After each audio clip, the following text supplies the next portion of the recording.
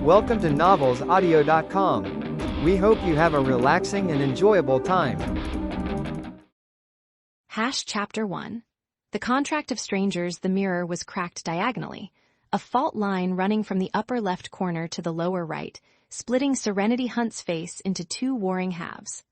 One eye, the left, stared back at her with the hollow resignation of a woman who had already surrendered. The other, the right, still burned with something ravenous, a hunger she had learned to call ambition, though it felt more like a caged animal throwing itself against bone. She touched the bruise on her wrist. It had bloomed overnight into a constellation of purple and yellow, a map of her father's desperation. He had grabbed her at dinner, his fingers digging into the delicate architecture of her forearm, demanding she understand. Understand what? That the Hunt family fortune, already a ghost haunting a once-grand estate, required her flesh as collateral, that her body was the last asset they could liquidate? Serenity. Her mother's voice drifted through the door like smoke, thin and acrid. The car will be here in 20 minutes. You cannot keep him waiting. Billionaire Hunt entered without knocking, a habit Serenity had long stopped resenting. Her mother was a woman constructed entirely of angles, sharp cheekbones, sharper elbows, a spine that had been straightened by generations of breeding until it could no longer bend. She wore a silk dress the color of old champagne, and her hair was pinned with the precision of someone who believed that appearances were the only currency that mattered. Darling, Billionaire's eyes swept over Serenity's reflection, cataloging every flaw with the efficiency of a customs officer. You haven't done anything with your hair, and that dress is the only one I own that fits. Serenity turned from the mirror, her voice flat. I'm not going to a ball, Mother. I'm going to sign a contract. A marriage contract, Billionaire corrected, as though the distinction mattered. To Mr. Callum Vance, a man of considerable means and considerable age, Serenity interrupted. And considerable wives, 3, wasn't it? Or is it 4 now? I've lost count. Billionaire's jaw tightened. Circumstances require circumstances. Serenity laughed, and the sound was hollow, a stone dropped into an empty well. You mean the debts, the mortgages, Lily's medical bills. You mean the fact that father has gambled away everything except my virtue, and now he's cashing that in too. Serenity. Her mother's voice cracked, and for a moment, just a moment, the mask slipped, and Serenity saw the woman beneath. Exhausted, terrified, trapped in the same gilded cage she was trying to sell her daughter into. We have no other options. We, the word was a noose. Serenity walked to her bed, a narrow frame that had once belonged to her grandmother, and pulled a manila envelope from beneath the mattress.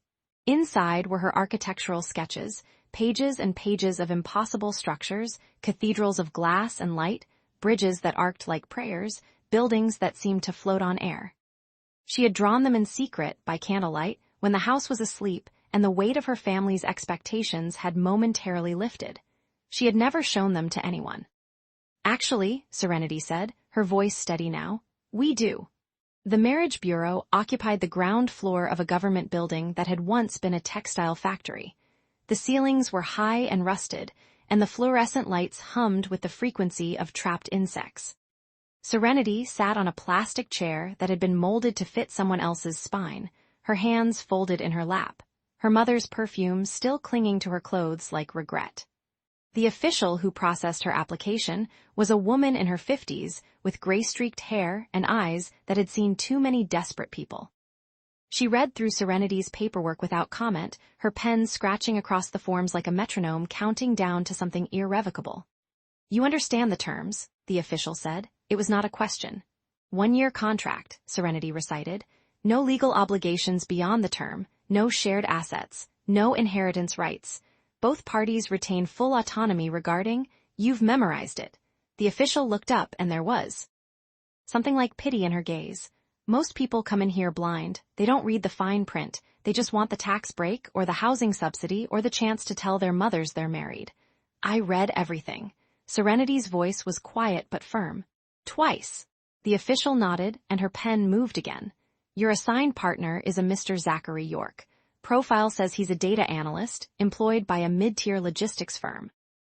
Annual income, $42,000. No criminal record, no history of civil disputes. Lives in a rented flat in the Meridian District. She paused, her eyes scanning the screen. He's been in the program for 6 months. This is his first match. Serenity felt something loosen in her chest. A data analyst. 42,000 a year. A rented flat in Meridian, which was neither fashionable nor dangerous, just ordinary. The kind of neighborhood where people lived quiet lives and died quiet deaths, leaving behind no legacy except a few photographs and a paid-off mortgage. She could survive ordinary.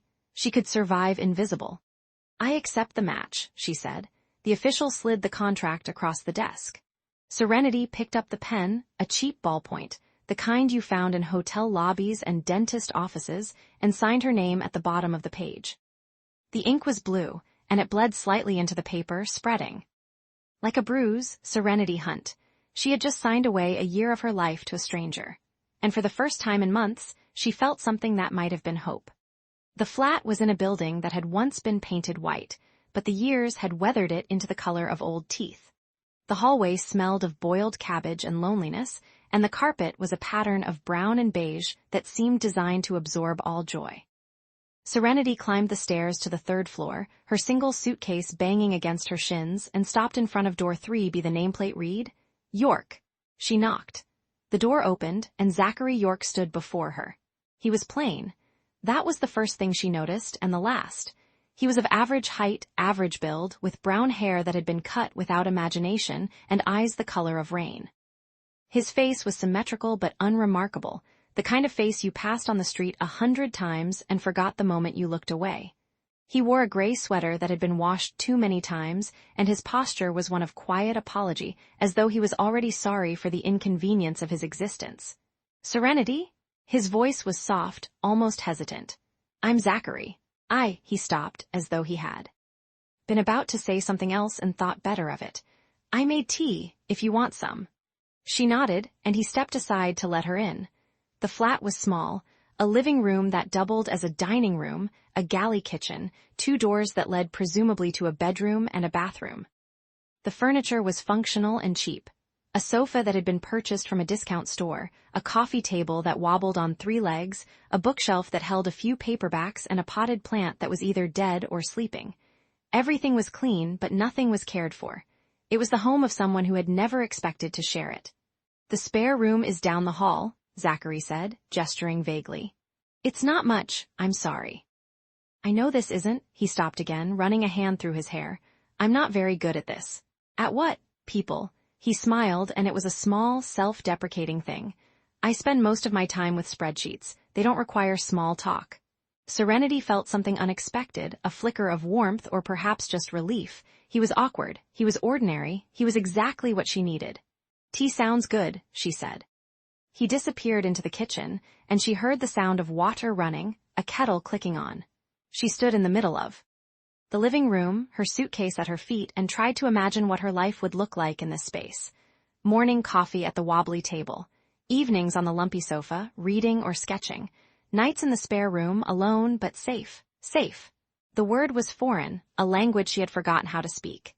Zachary returned with 2 mugs, both chipped, and handed one to her. The tea was weak and slightly bitter, but she drank it anyway. "I know this is strange," he said, settling onto the sofa. "The program, I mean, being matched with someone you've never met. I wasn't sure what to expect, but he paused, choosing his words with care. "I want you to know that I'll respect your space. This is your home too, for the next year. You don't have to pretend to be anything you're not." She looked at him, this plain man in his plain apartment, and felt the weight of her mother's expectations, her father's desperation, the bruise on her wrist, all of it lifting just slightly like a fog beginning to burn off. "Thank you," she said. He nodded, and the silence that settled between them was not hostile. It was the silence of 2 people who had already learned that words were weapons, and who had chosen, for now, to lay down their arms. That night, Serenity stood in the spare room, which was barely larger than a closet. There was a narrow bed, a nightstand with a lamp, and a dresser with 3 empty drawers. She opened her suitcase and began to unpack, placing her clothes in the drawers with a methodical precision that was the only way she knew to calm her nerves. She was reaching for her toiletries when she saw it. Zachary's wallet, lying on the nightstand. He must have left it there when he was preparing the room, a small oversight that would have been insignificant if not for what she saw peeking from the leather fold. A credit card. Platinum. The kind that came with concierge services, private jet access, and limits that could buy a small country. Her breath caught. Her hand hovered in the air, inches from the wallet, and she felt the familiar crawl of suspicion slither up her spine. A data analyst earning $42,000 a year did not carry a platinum credit card. A man who lived in a flat with a wobbly coffee table and dead plants did not have access to that kind of wealth. It's a company card, she told herself. A work perk. Something from his employer. But the voice in her head was not convinced. She closed the drawer. She told herself she was being paranoid. She told herself that she had chosen safety, and that safety meant trusting the ordinary, the unremarkable, the plain. But the image of that card burned behind her eyelids, a small flame in the dark. She lay in the narrow bed, listening to the hum of the city through the thin walls. The building creaked and groaned, settling into its bones, and somewhere above her, a couple was arguing in voices too muffled to understand. She thought of Lily, her sister, whose laughter was the only sound that had ever made the Hunt mansion feel like a home. She thought of the medical bills, stacked on her father's desk like a monument to their failures. She thought of the cathedral she would never build, the glass and light that existed only in her sketches, buried beneath her mattress. But here, in this quiet flat, there was no tycoon's hand on her wrist. There was no mother's voice telling her to smile, to be pretty, to be valuable. There was only a man who had made her tea and left a glass of water by her door. She closed her eyes. She slept. In the dark of the living room, Zachary stood at the window, watching the city's lights flicker like dying stars. The glass was cold against his forehead, and his reflection was a ghost, transparent and unreal. She is real. He had seen the way she looked at his flat, the quick, assessing glance that catalogued every flaw, every sign of poverty. He had seen her relax just slightly when she realized he was no threat. She had chosen him because he was safe, because he was ordinary, because he was nothing.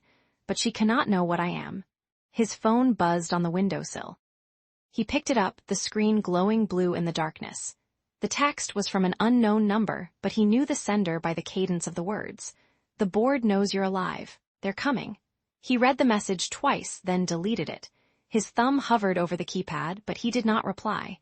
There was nothing to say. He had known this day would come, had known that his exile could not last forever. But he had hoped foolishly, desperately, for just a little more time. He turned and looked down the hall toward the closed door of the spare room. He could hear nothing, see nothing, but he imagined her sleeping, her breath slow, and even her guard finally lowered. I will protect her, he thought, even if it means destroying everything I am. He did not sleep that night. He stood at the window, watching the city, and waited for the dawn. Chapter 2. The geometry of silence morning arrived not with the fanfare of sunlight, but with the quiet insistence of a gray dawn seeping through dusty blinds. Serenity woke to the smell of coffee, not the acrid, burnt offering of an office break room, but something deeper, earthier, as if the beans had been ground by a man who understood that bitterness, when balanced, becomes a kind of poetry. She found it on the kitchen counter, a chipped ceramic mug that had clearly seen a decade of use, its glaze worn thin at the rim. The coffee was still warm. Beside it, a slip of paper torn from a notebook. Milk is in the fridge. Sugar in the jar. No signature, no flourish. She lifted the mug, and the heat seeped into her palms, a sensation so unexpectedly intimate that she almost set it down again. But she didn't. She drank.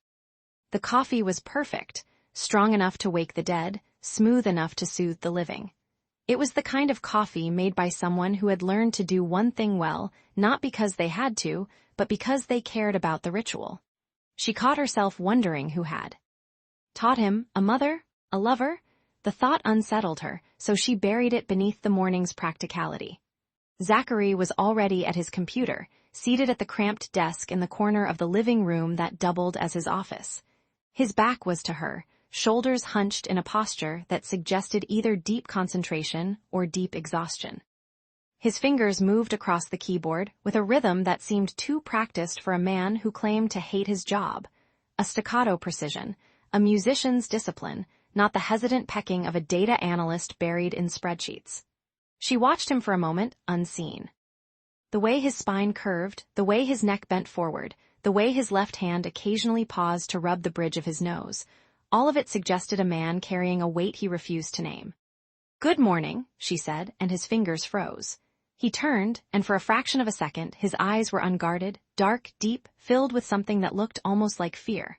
Then the mask slid back into place, and he offered a small, tight smile. "Morning, coffee okay?" "Perfect." He nodded as if he had expected nothing less and turned back. To his screen, "Who are you?" she wanted to ask. "What are you hiding?" But she had learned in the brutal school of her family's collapse that questions were dangerous. Answers more so. The flat was small, 2 bedrooms, a kitchen that bled into a living room, a bathroom whose pipes groaned like a dying animal. Serenity had spent her first night cataloging its inadequacies: the chipped linoleum, the warped window frames, the faint smell of mildew that clung to the curtains. But by the second morning, she had begun to see it differently. It was not a prison. It was a canvas. She started with the windows. The grime had accumulated in layers, years of neglect fossilized into a film that dulled the already meager light. She found a bottle of vinegar under the sink, tore an old t-shirt into rags, and set to work. The motion was meditative: spray, wipe, rinse, repeat. Her reflection appeared in the glass as she cleared it, a ghost emerging from fog. She moved to the bookshelf, a rickety thing that listed to the left like a ship taking on water. The books were a strange collection: worn paperbacks on statistics, a few thrillers with cracked spines, a leather-bound volume of Rilke's poetry that seemed out of place among the utilitarian titles. She pulled it out, opened it, and found an inscription on the inside cover: "For Z, who reads when the world is too loud. Always Mother." The handwriting was elegant, looping, the ink faded to a sepia brown. Serenity closed the book and returned it to its place, her fingers lingering on the spine. She organized the mismatched dishes, stacked the mail into neat piles, mostly bills, mostly past due, and swept the floor until the dust motes danced in the newly clear light. Order was her armor. When the world was chaos, she could arrange the small things into patterns, create meaning from entropy. It was while she was moving the radiator, an ancient, cast-iron beast that wheezed heat like a dying dragon, that she found it. A photograph, torn at the edges, wedged between the radiator and the wall. She pulled it out, wiped the dust from its surface, and felt her breath catch. A young boy, no older than 8, stood in front of a mansion that sprawled across manicured lawns like a sleeping giant. He wore a suit, a child's suit, but tailored. Expensive, the kind of fabric that whispered of wealth. His posture was rigid, his hands clasped behind his back, his face arranged into a smile that did not reach his eyes. It was a mask. She recognized it because she had worn the same one, at the same age, at the charity galas her parents had dragged her to before the money ran out. She turned the photograph over. On the back, in the same elegant hand, Zachary, age 8, York Estate. Summer. York, the name settled in her chest like a stone. She had heard it before, everyone had. York Industries. A trillion-dollar conglomerate that touched every sector of the global economy, from the phones in their pockets to the drugs in their hospitals. The Yorks were not just rich, they were mythic, a dynasty that had weathered wars and recessions, their names synonymous with power. But this was not that. This was a coincidence. A common surname. There were thousands of Yorks in the world, millions. She tucked the photograph back behind the radiator, exactly as she had found it, and told herself she had seen nothing. That evening, the lamp died. It was a small thing, a desk. Lamp with a bent neck and a frayed cord that had probably been purchased at a thrift store. Zachary had been using it to work, and when it flickered and went dark, he let out a soft curse, the first genuine emotion she had heard from him all day. "I'll fix it," she said, and before he could protest, she had unplugged it, laid it on the kitchen table, and was dissecting it with the precision of a surgeon. Her father had taught her, in the years before the drinking and the debts and the slow, humiliating decline. A woman should know how things work, he had said, handing her a screwdriver, because men will always try to convince you that you need them to fix what's broken. She stripped the wire, twisted the copper strands together, replaced the bulb, and tested the connection. The lamp flickered once, twice, then blazed with steady light. When she looked up, Zachary was staring at her. Not with surprise, not with gratitude, but with something else, a stillness, a focus, as if he were seeing her for the first time. His mask had slipped, just slightly, and beneath it she glimpsed a man who was not ordinary, not mediocre, not anything close to the profile she had been given. "Thank you," he said, and his voice was different. It was not the flat monotone of a data analyst, the carefully cultivated dullness of a man who wanted to be overlooked. It was velvet, resonant, a voice accustomed to command, a voice that could silence a room with a single word. He caught himself. The mask snapped back into place. He coughed, looked away, and retreated to his room without another word. Serenity stood alone in the living room, the repaired lamp glowing between them like a lie. At 2:47 a.m., she woke to the sound of his voice. It was low, urgent, speaking in a language she did not recognize, something Eastern European, perhaps, or Russian. The words were sharp, staccato, the cadence of a man giving orders, not asking questions. She slipped out of bed, her bare feet silent on the cold floor. The hallway was dark, but a sliver of light bled from beneath the door to the living room. She crept forward, pressing herself against the wall, and listened. He switched to English, and his voice was colder now, the velvet replaced by steel. No, I will not be bought. Tell Damon to find another puppet. A pause. She could hear the crackle of a voice on the other end, tinny and indistinct. I don't care what he threatens. The board can rot. This is my life, and I will live it as I choose. Another pause. When he spoke again, his voice was quieter, almost weary. Yes, I know the consequences. I've known them since the day I was born. The call ended. The silence that followed was heavier than any scream, a weight that pressed against the walls of the tiny flat. Serenity stood frozen, her heart a drum against her ribs. She told herself it was a work call. She told herself all data analysts had enemies. She told herself lies until they felt almost true. She returned to bed, pulled the covers to her chin, and stared at the ceiling until the gray light of dawn began to seep through the blinds. Morning came, and with it, the ritual of toast and coffee. Zachary was already in the kitchen, sliding 2 slices of bread into the toaster. He moved with economy, with grace, as if he had been trained to make even the smallest actions look effortless. He did not mention the night before. He did not mention the phone call. He offered her a plate of toast, and she took it. Thank you, she said. Of course. They ate in silence, but it was no longer the empty silence of strangers sharing space. It was full, charged, a silence that hummed with unspoken questions. She studied him as he ate, the way his jaw moved, the way his eyes flickered to the window, the way his fingers drummed against the table in a rhythm that matched his typing. She noticed the shadow beneath his eyes, the same shadow she had seen in the photograph of the boy in the suit. Who are you? She thought. What are you running from? But she did not ask. She had learned that questions were dangerous. And she was not ready for the answers. As she gathered her things for her first day at the architecture firm, a junior position she had secured through sheer grit and a portfolio that had made the senior partner raise an eyebrow, she passed the mail slot. A letter had fallen through, landing face up on the mat. It was thick, expensive, the paper creamy and textured. The envelope was embossed with a golden crest, a stylized Y intertwined with an oak tree, roots spreading like veins, York Industries, private and confidential. The letters were addressed to Zachary York. She stood there, the letter in her hand, her breath caught in her throat. The weight of it seemed heavier than paper should be, as if the words inside carried the gravity of a world she had never known. She tucked it under the mat, exactly as she had found it, but her fingers lingered on the thick, expensive paper, tracing the embossed crest. York. The name echoed in her mind, a door creaking open, a question she was not yet ready to ask.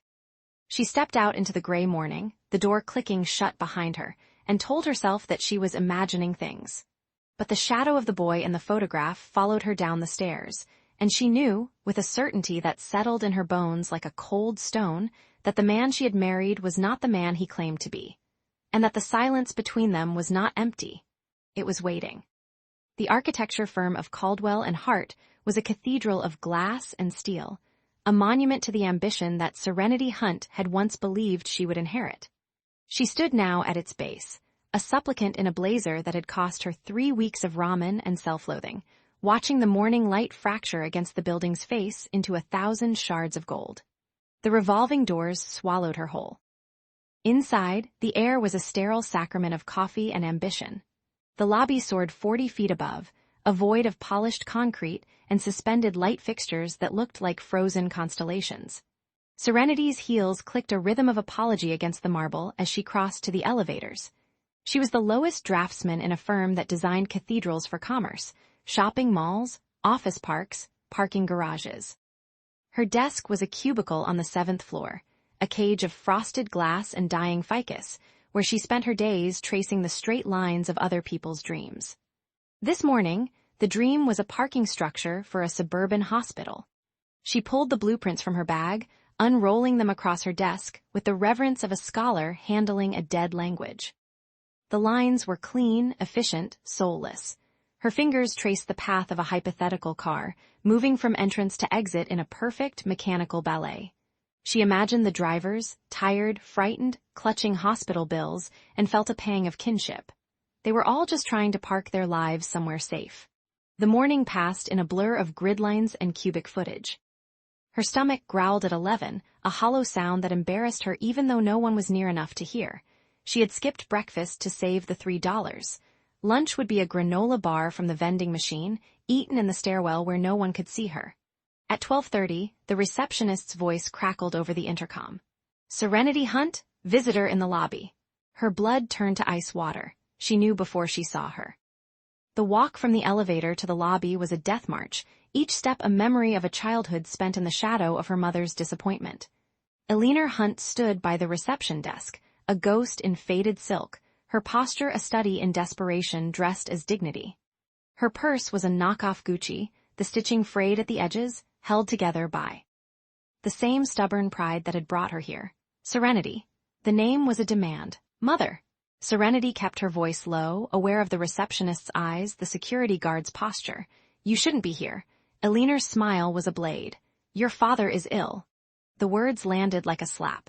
Serenity's father, Richard Hunt, had been ill for years, ill with the sickness of a once great family reduced to whispers and debt. He had been a man of substance once, a real estate developer with a Midas touch, until the market crashed and the Midas touch turned to rust.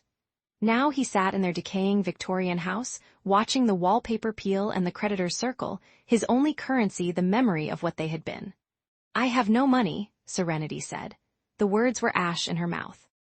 Evelyn's eyes scanned the lobby, cataloging the wealth around them, the leather chairs, the abstract art, the suits that cost more than her daughter's annual rent. "The tycoon is still willing. Mr. Whitmore, he called again yesterday. He said the offer stands. Divorce that nobody and you can save us all." The floor tilted.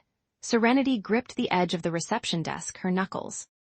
"White, I can't. The marriage contract is for a year. If I break it, I lose everything. My job, my apartment, your pride."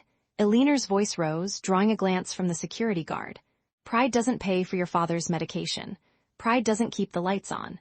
She stepped closer, her perfume a cloud of cheap jasmine and old regret.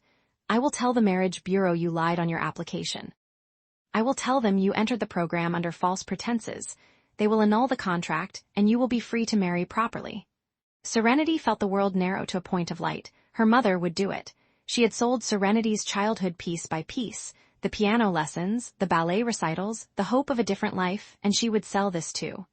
"I need to work," Serenity whispered. "Please, leave." Evelyn's face twisted into a mask of spite, the beauty that had once graced society pages curdling into something ugly. "You have 1 week, Serenity, 1 week to find a solution, or I will burn this whole charade to the ground."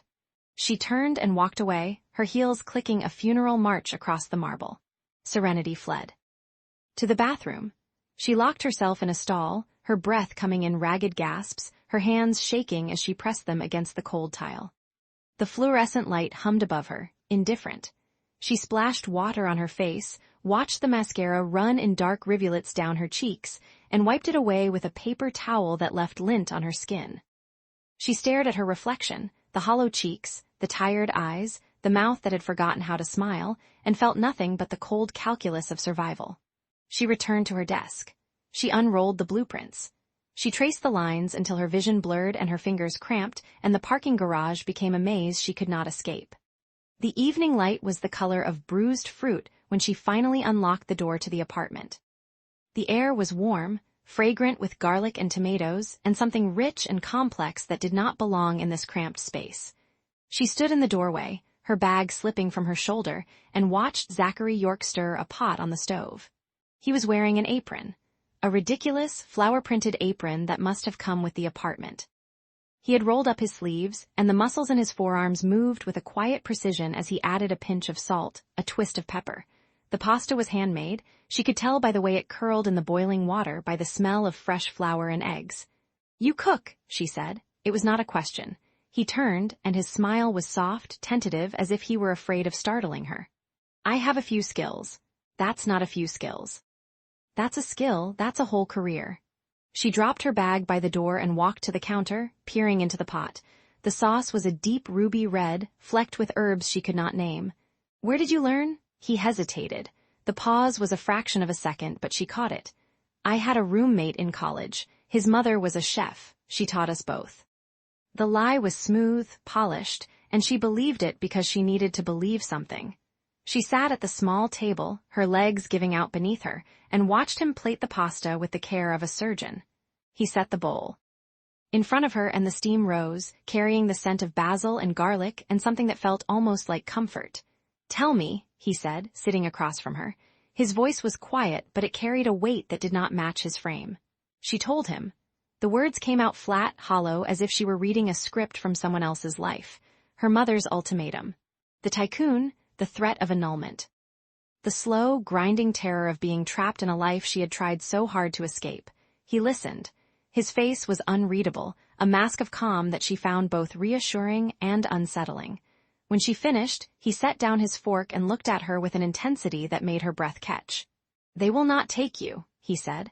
I will not let them. The words were simple, but they carried the weight of a king's decree. She laughed, a bitter, broken sound. What can you do? You are a data analyst. He smiled. It was a strange, sad smile, the smile of a man who knew a secret he could not share. I can be very persuasive. She wanted to press. She wanted to demand answers, to peel back the layers of this quiet, ordinary man who cooked like a chef and spoke like a general. But she was too tired. The exhaustion was a physical weight, pressing her into the chair, and she let herself believe the lie because the alternative was too terrifying to contemplate. She ate the pasta. It was the best thing she had tasted in months. The next morning, her phone rang at 9. The caller ID read, Mother. Serenity answered with a stone in her throat. The tycoon withdrew his offer. Eleanor's voice was trembling, stripped of its usual venom. He called this morning. He said he had been warned away by a lawyer who made threats that would ruin him. Who did you find, Serenity? Who is your husband? The world went silent. Serenity stared at the phone, the truth flickering like a candle in a storm. She thought of Zachary's quiet voice, his strange smile, the way he had said I can be very persuasive. I don't know, she whispered. But she knew. She knew in the way her heart was hammering against her ribs, in the way. Her hands were shaking, in the way the truth was a door she was afraid to open. She hung up. She sat at her desk, the blueprints forgotten, and stared at the wall until the light shifted and the morning became afternoon. That night, she confronted him in the kitchen. He was stirring his tea, the same ritual, the same quiet calm. What did you do? He shrugged, a gesture so casual it felt rehearsed. I made a few calls. I have a friend who knows a friend. She wanted to press. She wanted to scream. She wanted to demand the truth, to strip away the mask and see the man beneath. But his eyes were soft, and his hand, when he touched her shoulder, was warm. The warmth seeped through her blouse, into her skin, into the hollow place where fear had taken root. She let herself believe the lie. She needed to believe it. She fell asleep on the couch, the television murmuring a late-night talk show she did not hear. The exhaustion had finally won, pulling her under into a dreamless dark. Hours later, she stirred. The television was off. The apartment was silent. She opened her eyes to find the balcony door ajar, a sliver of moonlight cutting across the floor. She rose, her feet silent on the cold linoleum, and crept to the door. The night air was cool, carrying the distant hum of the city. Zachary stood on the tiny balcony, his back to her, his phone pressed to his ear. His voice was ice. Damon, if you ever touch her family again, I will dismantle you piece by piece, and I will enjoy it. A pause, she held her breath. Yes, I mean it, I have nothing left to lose but her. He turned, and his eyes met hers through the glass. The ice melted into something raw, something terrified, something that looked almost like hope. She stepped back. The door slid shut. She returned to the couch, pulled the blanket to her chin, and stared at the ceiling until the light came. She did not sleep again that night. And in the morning, when he brought her coffee, she took it without a word. The mask was still in place, but now she knew it was a mask, and she was terrified of what lay beneath. Chapter 4. The Alchemy of Small Mercies. The telephone rang at 11 minutes past midnight. Serenity had been dreaming of bridges, their elegant arcs against a cobalt sky, the way steel could be made to float, the mathematics of suspension and trust. She reached for the receiver in the dark, her hand finding it by memory, and the voice on the other end dismantled every structure she had ever built. "Miss Hunt, this is Dr. Nathaniel Cross at St. Jude's," a pause measured and clinical. "Your sister's condition has progressed more rapidly than we anticipated." She sat up. The sheets fell away. Beside her, Zachary stirred but did not wake, or perhaps he did, and chose the mercy of stillness. She would never know. That was the nature of the bed they shared, two strangers lying parallel, their backs a wall between them. "The experimental treatment, Dr. Cross continued, his voice carrying that particular gentleness reserved for delivering blows. "It remains her only viable option. But I must be transparent with you, Miss Hunt. The cost is significant." "How significant?" $1 million, up front. The hospital requires confirmation by the end of this fiscal quarter, or the slot will be offered to another patient. The number landed in her chest like a stone dropped into still water. She did not gasp, she did not cry. She simply absorbed it, let it settle into the sediment of her bones, and said, "I understand." "Miss Hunt," I said, "I understand." She hung up before he could offer condolences she could not afford. The bedroom was dark except for the sliver of streetlight bleeding through the curtains. She could hear Zachary's breathing, steady and even, the rhythm of a man untroubled by midnight calls. She envied him that. She envied him the simplicity of a life where the worst news came in the form of a bounced check or a broken appliance, not a death sentence written in decimal places. She did not sleep. Instead, she moved to the tiny desk in the corner of the living room, the one she had claimed as her own, cluttered with blueprints and pencils and the detritus of ambition. She turned on the lamp, its light a small, defiant sun against the darkness, and began to draw. Her hand moved with a precision born of desperation. She sketched a bridge first, its cables taut as harp strings, its deck suspended over an abyss. Then a hospital, its wings spread like hands catching falling light. Then a cathedral, vaulted and vast, every arch a prayer made stone. She drew until her fingers cramped, until the pencil wore down to a nub, until the sky outside began to pale from black to the bruised purple of early dawn. She was still drawing when she heard Zachary's footsteps. "You're up early," he said, his voice rough with sleep. She did not look at him. Couldn't sleep. He stood in the doorway, a silhouette against the gray light. He was wearing the t-shirt she had mended last week, the one with the frayed collar, the one that marked him as ordinary, as safe, as someone who could not possibly help her. She had stitched the tear with careful, invisible threads, and she had felt in that small act a tenderness she did not want to name. "I'm going to visit Lily today," she said. "I'll drive you. You don't have to, I know." She finally looked at him then. His face was unreadable, but his eyes held something she could not name. Not pity, not concern. Something older, something that had been shaped by loss and kept in the dark. "Okay," she said. "Okay." The hospital smelled of antiseptic and resignation. Lily's room was on the 4th floor, in the pediatric wing where the walls were painted with cartoon animals and the fluorescent lights hummed a constant, mournful note.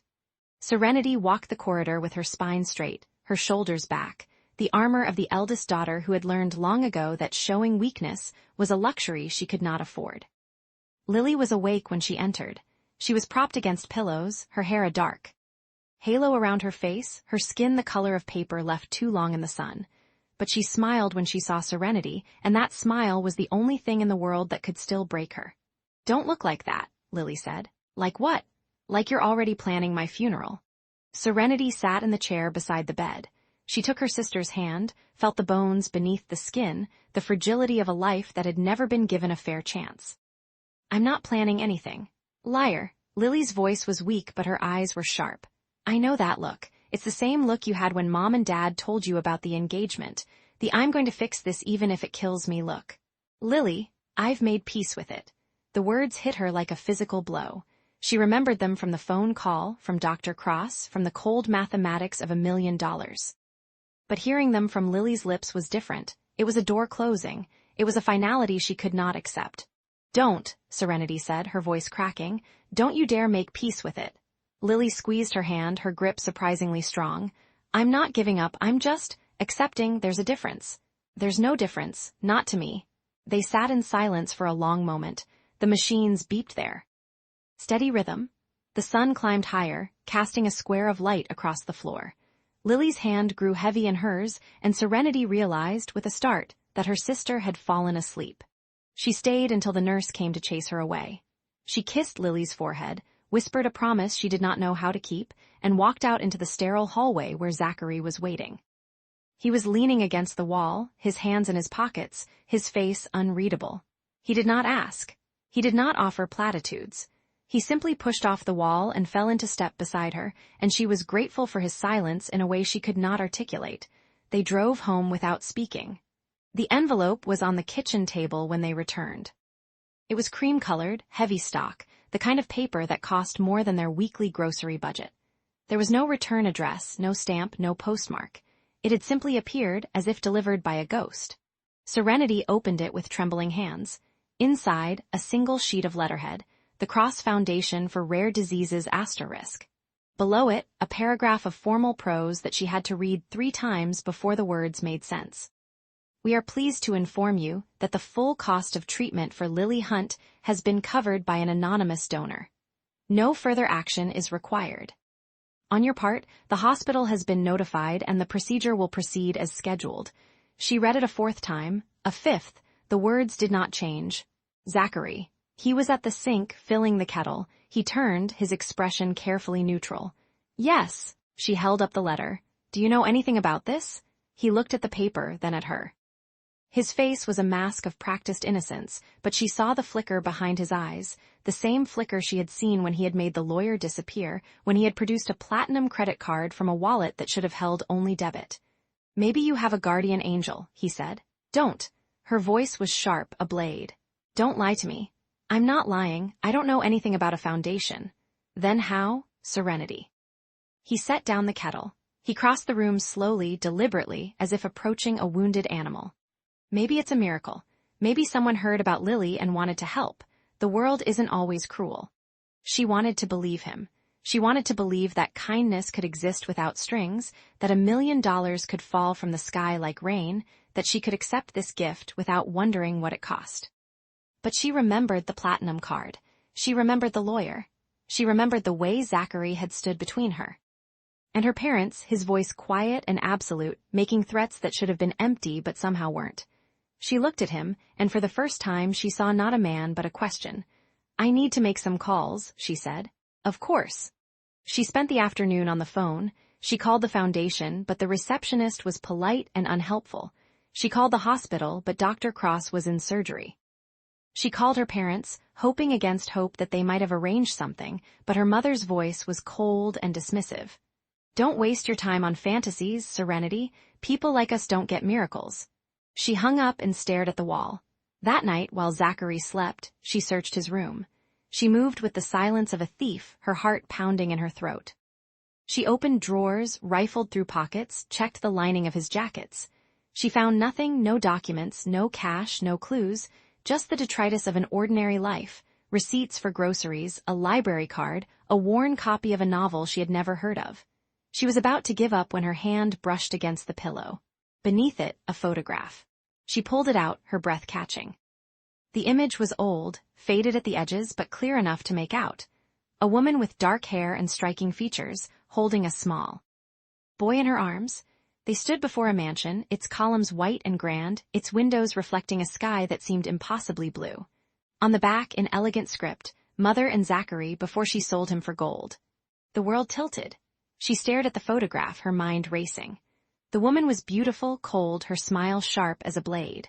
The boy, Zachary, looked at the camera with eyes that held no warmth, only a wary, watchful intelligence. The mansion behind them was the kind of place that existed in magazines, in fantasies, in the lives of people who never had to worry about million-dollar treatments. She thought of his cramped apartment, his worn clothes, his claims of a modest salary and a life of quiet desperation. She thought of the platinum card, the lawyer, the foundation. She returned the photograph to its hiding place, her hands steady but her heart a storm. She did not sleep. In the morning, Zachary made her coffee. He set the cup in front of her, the same chipped mug she used every day, and she accepted it, but her eyes were different. Wary, searching, hungry for the truth, he noticed. She saw it in the way his jaw tightened, the way he looked away first. He said nothing. The silence between them was no longer a refuge. It was a battlefield strewn with the wreckage of half-truths and unspoken accusations. She wanted to confront him. She wanted to shake him until the truth fell out like coins from a broken pocket. But she was afraid. Afraid of what she would find. Afraid of what it would mean. Afraid that the man who had left her coffee every morning, who had fixed her broken lamp, who had stood between her and her family with quiet ferocity, afraid that he was not real. She drank her coffee. She gathered her things. She walked to the door. Serenity. She turned. Zachary stood in the kitchen, his hands at his sides, his face open in a way she had never seen before. "Whatever you're thinking," he said, "whatever you're afraid of, I need you to know that I never meant to hurt you." She wanted to believe him. She wanted to believe him so badly it ached. But she remembered the photograph, the cold eyes of the boy who had been sold for gold, and she could not find the words to answer. She opened the door, and there on the floor was a package. Leather-bound, heavy, tied with a ribbon of deep crimson. A note was tucked beneath the ribbon, written in a hand she did not recognize, for Serenity. From someone who watches, "You deserve to know the truth." She knelt. She untied the ribbon. She opened the cover. The first page was a photograph. Zachary York at a gala surrounded by champagne and diamonds. His face was the same jaw, the same eyes, the same careful blankness, but his eyes were different. Cold. Sovereign. The eyes of a man who owned the room, who owned the world, who had never struggled to pay an electricity bill in his life. Beneath the photograph a caption, "Zachary York, heir to the York Empire. Net worth, $47 billion. Missing from public life since 2019. The world stopped. She heard Zachary's footsteps behind her. She heard his breath catch. She heard him say her name, a single word, a question and an apology and a confession all at once. She did not turn around. She stared at the photograph, at the stranger who had been sleeping beside her, at the man who had let her believe he was ordinary, who had watched her struggle, who had let her weep over $1 million treatment he could have paid for with pocket change. "Serenity," he said again, his voice breaking. She closed the journal. She stood. She turned. And for the first time she looked at him, really looked, and saw the truth he had been hiding. "I don't know who you are," she said. The words fell between them, heavy and final, and the silence that followed was the loudest thing she had ever heard. The flat had never felt smaller. Serenity sat at the kitchen table, her fingers tracing the edge of the journal as if it were a live wire. The photograph lay exposed beneath the yellow glow of the overhead light, a gala, all crystal chandeliers and black silk, and in the center of it, a man she did not recognize. He wore a tuxedo that cost more than their rent for a year. His jaw was set in a line of cold authority, his eyes carrying the weight of kingdoms. He stood beside a woman dripping in emeralds, his hand resting on her elbow with the practiced ease of someone who had never known the pinch of a budget. She had stared at it for hours, first with disbelief, then with a creeping, sickening certainty that coiled in her stomach like a serpent. The door clicked open. Zachary stepped inside, still in his office clothes, the cheap polyester blend, the scuffed shoes, the tie he always loosened with 2 fingers as if it were a chore. He saw her at the table. He saw the journal. He stopped. The silence stretched like a wire pulled taut. "Where did you get that?" His voice was different. Stripped of. The careful monotone he wore like a second skin. It was raw, edged with something she had never heard before. "Fear. It was delivered this morning," she said. Her own voice surprised her, steady, cold, a blade wrapped in velvet. "No return address, no note, just this." She tapped the photograph with 1 fingernail. "Just you." He did not move toward her. He stood by the door, his hand still on the knob, as if debating whether to flee. She watched the calculation flicker behind his eyes, the same eyes that looked at her over morning coffee, that softened when she talked about her sister, that had held hers in the dark of their first night together, when he had whispered that she was beautiful and she had believed him. "Who are you, Zachary?" He exhaled. Long. Slow. Then he closed the door and walked to the chair across from her. He did not sit. He gripped the back of it, his knuckles white. "I am a man who made mistakes. That's not an answer.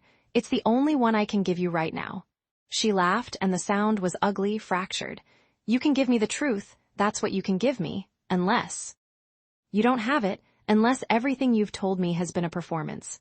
He flinched. She saw it, a crack in that careful mask, so quick she almost missed it. He ran a hand through his hair. a gesture so human, so vulnerable that her chest ached with the memory of other nights' other gestures. The way he left her coffee exactly how she liked it, the way he fixed her broken lamp without being asked, the way he held her when she cried over Lily's diagnosis, his hand on her back, solid and warm. "I am a man who wanted to be loved for who I am," he said, his voice dropping to a whisper. "Not for what I own, so you own things." She pushed the photograph toward him. "You own this, you own that suit, you own that woman's company. How much, Zachary, how much do you own?" He looked at the photograph and something shifted in his face, a shadow passing over a landscape. "My family has money, a great deal of it. I left to escape their corruption. I chose this life to find something real. You chose to lie. I chose to survive." She stood up, the chair scraping against the linoleum. Her hands were shaking now despite her efforts to still them. "You let me worry about rent. You let me cry about Lily's treatment. You let me feel like I was drowning, and you stood there, pretending to drown with me, while you had a life raft the size of a yacht. I couldn't tell you." His voice cracked. "If I had told you, you would have looked at me differently. Everyone does. They see the money first, and then they see me second, if they ever see me at all. So you made me fall in love with a ghost." The words hung in the air between them, heavy as stone. She hadn't meant to say it. She hadn't meant to admit it, even to herself. But there it was, naked and bleeding on the kitchen floor. His eyes widened. For a moment the mask was gone completely, and she saw him, the real him, the one she had glimpsed in fragments, in silences, in the way he held her hand in the dark. He looked terrified. "Serenity, did you pay for Lily's treatment?" He stopped. His mouth opened, then closed. She watched him struggle, watched him weigh his options, and she hated him for it. Hated that even now, even with the photograph on the table and her heart in her throat, he was still calculating. "Yes," he said finally. "I paid for it." The air left her lungs. She had known. Some part of her had known, had suspected the anonymous donor was too convenient, too perfectly timed. But hearing him say it, hearing the confirmation fall from his lips like a stone into still water, shattered something inside her. "I would burn the world for you, Serenity." His voice was barely a whisper now. "But I cannot tell you everything, not yet." "Not yet," she repeated, and the words tasted like ash. "When, Zachary? When will you be ready? When I'm old? When we're dead? Or never? Is that the truth? That you will never be ready because you will never trust me enough to let me see who you really are?" He reached for her. She stepped back. "Don't." His hand hung in the air, useless. He let it fall. She walked to the bedroom and pulled her bag from the closet. She packed blindly, clothes, toiletries, the sketchbook she kept by the bed. She did not look at him. She could not, if she looked at him, she would break. "Where will you go?" he asked, his voice hollow. "Somewhere real." She walked to the door. Her hand was on the knob when she turned. He was still standing by the table, his back to her, his shoulders curved like a man carrying a cathedral on his spine. "I loved you," she said. "I loved the man who made me coffee and fixed my lamp and held me when I cried. I loved him with everything I had. But he was a fiction. He was a character you wrote, and I don't know if the real you even exists." She opened the door. "He exists," Zachary said, his voice breaking. "He exists, and he loves you. He has always loved you. He will always love you." She did not answer. She walked out, and the door clicked shut behind her like a gunshot. The hallway was empty. She leaned against the wall, her bag slipping from her shoulder, and let the tears come. They were hot and silent, carving paths down her cheeks. She pressed her palm to her mouth to stifle the sound, but it escaped anyway, a sob, raw and animal. She wanted to go back. She wanted to believe him. She wanted to walk through that door and fall into his arms and pretend the photograph didn't exist, pretend the lies didn't matter, pretend she could love a man she didn't know. But the photograph burned in her mind. The champagne, the diamonds, the cold, sovereign eyes. The woman who had stood beside him, her hand on his arm, her smile sharp as a blade. Who was she? What had she been to him? What had he been to her? The elevator arrived with a soft chime. She stepped inside, and the doors slid closed, sealing her in a box of chrome and silence. She watched the numbers descend, floor by floor, and with each one she felt herself falling further away from the life she had built, the love she had found, the man she had thought she knew. She spent the night in a cheap motel on the edge of the city. The wallpaper was stained, the carpet threadbare, the bed sagging in the middle like a mouth missing teeth. She lay on top of the covers, still in her clothes, the journal clutched to her chest. At midnight, she called Lily. "Serenity?" Her sister's voice was bright, surprised. "It's so late, are you okay?" "I'm fine," she lied. "I just wanted to hear your voice." "You sound sad." Lily paused. "Is it Zachary? Did you two fight?" "Something like that." "Oh, Serenity, he's a good man, I know it. The way he looked at you at the hospital, I've never seen anyone look at another person like that, like you were the son." Serenity closed her eyes. "He paid for your treatment, Lily." Silence. "Then what?" "The anonymous donor, it was him, he told me tonight." Why would he hide that? That's incredible." "That's Serenity, that's the most generous thing anyone has ever done." "It's also a lie." Serenity's voice cracked. "Everything is a lie. He's not who he says he is. He's not a data analyst. He's not poor. He's not ordinary. He's some prince of a hidden kingdom, and I'm just the peasant he decided to play house with." Lily was quiet for a long moment. When she spoke, her voice was soft. "Did he hurt you?" "No." "Did he betray you?" "Yes." "Then why do you still love him?" Serenity opened her eyes. The ceiling was water-stained, cracked, ugly. "I don't know," she whispered. "Maybe. Because I don't know how to stop." "Then don't," Lily said. "Don't stop, but don't forgive him until you have the whole truth. You deserve that much." "An angel saved me," Lily said, her voice bright with hope. Serenity smiled, though it hurt. "Yes," she whispered, "an angel with 1,000 masks." Dawn came gray and cold, bleeding through the thin curtains. Serenity had not slept. She had lain awake, staring at the ceiling, replaying every conversation, every touch, every glance. She had tried to find the moment when the mask had slipped, when the real Zachary had peeked through. But she couldn't. He had been seamless. He had been perfect. That was the problem. No one was that perfect. She packed her bag, checked out of the motel, and walked back to the flat. She didn't know what she was going to say. She didn't know if she was going to stay or leave or scream or cry.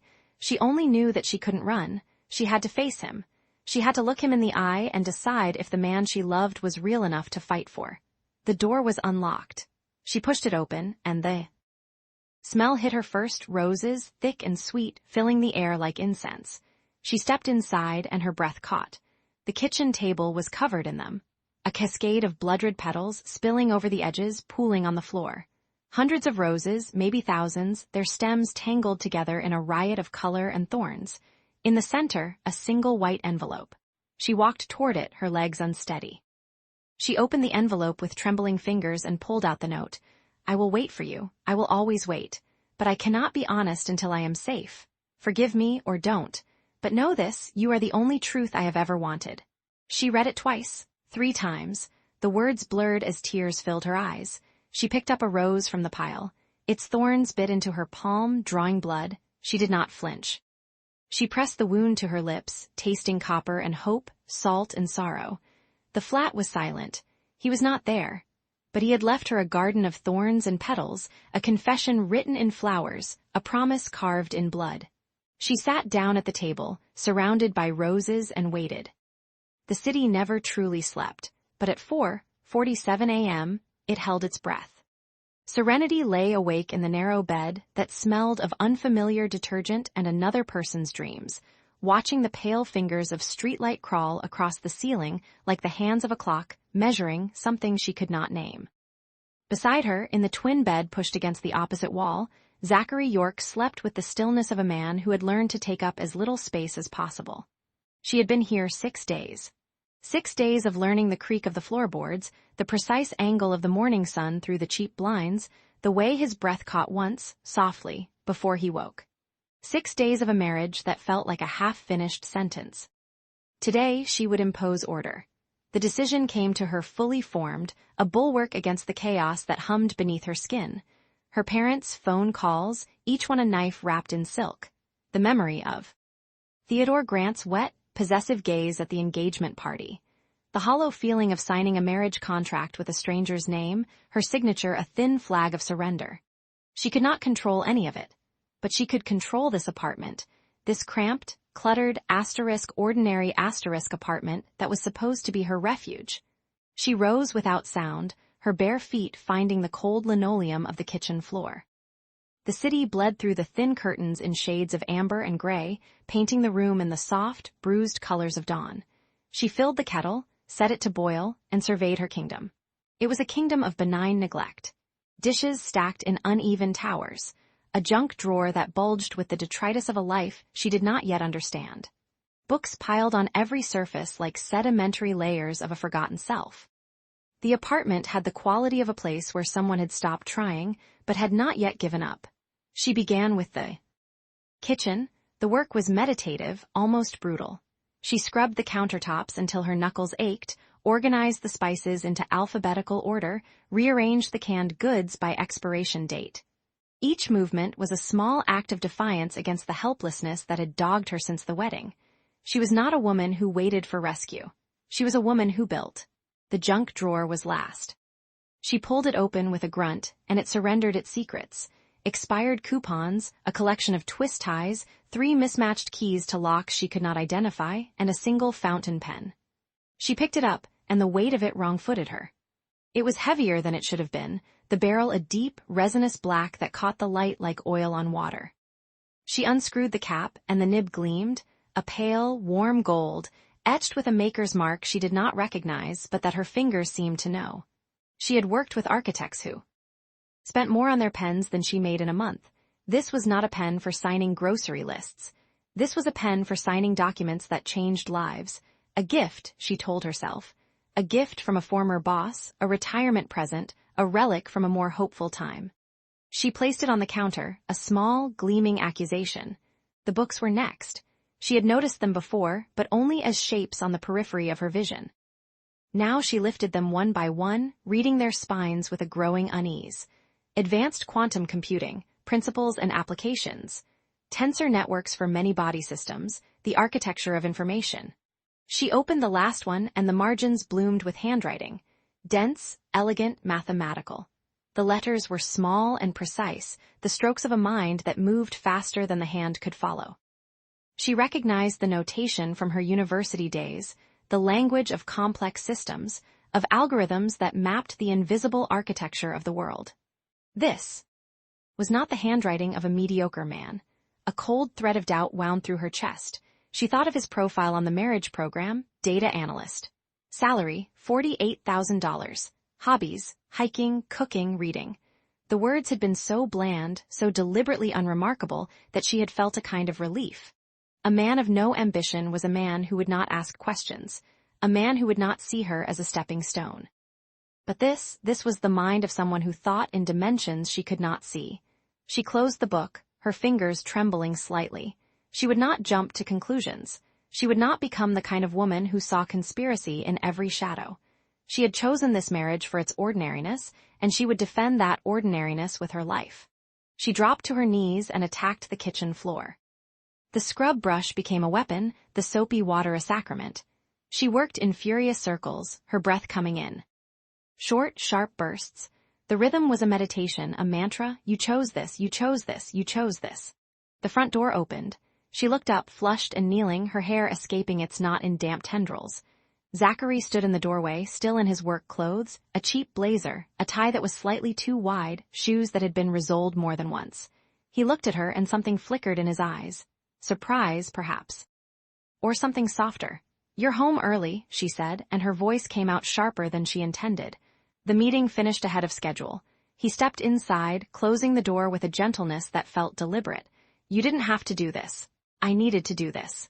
He watched her for a moment, his gaze moving over the clean counters, the organized shelves, the neat rows of spices. It looks good, he said quietly. Thank you. She stood, wiping her hands on her jeans. The air between them felt thick. Charged with something she could not name. Do you need help? I don't need help, she said, and the words came out harder than she meant. I've never needed help, I'm fine. He flinched. It was small, almost invisible, but she saw it. He retreated to his corner of the living room, where a laptop sat on a small desk. He opened it, and the screen glowed with a security interface she had never seen before, a cascade of encrypted text, a firewall that looked military-grade. She turned away, her heart beating a frantic, irregular rhythm. She picked up his jacket from the back of a chair, meaning to hang it in the closet. The fabric was worn, the elbows patched. It was the jacket of a man who could not afford a new one. But when she lifted it, something slid from the inner pocket and landed on the floor with a soft, expensive sound. A card, black, unmarked by any bank logo. The edges were sharp, the weight precise. She had seen such cards before, in the hands of clients who built skyscrapers with their pocket change. They were not issued to data analysts. They were issued to men who could buy the building. She stared at it, her breath caught in her throat. The silence of the apartment roared in her ears, a vast, hollow sound. Pick it up. Put it back. Say nothing. She obeyed the voice in her head, her hands trembling as she slipped the card back into the pocket. She hung the jacket with exaggerated care, smoothing the fabric as if she could erase the evidence of what she had seen. When Zachary emerged from the bathroom, his hair damp from a quick shower, she was seated at the table, a sketchbook open before her. She was drawing a bridge, a suspension bridge, its cables arcing like the strings of a harp. Her lines were perfect, deliberate, each one a small act of control. He sat across from her and she did not look up. He poured 2 cups of instant coffee from the kettle she had boiled an hour ago. The steam rose between them, a fragile veil. He pushed 1 cup toward her. Thank you, she said, and her voice was steady now. They drank in silence. The coffee was bitter and she did not mind. Have you ever wanted to be something else? She asked. The question hung in the air, unexpected. He set down his cup and she finally looked at him. His eyes were dark, unreadable, but there was a vulnerability in the set of his jaw, a tension in his shoulders that she had not noticed before. Every day, he said. The honesty in his voice was a small, aching balm. She did not know what it meant or what he was confessing to, but she felt it, a thread of connection, thin as spider silk, but real. She nodded and returned to her sketch. That night she lay awake, the city's glow painting shadows on the ceiling. She listened to the sound of his breathing, steady and slow, and tried to fit the pieces together. The pen, the books, the card, the security screen. They were fragments of a portrait she could not see, a face that refused to resolve. The bedroom door clicked open. She closed her eyes, feigning sleep. She heard his footsteps, soft and careful, padding down the hallway. Then the murmur of his voice, low and sharp, speaking words she did not recognize. A language that was not English, not French, not anything she had studied in her years of architecture school. A single, sharp phrase, then the click of a call ending. She opened her eyes and looked at the clock on the nightstand. 3:17 a.m. The silence returned, thick and watchful. She stared at the ceiling, her heart a trapped bird in her chest, and wondered who she had married. Chapter 7. The weight of a shadow. The morning arrived bruised and gray, the kind of light that slips through curtains like an apology. Rain had fallen through the night, leaving the city washed clean but shivering, and the apartment smelled of damp wool and old wood, a scent Zachary had come to associate with the peculiar honesty of this borrowed life.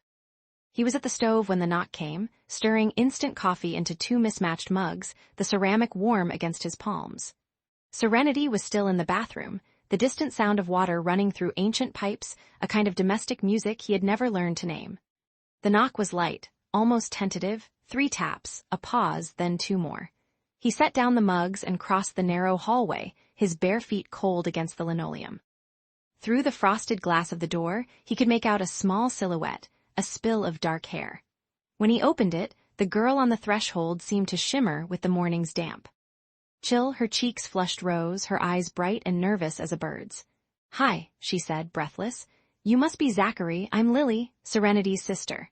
She was holding a paper bag that smelled of butter and sugar, and she thrust it toward him with the awkward grace of someone unused to offering gifts. I brought croissants.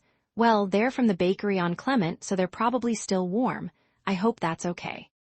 I should have called, but I was in the neighborhood and I thought... She stopped, bit her lip. Is she here? Zachary stepped aside, a gesture that felt both natural and treacherous. She's in the shower. Come in. Lily entered like a question mark, her eyes sweeping the apartment with the frank curiosity of youth. She was younger than Serenity by perhaps 6 years, but there was something older in the way she held herself, a wariness that suggested she had already learned that the world could be cruel to soft things. Her coat was thin, her boots scuffed. She clutched the paper bag like a shield. Your home is cozy, she said, and the word hung in the air, a politeness that acknowledged the apartment's meager square footage, its peeling paint, the second-hand sofa where Zachary had spent too many nights pretending to read. It's enough, he said, and meant it in ways she could not understand. Serenity emerged from the bathroom wrapped in a robe, her hair dripping onto her shoulders. The sight of her sister stopped her mid-step, and for a moment her face cycled through a map of emotions, surprise, pleasure, concern, before settling on a careful smile. "Lily, what are you doing here?" "I had an appointment at the clinic. It was close. I thought I'd see how you were settling in." Lily's voice was too bright, the words arranged in a pattern that suggested they had been rehearsed. "Mom doesn't know I'm here." Serenity's expression flickered. She crossed the room and took the paper bag, setting it on the small kitchen table. "Sit, I'll make tea, you look frozen." Zachary watched. The two of them orbit each other, sisters bound by blood and secrets, their movements a choreography of unspoken understanding. He felt, suddenly, like an intruder in his own apartment, a ghost haunting a house that had never been his. "I'll put the coffee on," he said, retreating to the stove. Lily settled onto the sofa, tucking her feet beneath her. She was all angles and edges, a girl who had not yet grown into her bones. "Zachary, Serenity tells me you're a data analyst. That sounds very precise. It has its moments." He kept his voice light, the practiced tone of a man who had learned to make small talk into armor. "Mostly spreadsheets, meetings about spreadsheets, the occasional graph." Lily laughed, a sound like wind chimes. "You have the hands of a pianist, not a typist." The observation landed like a stone in still water. Serenity, pouring boiling water into 3 chipped cups, went still. Zachary's smile held, but he felt the muscles in his jaw tighten. His hands, she was right about. His hands, long-fingered, elegant, the hands of a man who had spent years at a grand piano in a house he no longer visited, who had learned Chopin before he learned to tie his shoes. "I played as a child," he said, the truth slipping out before he could cage it. "Not anymore." Lily tilted her head, studying him with the unblinking intensity of youth. "That's a shame. You look like someone who misses it." The boiler. He needed to check the boiler. The thought surfaced like a lifeline, and he grasped it. "The boiler's been making a noise," he said, already moving toward the narrow closet where the ancient water heater coughed and sputtered. "I should take a look before it gives out entirely." It was a lie, and they all knew it. The boiler had been silent for days. But Serenity said nothing, and Lily's gaze followed him with the patience of someone who had learned to wait for truths to reveal themselves. In the closet, surrounded by the smell of dust and rust, Zachary pressed his forehead against the cool metal of the boiler and closed his eyes. The mask was suffocating. Every word, every gesture, required calculation. And yet, when Lily had laughed, when she had thanked him for taking care of her sister, something in his chest had cracked open. He thought of the text he had received 3 nights ago, the one he had deleted before Serenity could see. "The board knows you are playing house. Come home, or I will bring the house to you." Damon, always Damon, circling like a wolf at the edge of a campfire, waiting for the flames to die. When he returned, the sisters were sitting side by side on the sofa, their heads bent together, speaking in the low murmur of shared confidences. Lily looked up as he entered, and her smile was guileless, warm. "I was just telling Serenity that you seem sad," she said, with the directness of someone who had not yet learned that such observations were dangerous. Like a painting hidden in a dark room. Serenity's hand found her sister's, squeezing. "Lily, what? It's not an insult. Some paintings are too beautiful to be seen in harsh light." Lily turned to Zachary, her eyes soft and searching. "I think you take care of my sister. That's all that matters." They ate the croissants in the small kitchen, the 3 of them crowded around the table, their elbows touching. Lily talked about her art classes, her voice animated as she described the way light fell on a model's face, the challenge of capturing shadows. Zachary listened, asking questions that surprised even himself, about technique, about color theory, about the particular shade of blue she used for storm clouds. When Lily finally rose to leave, the afternoon had turned gray and the rain had begun again, a soft percussion against the windows. She hugged Serenity first, a long embrace that spoke of unspoken worries and sisterly love. Then she turned to Zachary. "Thank you," she said, wrapping her thin arms around him, "for taking care of her." He held her a moment too long. His eyes closed, and for that brief, suspended second, he allowed himself to feel what it might be like to be seen, not as Zachary York, heir to an empire, nor as Zachary the data analyst, the mediocre man with the modest apartment, but simply as himself. The self he had buried so deep he sometimes forgot he existed. When he released her, his hands were trembling. After the door closed behind Lily, the apartment felt emptier, the silence heavier. Serenity stood at the window, watching her sister's small figure disappear into the rain. Zachary remained by the door, his hand still resting on the knob. "Why did you look so wounded?" she asked, not turning around. "When she thanked you." He opened his mouth to speak, but the words lodged in his throat. He thought of the shell company he had already set up, the accounts he had seeded with enough money to cover Lily's treatment should the need arise, a contingency he had prepared. Without Serenity's knowledge, without her consent, he thought of the lies layered upon lies, a palimpsest of deception that grew more intricate with each passing day. "Because I don't deserve her gratitude." The confession escaped him like a breath held too long, raw and unguarded. He watched Serenity turn, her face unreadable, and he braced himself for the questions he knew must come. But she did not ask. She crossed the room, took his hand, her fingers cool and sure, and led him to the couch. She sat, pulling him down beside her, and then she rested her head on his shoulder, her breath warm against his neck. They sat in silence as the city lights flickered on, one by one, like stars descending to earth. The rain continued its gentle assault, and the apartment grew dark around them, but neither moved to turn on a lamp. Zachary closed his eyes and let himself lean into her warmth. He was a traitor to his own design, a spy in the country of his own heart. But for this moment, this fragile, impossible moment, he allowed himself to believe that he was simply a man, holding the woman he loved, in a small apartment that smelled of rain and butter and hope. His phone buzzed in his pocket. He ignored it. It buzzed again. Serenity stirred, lifting her head. "Your phone. It can wait." But she was already looking, her eyes catching the glow of the screen as he fumbled to silence it. She saw the message before he could delete it. A name, a threat, a warning that shattered the fragile peace. "The board knows you are playing house. Come home or I will bring the house to you." And beneath it, the sender's name, stark and unmistakable, Damon. Zachary deleted the message, but he knew, with a certainty that settled like ice in his veins, that the damage was done. Serenity's hand had stilled on his arm. Her breath had stopped. In the silence, the rain continued to fall, and the mask he had worn so carefully began to crack.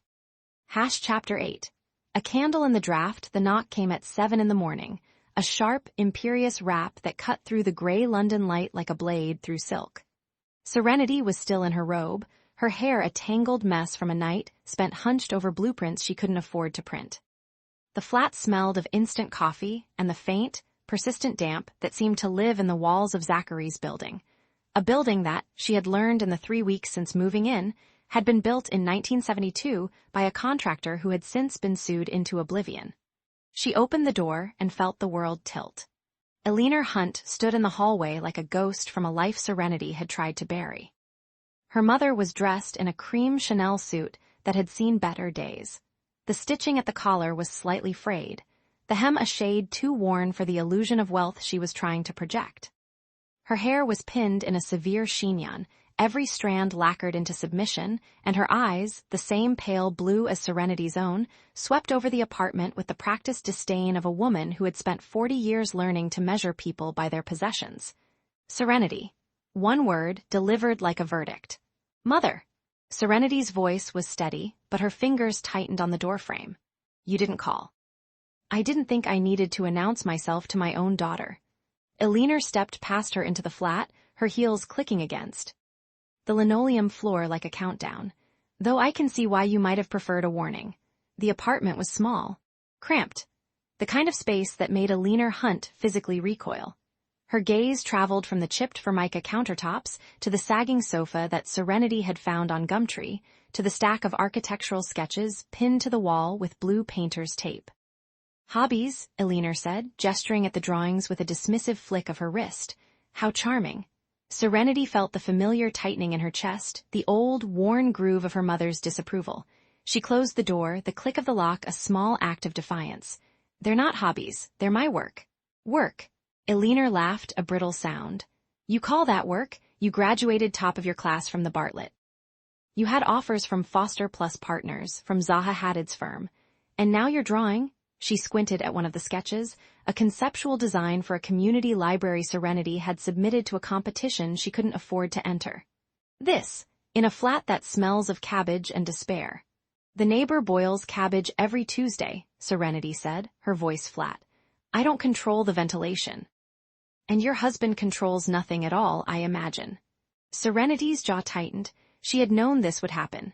Had known that the moment her mother discovered the reality of her marriage, the cramped flat, the modest salary, the absence of any visible wealth, she would descend like a hawk on a wounded sparrow. But she had hoped, foolishly, that she might have more time. Zachary is a good man, she said. Good men don't pay bills, Serenity. Good men don't save families. Elinor moved to the window, parting the thin curtain to gaze at the gray street below. A bus rumbled past, its exhaust clouding the glass. Your father's investors are calling in their notes. The house in Hampstead is mortgaged to the roof. Lily's school fees are due next month, and I had to sell my grandmother's pearls to pay for the electric. The words landed like stones in Serenity's stomach. Lily, her sister, the only person in that sprawling, crumbling Hunt family who had ever looked at Serenity and seen something other than a bargaining chip. How bad is it? She asked, her voice barely a whisper. Bad enough that I came here. Elinor turned, her eyes softening for just a moment, a flash of the mother Serenity remembered from childhood, before the debts and the desperation had calcified her heart. I need you to ask your husband for a loan, just enough to tide us over until your father's next venture comes through. Serenity stared at her. You want me to ask Zachary for money? 10,000, 15, if he can spare it. He must have savings, surely. A man his age, she paused, searching for a word that wouldn't be outright cruel. A modest man must have something put aside. He's a data analyst, Mother. He doesn't have $15,000 sitting in a sock drawer. Then he can borrow it. From his family, from his friends. That's what husbands do, Serenity. They provide. The words hung in the air, heavy with generations of expectation.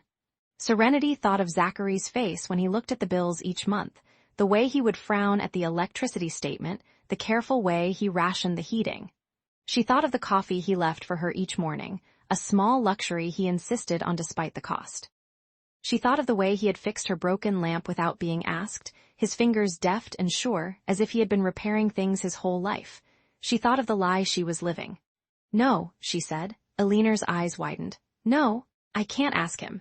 He doesn't have it, and even if he did, I won't. Serenity stopped, her hands trembling. I won't make him responsible for the mess Father made. I won't drag him into this. This isn't about your father's mess. This is about your sister, about your family, about the name you carry. Elinor's voice rose, cracking at the edges. Do you think I wanted to come here? Do you think I enjoy begging from a daughter who threw her life away for? She gestured wildly at the apartment. For this? For a man who can't even afford a decent suit? His suits are fine.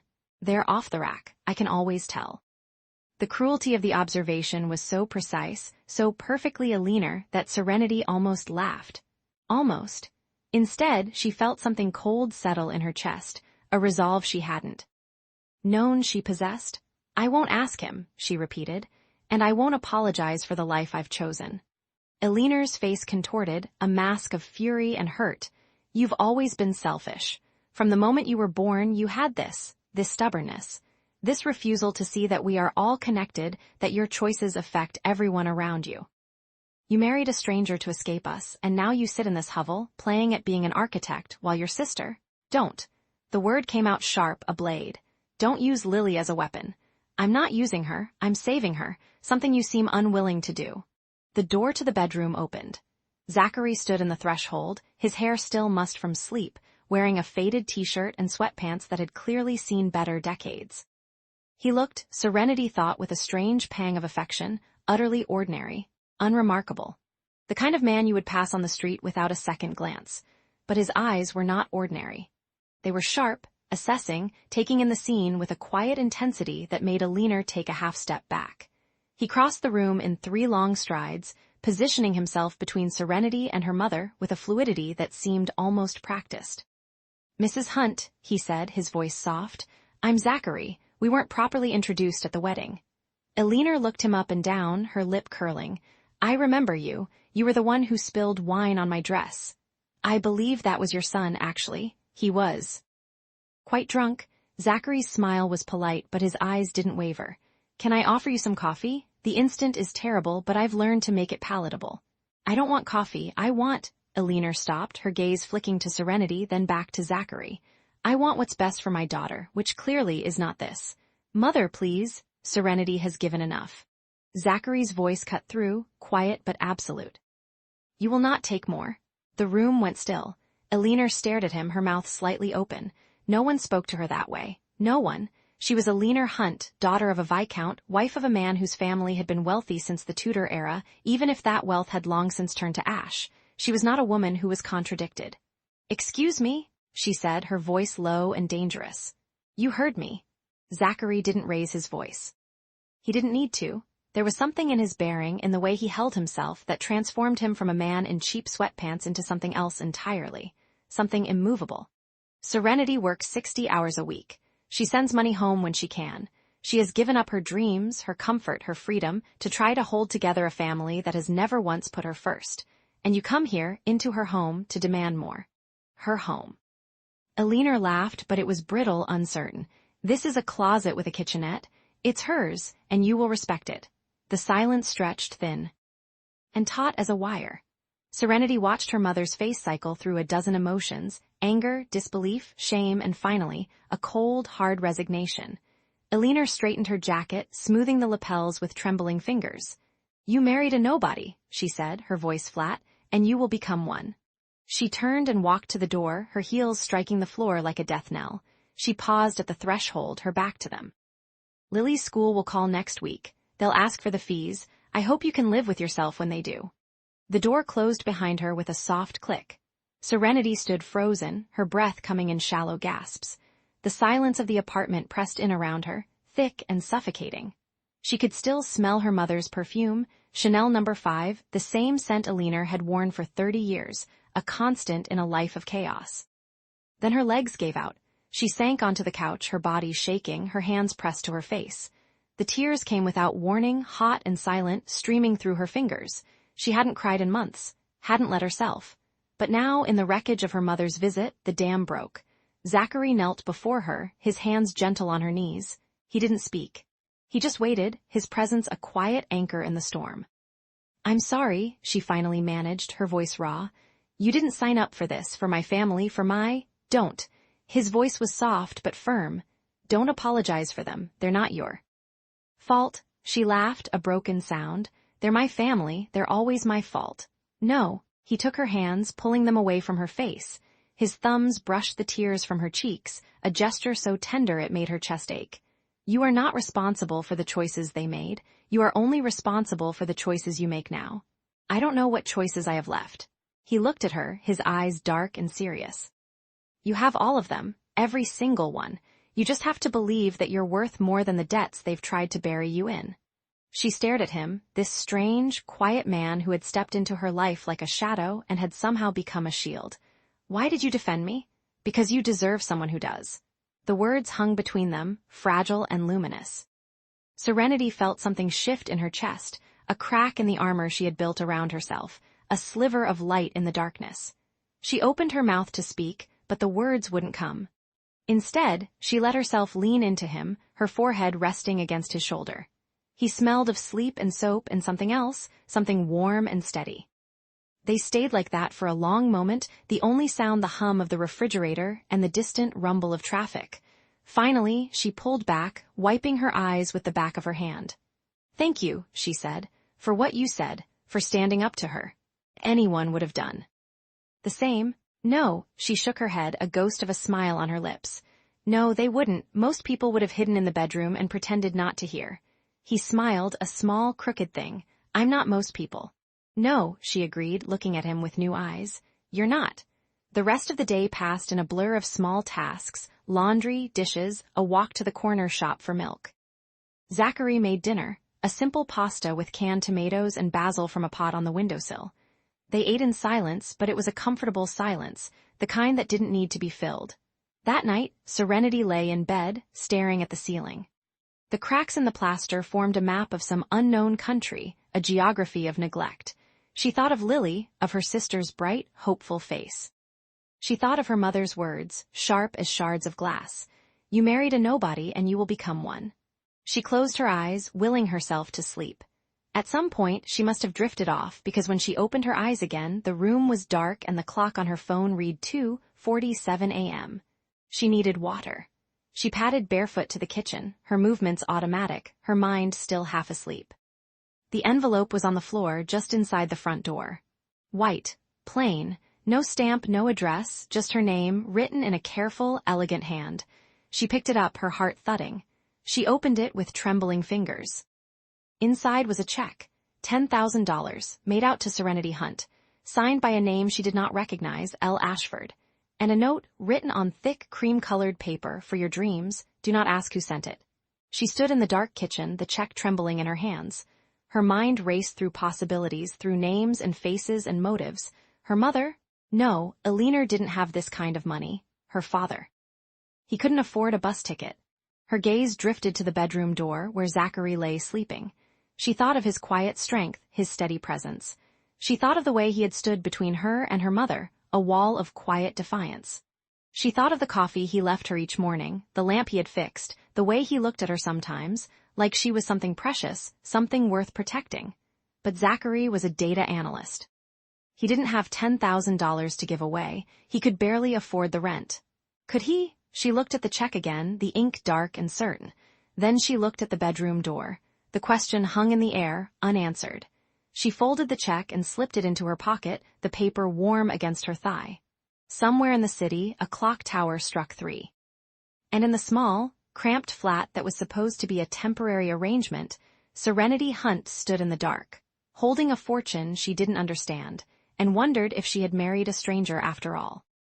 The pencil was still in her hand, the graphite point hovering a millimeter above the vellum, frozen at the moment of descent. Serenity stared at the architectural elevation she had been drafting, a modest library facade for a municipal project, but the lines had blurred into a meaningless grid of right angles and shadows. The check from the previous night burned against her thigh through the thin cotton of her trousers, a phantom heat that no amount of rationalization could cool. She had not slept, not truly. The memory of Zachary's face across the dinner table, the way he had pushed his glasses up his nose, the practiced weariness in his shoulders, the careful, almost rehearsed cadence of his complaints about the broken server at work, all of it played on a loop behind her eyes. A performance. A meticulous, loving, infuriating performance. And she had applauded. She had smiled and said, "I'm sorry, that sounds terrible," and touched his hand, and all the while the check had sat in her pocket like a live coal, searing through every lie she had chosen to believe. The apartment was quiet. The cheap wall clock ticked with the precision of a metronome, counting out the seconds since Zachary had left for his. Data analyst, job at 8:15. He had kissed her forehead, the gesture so tender it had almost undone her. "I'll pick up something for dinner, asterisk," he had said. "Maybe that Thai place you like." She had nodded. She had smiled. She had waited for the door to click shut. Now the morning light slanted through the thin curtains, illuminating the dust motes that danced in the still air of their cramped living room. The apartment was a study in ordinariness. The second-hand sofa with the faded floral pattern, the laminate countertops with their peeling edges, the single-framed print of a generic landscape that had come with the lease. Everything about it screamed asterisk modest and asterisk unremarkable, and this is a man who lives within his means asterisk. But last night, Serenity had watched him slide a black credit card back into his wallet. A brief flash of metal and platinum, gone before she could fully register it, and when she had asked, her voice carefully light, "O, a company card?" He had laughed and said, "Yeah, for travel expenses. Not that I ever use it." The check in her pocket was for $12,000. It had appeared in the mail yesterday, addressed to her, from a shell company. Called Etha Holdings *. No return address. No explanation. Just a check and a single line in the memo field, "For your architectural portfolio, keep building." She had not deposited it. She had not told Zachary.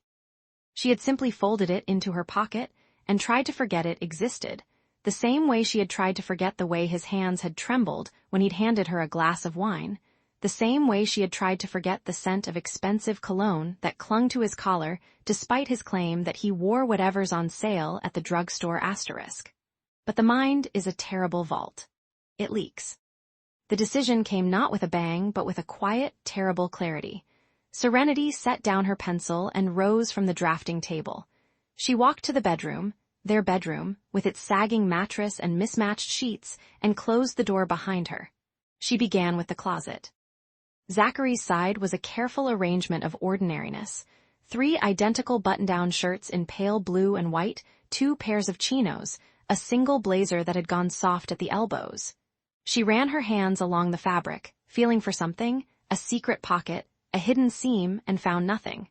But then, her fingers brushed against the back wall of the closet, where a single garment bag hung, pushed so far into the shadows it was almost invisible. She unzipped it. The suit inside was charcoal gray, cut from a wool so fine it seemed to drink the light. She touched the lapel, and her breath caught. The label was Italian, hand-stitched, the kind of tailoring that cost more than their monthly rent. She pulled it free from the bag and held it up, and for a moment she saw him in it, not Zachary with his shy smile and thrift store sweaters, but someone else.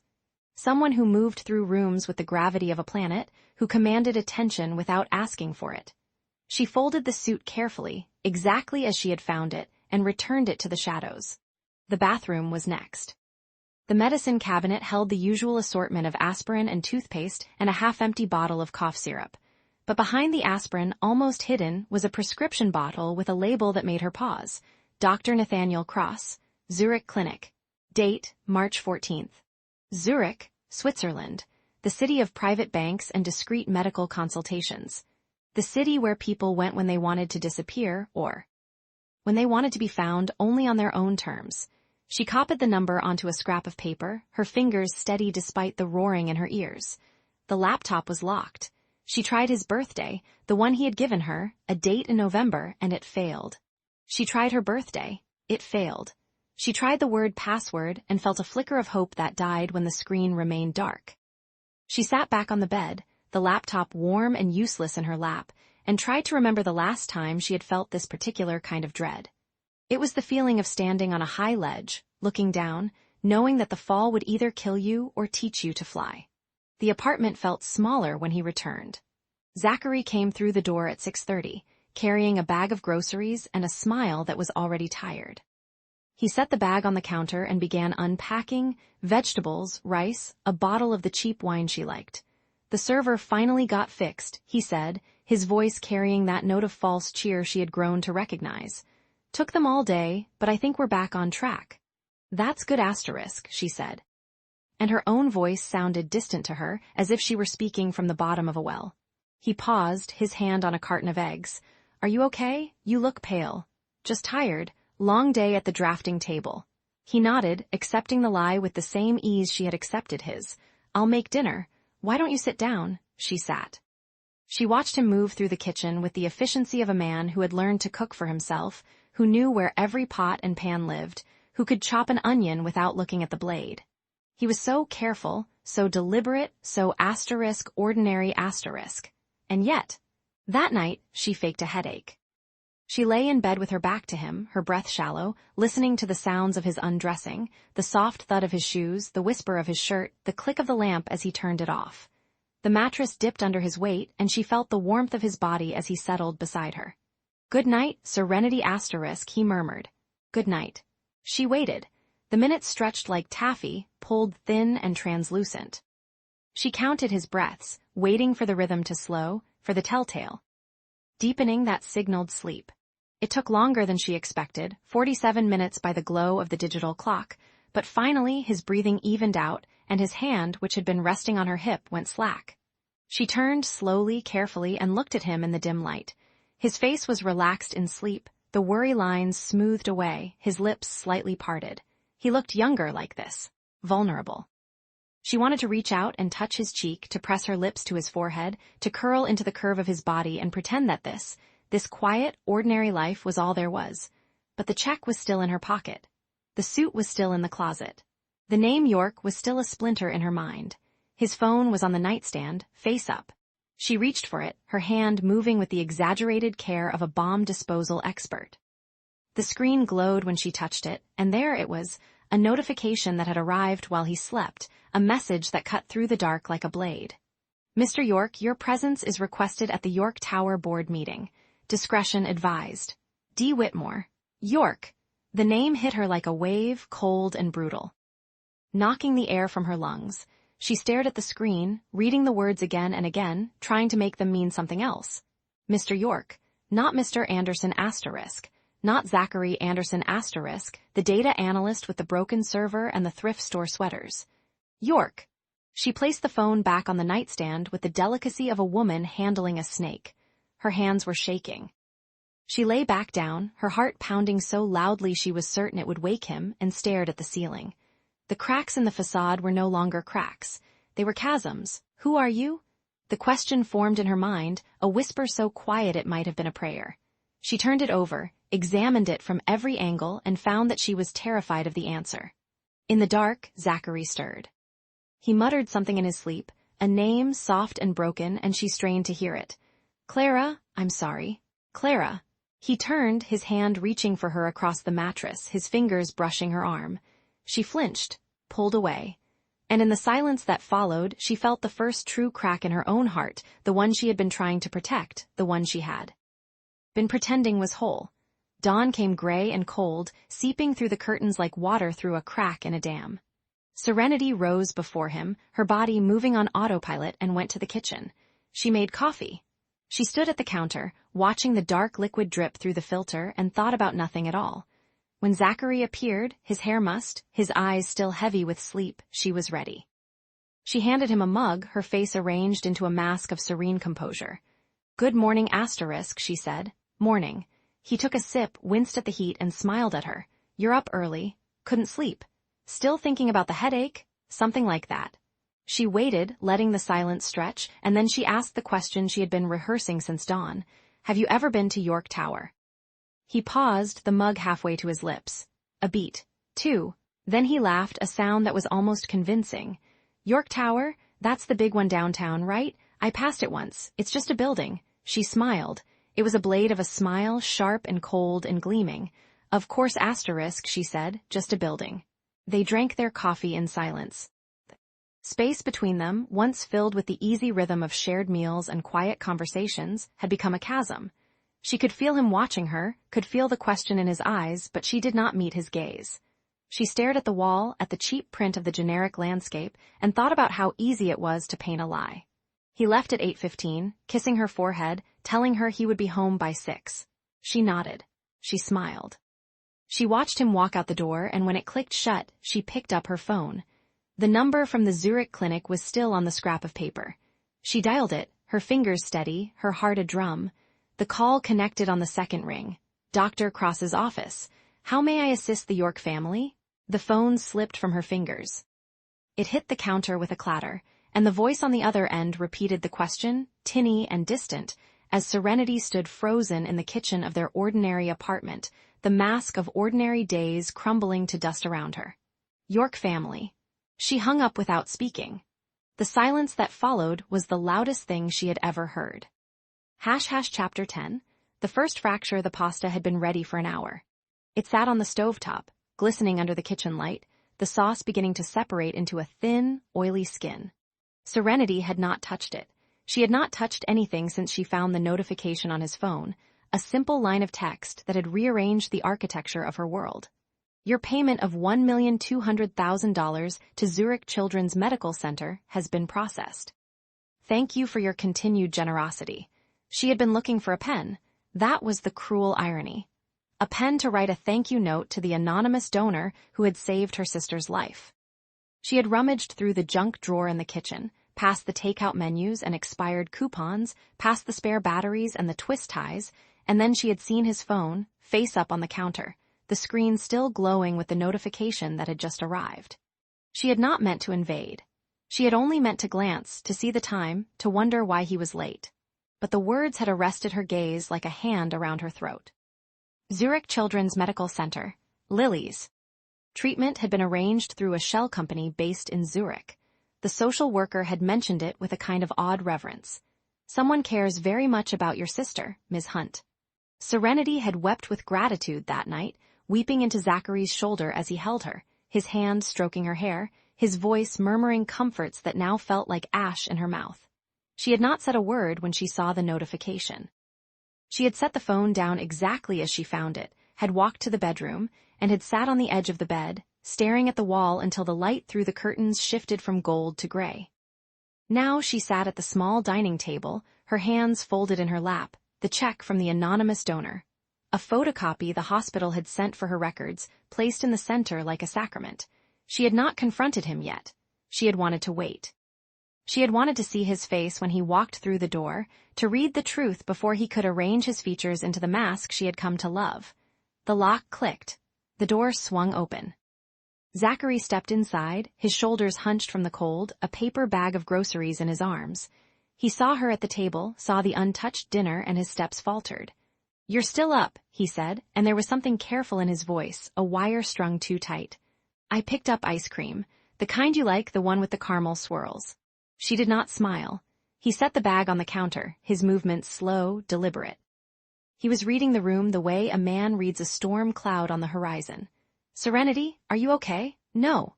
The word fell between them like a stone into still water. She pushed the check across the table. Her hand was steady. She had practiced this moment in her mind 100 times in the past hour, and she had decided that she would not shake, would not cry, would not give him the satisfaction of her unraveling. He looked down at the paper. The color drained from his face, leaving him pale as bone. "Do you know who sent this?" she asked. He did not answer. He did not need to. The silence was a confession louder than any scream. "I found the notification on your phone," she said, and her voice was calm, terrifyingly calm, the calm of a woman walking through a burning house. "The Zurich clinic, the $1 million payment, it was you."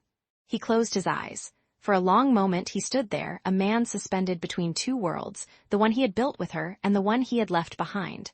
When he opened his eyes, they were different. The softness she had grown accustomed to, the gentle diffidence of a quiet man leading a quiet life, had been replaced by something older, heavier, a sorrow that was not for himself but for the inevitability of this moment. "I am not who you think I am," he said. "Then tell me who you are." He pulled out the chair across from her and sat down heavily, as though the weight of his own bones had become too much to carry. He placed his hands on the table, palms up and offering. "My name is Zachary York." The name hit her like a physical blow. She had heard it before, of course, everyone had. The Yorks were not just wealthy, they were mythic. Dynasty that spanned continents, a family whose name was whispered in boardrooms and tabloids with equal reverence. The York Empire, the York fortune, the York heir who had vanished years ago, retreating from the public eye after a scandal involving his mother and a lover who had bled his trust fund dry. She stopped. The words would not form. "I am the heir to the York Empire," he said, and his voice was flat, clinical, as though he were reciting a diagnosis. "My family owns things you cannot imagine. Real estate, technology, biotech. We have more money than some small countries, and I have spent the last 5 years trying to escape it." She stared at him, her mind racing to reconcile the man before her with the image forming in her head. This man who wore thrift store sweaters and complained about the price of eggs. This man who had held her when she cried over her sister, who had stood between her and her mother's vicious demands, who had fixed her broken lamp with such patient, careful hands. "Why?" she whispered. "Because I was tired of being loved for what I could give instead of who I am." His voice cracked, a hairline fracture in his composure. "When I was 23, a woman told me she loved me. I believed her. I bought her a house, a car, a necklace that cost more than most people earn in a lifetime. And then I caught her in bed with my cousin Damon, laughing about how easy I was to fool." Serenity felt something twist in her chest, but she did not let it show. "I withdrew from the world," he continued. "I bought this apartment, this small, ordinary apartment, and I became no one. I took a job as a data analyst. I learned to budget. I learned to cook. I learned to live without the armor of my name." He looked up at her and his eyes were wet. "When I signed up for the marriage program, it was a whim, a test. I wanted to see if any woman could love the man I had become, without the gold, without the power. And I passed," she said, and the bitterness in her voice surprised her. "You passed," he agreed. "You passed the first time you argued with me about the utility bill. You passed when you didn't flinch at my apartment. You passed when you chose to stay, even when your family tried to drag you back." He leaned forward, his hands reaching across the table, stopping just short of touching hers. "But the man who left you coffee every morning, that was real. The man who fixed your lamp, that was real. the man who stood beside you against your mother, who held you when you cried for Lily, that man is real Serenity, I swear it. She looked at his hands, those hands she had come to know so well, the calluses from his guitar, the small scar on his thumb from a cooking accident, the way he always reached for her in his sleep. She had thought she knew every line of them, but now they seemed like the hands of a stranger. You let me believe I was saving you, she said, and her voice was quiet, but it cut through the air like a blade. You let me weep over a stranger's charity when it was your money all along. You let me lie awake at night, worrying about how we would pay the bills, while you had more money than. God, I wanted to tell you, he said, and now his voice was desperate, fraying at the edges. Every day I wanted to tell you, but I was afraid that if you knew, you would look at me differently, afraid that the thing we were building, this fragile, beautiful thing, would shatter. It has shattered, she said. She stood, and the chair scraped against the floor with a sound like a wound. She picked up her keys from the hook by the door. He rose, reaching for her, but she stepped back, and the distance between them was suddenly infinite. I need to breathe, she said. I need to know if there is anything left that is true. Serenity, please, don't. She held up her hand, and he stopped. Don't follow me, don't call, just give me tonight. She walked out the door, and she did not look back. The city was cold, the kind of cold that seeps into your bones and makes you forget what warmth feels like. Serenity walked without direction, her heels clicking against the pavement, her breath misting in the air. She passed storefronts glowing with amber light, couples laughing outside restaurants. A street musician playing a song she did not recognize. The world continued, indifferent to the wreckage inside her. She ended up at a park, a small green square tucked between two high-rises. She sat on a bench, her hands shoved into her coat pockets, and watched a father teach his daughter to ride a bike. The girl was maybe 6, her pigtails flying as she wobbled across the pavement, her father running beside her, one hand steadying the seat. Don't let go, the girl shrieked, half laughing, half terrified. I won't, the father said. I've got you. And Serenity wept. She wept for the simplicity of that moment, for the trust that existed between a father and a daughter, for the clean, uncomplicated truth of a hand that does not let go. She wept for the lie she had lived, for the love she had given to a ghost, for the man she had thought she knew and the man he had turned out to be. She did not know how long she sat there. The father and daughter left.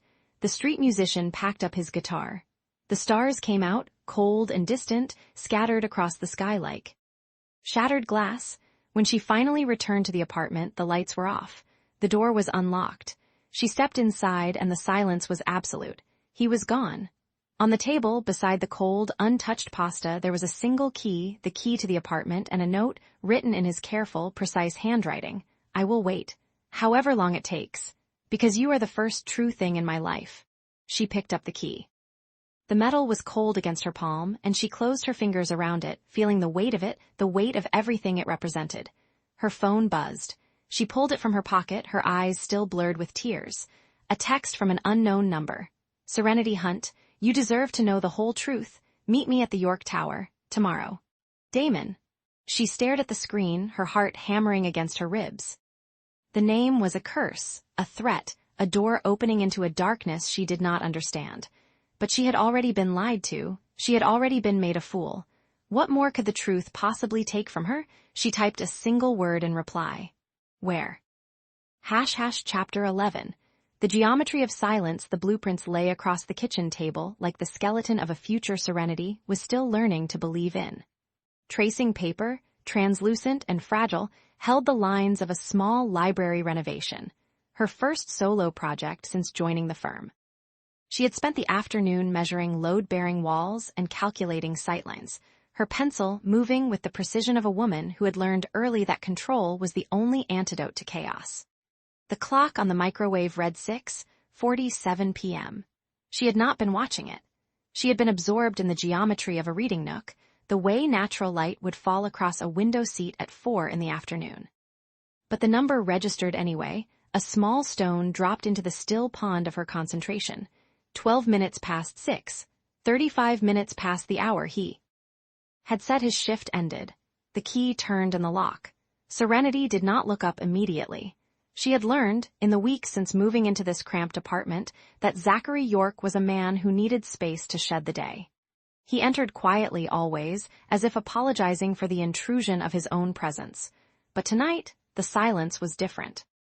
The click of the door was followed by a breath, sharp, exhaled through teeth, and then the soft thud of his satchel hitting the floor. She lifted her eyes. He stood in the narrow hallway, one hand still on the doorknob, his tie pulled loose and hanging at an angle that suggested haste rather than fatigue. His collar was slightly damp at the edges, as if he had been walking fast through evening air. And there was a scent, something woody and expensive, sandalwood and bergamot. That did not belong to the drugstore cologne he kept in the bathroom cabinet. Their eyes met. He smiled, a quick practice thing that did not reach his eyes. "Sorry I'm late. Traffic was brutal." She nodded. "Dinner's almost ready." She turned back to her blueprints, her pencil finding its place on the paper, but her hand had stilled, and she felt the weight of his gaze on her back before he disappeared into the bedroom to change. Dinner was rice and stir-fried vegetables, the vegetables slightly overcooked because she had been distracted by the sightlines of a window seat. Zachary ate with the mechanical efficiency of a man who had learned not to taste his food. She watched his hands, the way he held his chopsticks, the precise angle of his wrist as he lifted the ceramic bowl to his lips. There was a refinement there, a muscle memory of meals eaten in rooms with white tablecloths and crystal stemware. "How was your day?" he asked. She told him about the client meeting, the way the elderly librarian had clutched her hand and said, "I want the children to feel like they're stepping into a story." Serenity had felt something crack open in her chest at those words, a reminder of why she had chosen architecture in the first place. Zachary listened, his head tilted, his eyes soft. "You'll make it beautiful," he said. She wanted to believe him. She wanted to believe that this man, with his modest salary and his cramped apartment and his second-hand furniture, could see the beauty she was trying to build. But her eyes kept drifting to his collar, where the scent of sandalwood still lingered like a ghost. "And you?" she asked. "How was work?" He paused, his chopsticks hovering over the vegetables. "Fine, same spreadsheets, same coffee machine that's been broken for 3 weeks." She smiled, but it felt like a mask. 12 minutes. The scent of expensive cologne, the slight dishevelment of a man who had been somewhere other than a fluorescent-lit office. After dinner, she washed the dishes. He joined her as he always did, standing at her side with a dish towel in his hands. His shoulder brushed hers as he reached for a plate, and she felt the warmth of him through the thin cotton of his shirt. The silence between them was not empty. It was a vault, thick with unspoken questions, and she could feel the weight of his secrets pressing against the walls. She finished the last bowl and dried her hands. He was still standing there, the dish towel draped over his shoulder, watching her with an expression she could not name. "Good night, Serenity," he said. "Good night, Zachary." She walked to the bedroom, her bare feet cold on the linoleum floor. Behind her, she heard him open the refrigerator, the clink of a glass, the sound of water running. Small sounds, ordinary sounds, the soundtrack of a life that was supposed to be simple. She found the receipt at 11:47 p.m. She had been unable to sleep, her mind still tracing the lines of the library's reading nook. She had risen to get a glass of water, and on her way back, she had noticed the kitchen trash bin was full. She pulled out the bag to tie it, and there it was, a crumpled receipt from a bakery she had never heard of, its name stamped in gold foil. Lemon Tart, $18. She stared at the number. $18 for a single slice of cake. Their weekly grocery budget was $60. She thought of the rice and vegetables she had cooked, the careful way she stretched every dollar, the way she had told herself that this was enough, that she did not need luxury, that she had chosen this life. But he had bought a lemon tart. She thought of the way he had smiled at dinner, the way he had asked about her day, the way his shoulder had brushed hers in the narrow kitchen. And she felt the first crack in the foundation of her trust. She crumpled the receipt in her fist and threw it back into the trash. At midnight, she woke to the sound of his voice. It was low, urgent, the words running together like water over stones. She lay still, her eyes open in the darkness, her breath shallow. The bedroom door was ajar, and through the crack she could see a sliver of light from the living room. "No, I told you I'm not coming back. Not yet. Don't call this number again." A pause. She heard him exhale, long and slow, as if he were steadying himself. "I don't care what he says. I'll handle it. Just stop calling." The click of the phone, then silence. She pressed her palm to the doorframe, her heart hammering against her ribs. She wanted to open the door. She wanted to ask him who he was talking to, why his voice had been so sharp, why he had said "I'm not coming back," as if there were somewhere else he was supposed to be. but she did not. She returned to bed, pulling the covers up to her chin and closed her eyes. When he slipped in beside her a few minutes later, his breathing was uneven, his body stiff. She felt the mattress dip, his weight settling like a stone dropped into still water. She did not turn, but in the darkness she whispered, "Good night, Zachary." A beat, then his reply, barely a breath, "Good night, Serenity." The lie was a shared blanket, warm and suffocating. The lemon tart was waiting for her the next morning. It sat on the counter, wrapped in wax paper, tied with a piece of kitchen twine. Beside it was a note, written in his careful, elegant hand, "For your sketches, you deserve sweetness." She stood in the kitchen, the morning light slanting through the window, and stared at the tart. She thought of the receipt, the phone call, the scent of sandalwood. She thought of the way he had said asterisk, "Don't call this number again asterisk," as if he were hiding from someone, as if he were hiding from everyone. She unwrapped the tart. The lemon glaze gleamed in the light, perfect and golden. She took a bite. The crust shattered against her teeth, the filling tart and sweet, and she felt the taste of suspicion and gratitude bitter on her tongue. She did not know what to believe. But she knew, with the certainty of a woman who had learned to read the lines of a building before the walls were raised, that the geometry of Zachary York's life did not add up.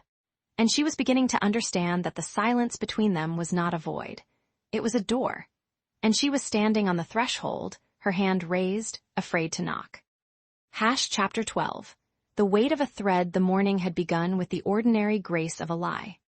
Serenity had woken to the smell of coffee, not the bitter, tinny aroma of the instant granules she'd bought on sale, but something deeper, richer, a scent that curled through the cramped apartment like a secret. She had padded barefoot into the kitchen to find Zachary standing at the counter, his back to her, pouring steaming liquid into 2 mismatched mugs. "Thrift store," he had said, without turning around. His voice was casual, almost bored, the way one might comment on the weather. "Found it yesterday. $20. She had looked at the machine's sleek brushed steel, a brand she recognized from the lobbies of architectural firms she could not afford to work for. The brass fittings caught the weak morning light, gleaming with an obscene confidence. "You're very lucky," she had said, and the words tasted like chalk. He had turned then, offering her a mug with a small, careful smile. "Lucky," he repeated, as if testing the word. "Yes, I suppose I am." The coffee had been perfect. Of course it had. Now, at 10:30, Serenity stood at the sink washing the same mug for the 3rd time, watching the front door through the reflection in the window. She had called in sick to her new job, a junior position at a firm that specialized in parking garages and strip malls, her degree in sustainable architecture. Reduced to designing spaces where people would forget they'd ever been. The guilt of the lie sat in her chest like a stone, but she had known, with a certainty that frightened her, that she needed to be here. Her mother had called at 7, her voice a silk blade wrapped in velvet. "I'm coming to see you, darling. Don't bother tidying up. I want to see how my daughter lives." Elinor Hunt arrived at 11 precisely. She stood in the doorway like a woman descending into a coal mine, her silk scarf a slash of crimson against her throat, her pearl earrings catching the light with a practiced gleam. She was still beautiful, sharp cheekbones, eyes the color of winter sky, a mouth that had been trained since girlhood to smile while delivering poison. She surveyed the apartment with the slow, deliberate disdain of a woman cataloging evidence for a crime scene.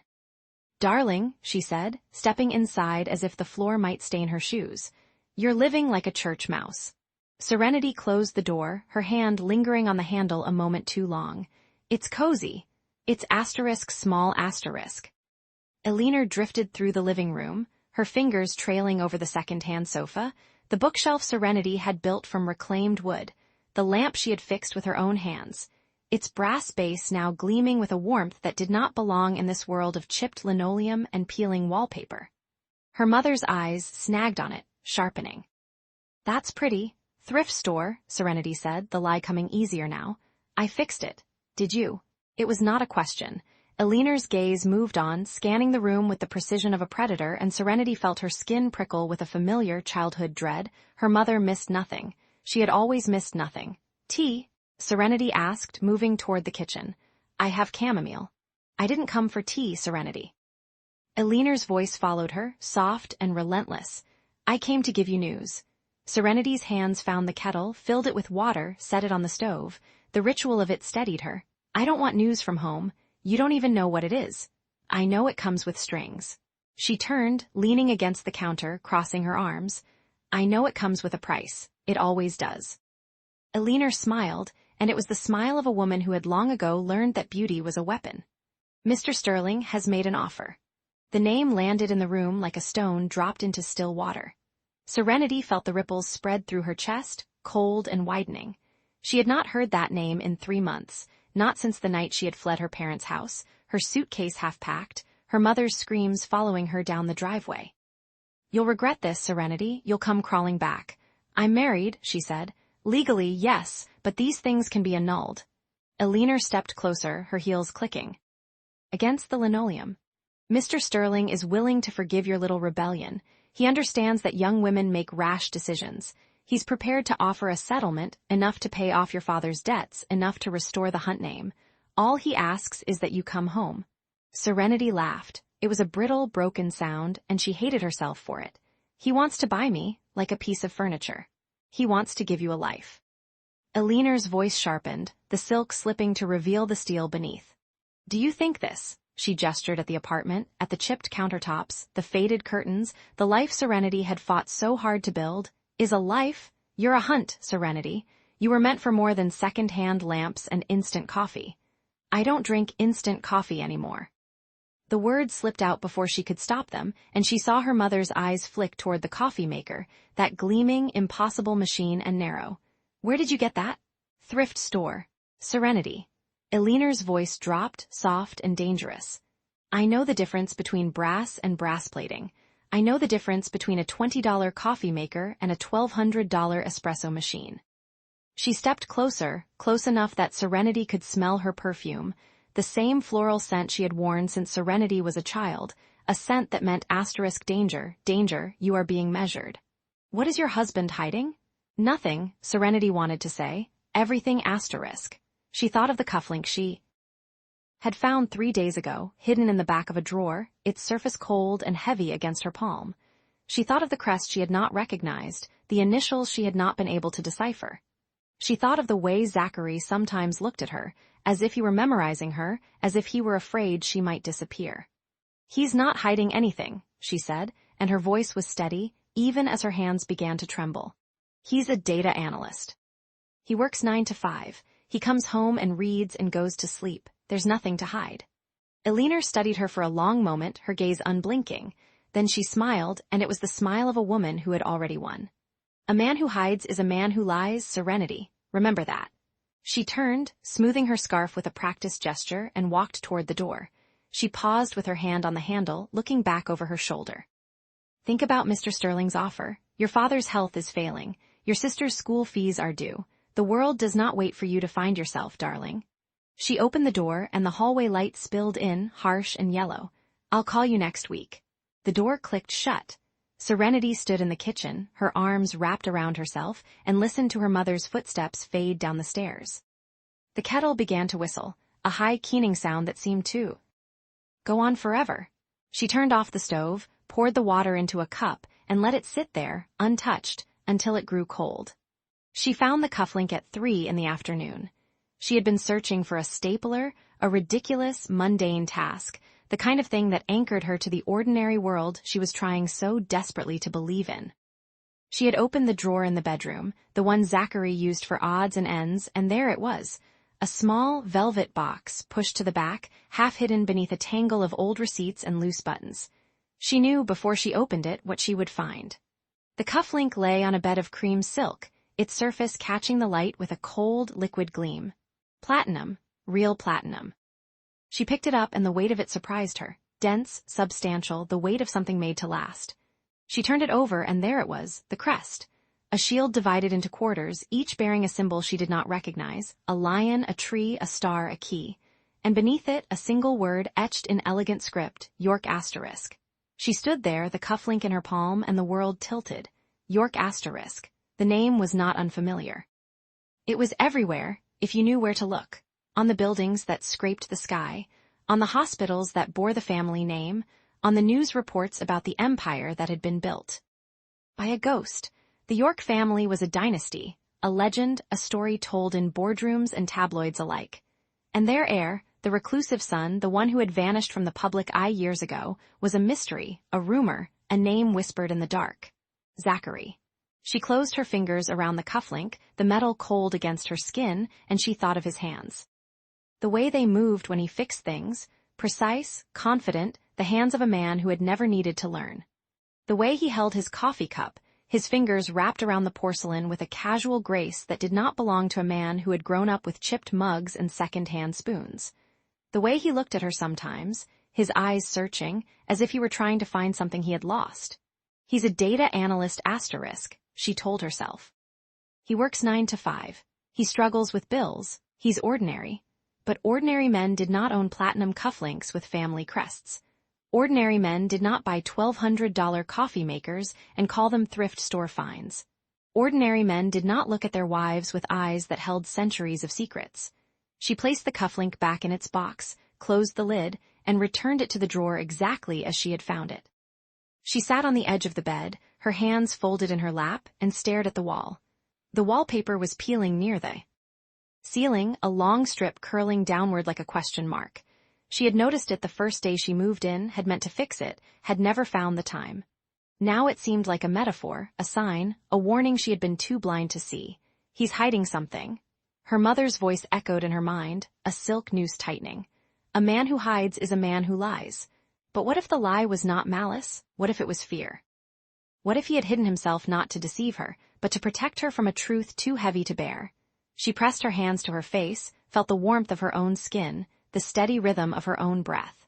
She was a woman who had built her life on small, careful truths, on budgets and plans, and the certainty that hard work would be enough.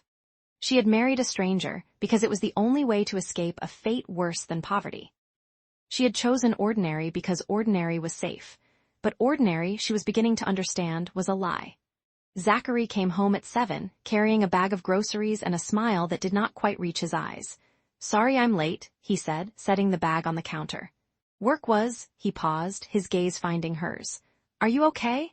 She was standing in the kitchen, her hands wrapped around a cold cup of tea, her smile. A wound she had learned to wear.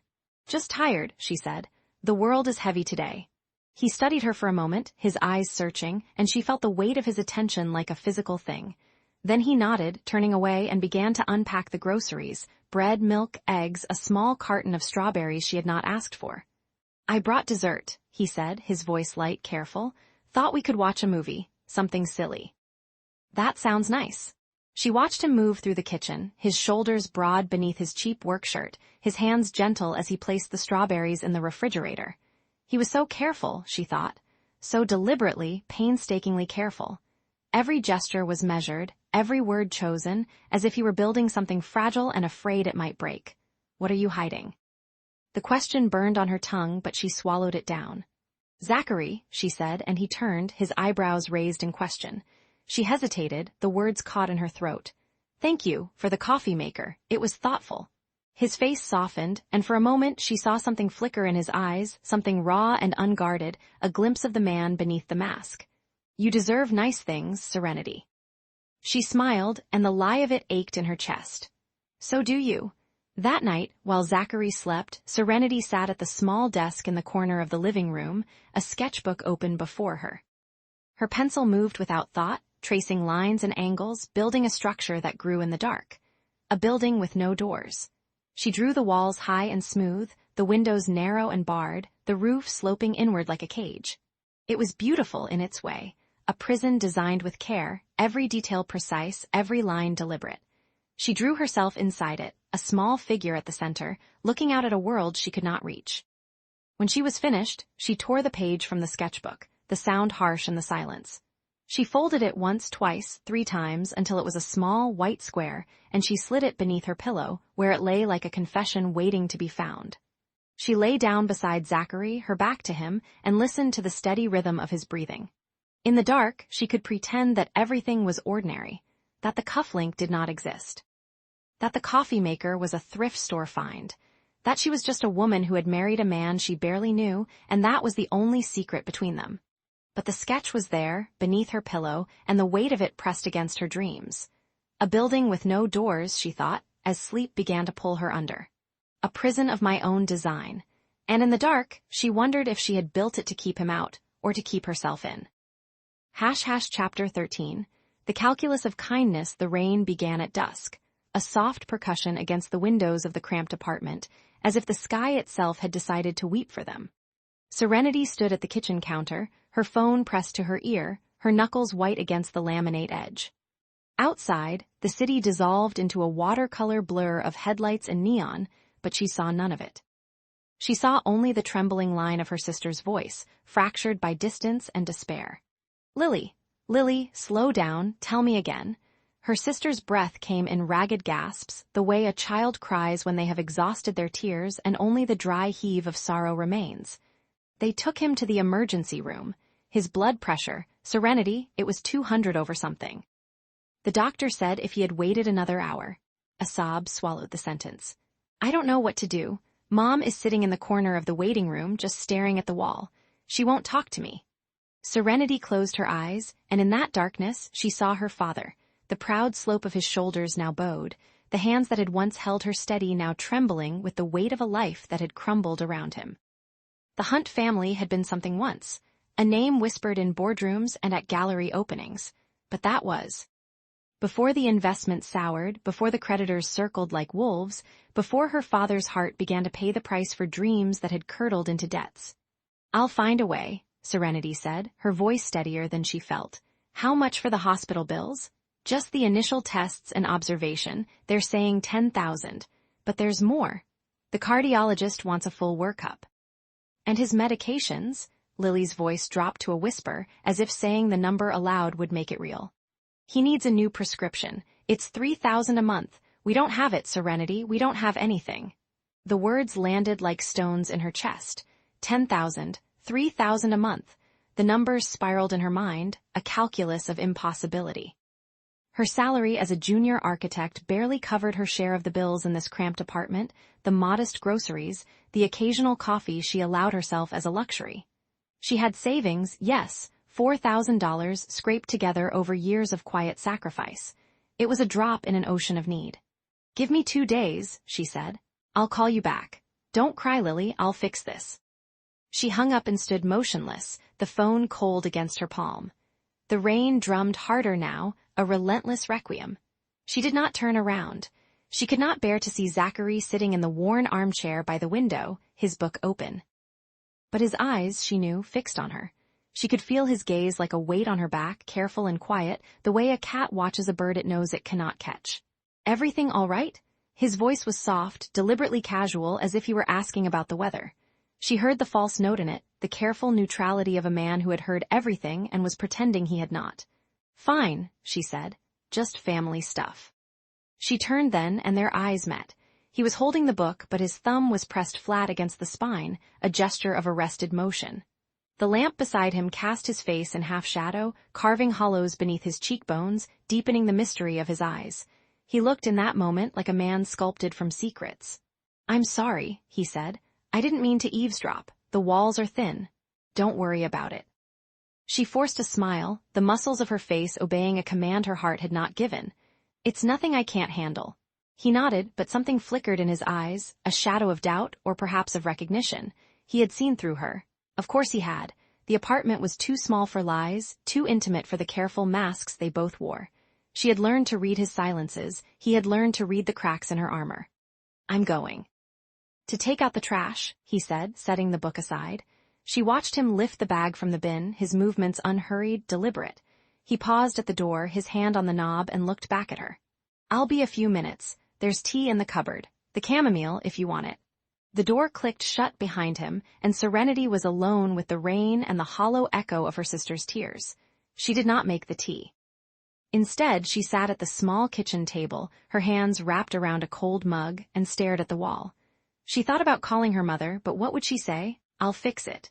The same words she had offered Lily, as if they were currency, as if hope could pay a hospital bill. The rain continued its assault, and the minutes stretched like taffy. She did not notice how long Zachary was gone until she heard the door open again, the soft click of the lock, the rustle of his jacket as he hung it by the entrance. "Trash took a while," she said, not looking at him. "The bin was full, had to walk it to the dumpster." His voice was even, but there was something beneath it, attention, a wire pulled taut. She turned to look at him and saw that his sleeves were wet, his hair darkened. At the temples, he had been gone longer than the dumpster required, much longer. She filed the observation away, a small stone in the growing wall of her suspicion. The morning came gray and bruised, the rain reduced to a mist that clung to the windows like breath. Serenity woke early, her body heavy with the sleepless weight of worry.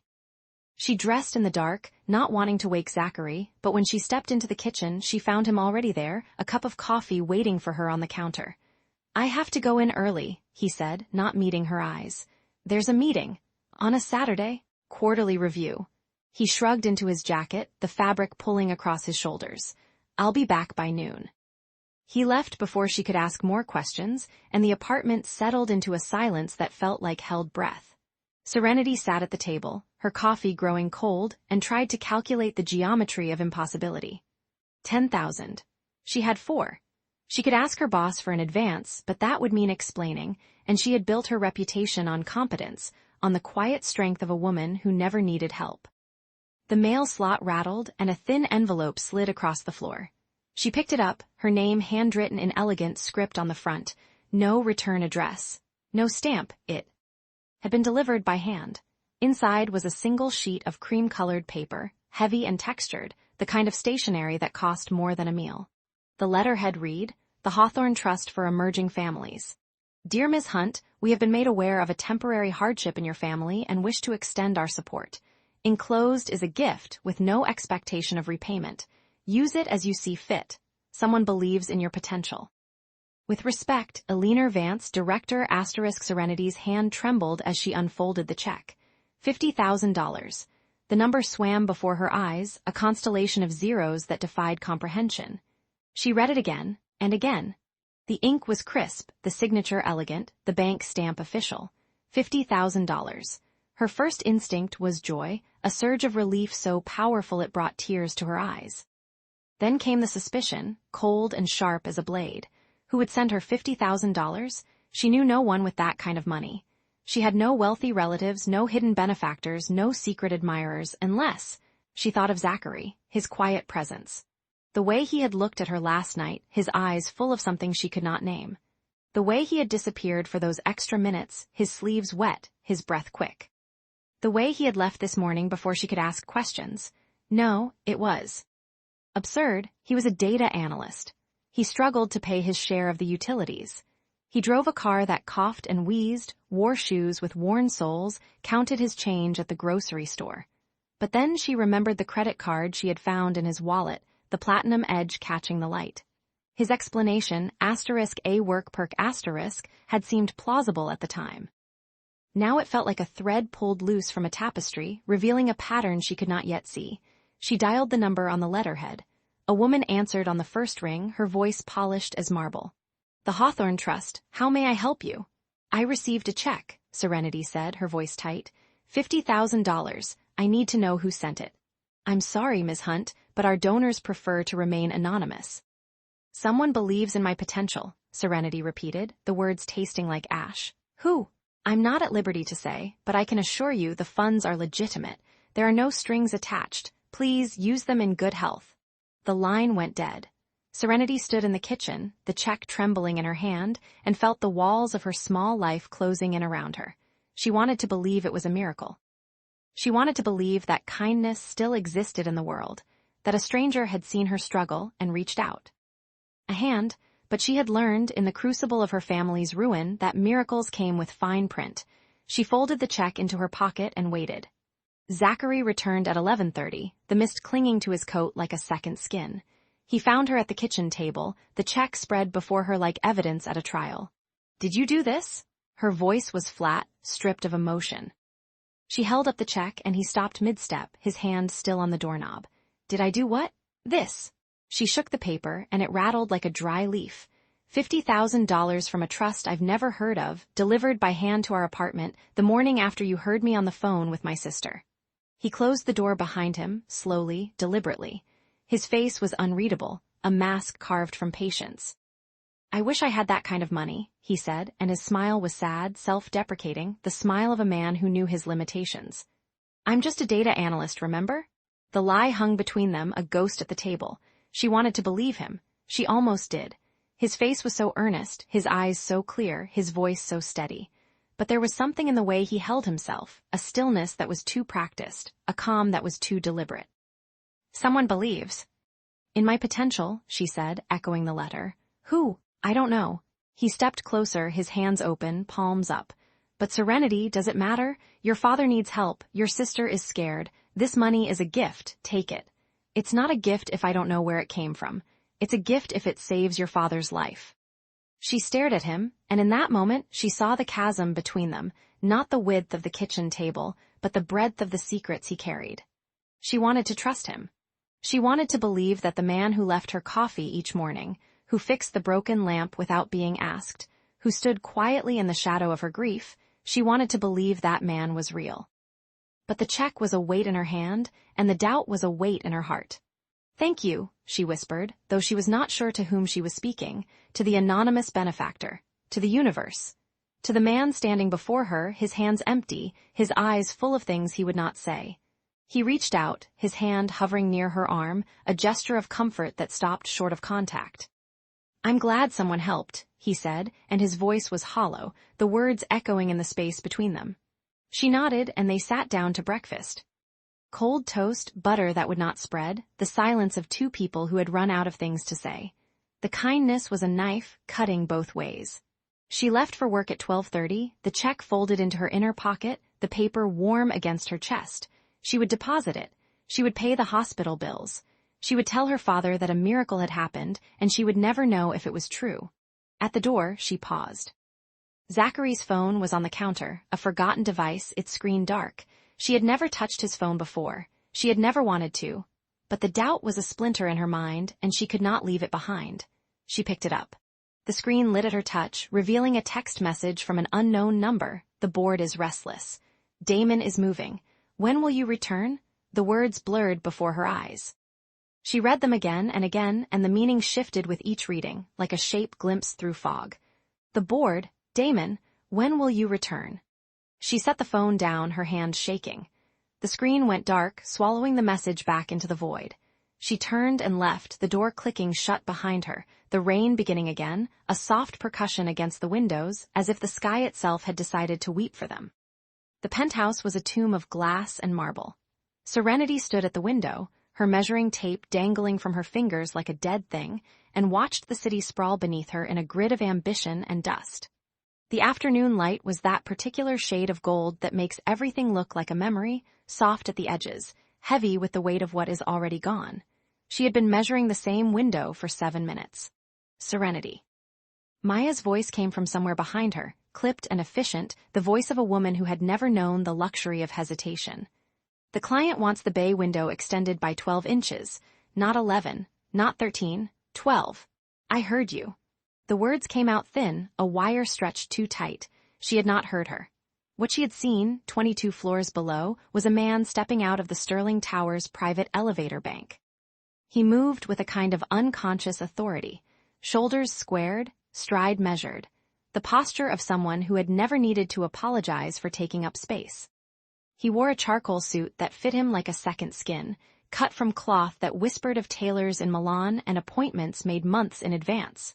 2 men flanked him, their dark glasses obscuring faces that were probably forgettable by design. The man was Zachary. Or rather, he was a version of Zachary that Serenity had never seen, a stranger wearing her husband's bones. He walked to a black sedan that appeared as if summoned, and one of the flanking men opened the door for him. He did not look up. He did not see her. He folded himself into the back seat with the fluid grace of a predator returning to its den, and the car pulled away, swallowing him into the current of the city. The measuring tape slipped from her fingers. It hit the marble floor with a sound like a single, sharp note of a bell. Serenity.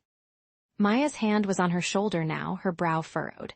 You're white as a sheet. Did you see something? Nothing. The lie rose to her lips with practiced ease. She had been practicing lies since she moved into that cramped apartment with a man who left her coffee every morning and never asked for anything in return. Just a dizzy spell. I didn't eat breakfast. Maya's eyes narrowed, but she was a practical woman, not given to excavation of other people's wounds. Take 5. I'll finish the measurements. Serenity nodded and walked to the bathroom on legs that did not feel like her own. She locked the door and stood before the mirror, gripping the sink until her knuckles turned white.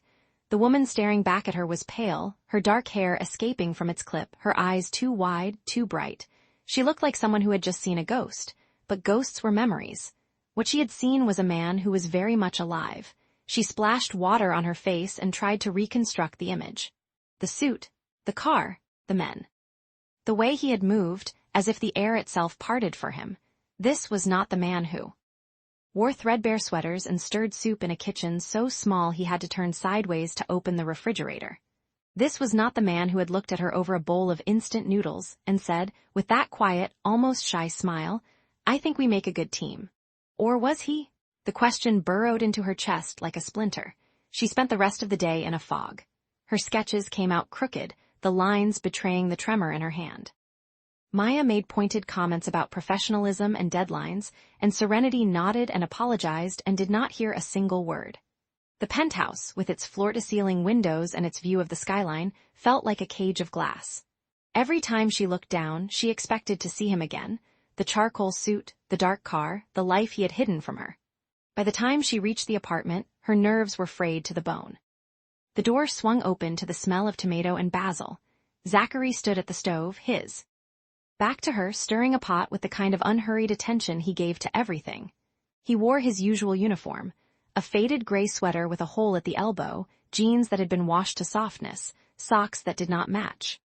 The kitchen light flickered, the landlord had promised to fix it for 3 months, and the shadows played across his face, making him look older, wearier. "How was your day?" he asked without turning around. "Uneventful," she said. The word tasted like ash. She hung her coat on the hook by the door and watched him stir. The motion was too fluid, too practiced. He moved like a man who had learned to make soup the way other men learned to sign contracts, with precision, with economy, with a mind already 3 steps ahead. She had never noticed it before. She had seen only the ordinariness, the careful mediocrity he wore like a second skin. Now she saw the seams. He ladled the soup into 2 bowls and set them on the small table they shared. The table was scarred with water rings from a dozen dinners, the chairs mismatched, the whole scene so deliberately humble it felt like a stage set. "You're quiet tonight," he said, sitting down across from her. "I'm tired." "The penthouse?" She looked up sharply. "How did you know it was a penthouse?" He blinked, and for a fraction of a second something flickered in his eyes, a warning, a door closing. "You mentioned it this morning." The Sterling Tower project. She had not mentioned it. She remembered the conversation clearly. She had said she had a site visit, nothing more. The address had not crossed her lips. "Right," she said slowly. "I forgot I told you." He smiled, but it did not reach his eyes. "Eat before it gets cold." They ate in silence. The soup was good, it was always good, but tonight it tasted of nothing. She watched him over the rim of her spoon, cataloging details she had never bothered to notice before. The way he held his spoon, his index finger resting along the handle, not curled around. The way he chewed, slowly, deliberately, as if savoring each bite. The way his eyes tracked her movements, always watching, always calculating, even when he seemed to be looking at his bowl. "You're staring," he said without looking up.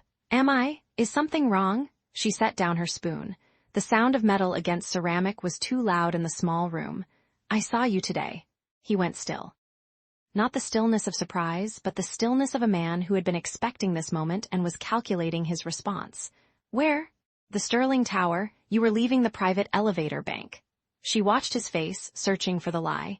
"You were wearing a suit. There were men with you. They opened the door of a black car for you." He did not deny it. He did not confirm it.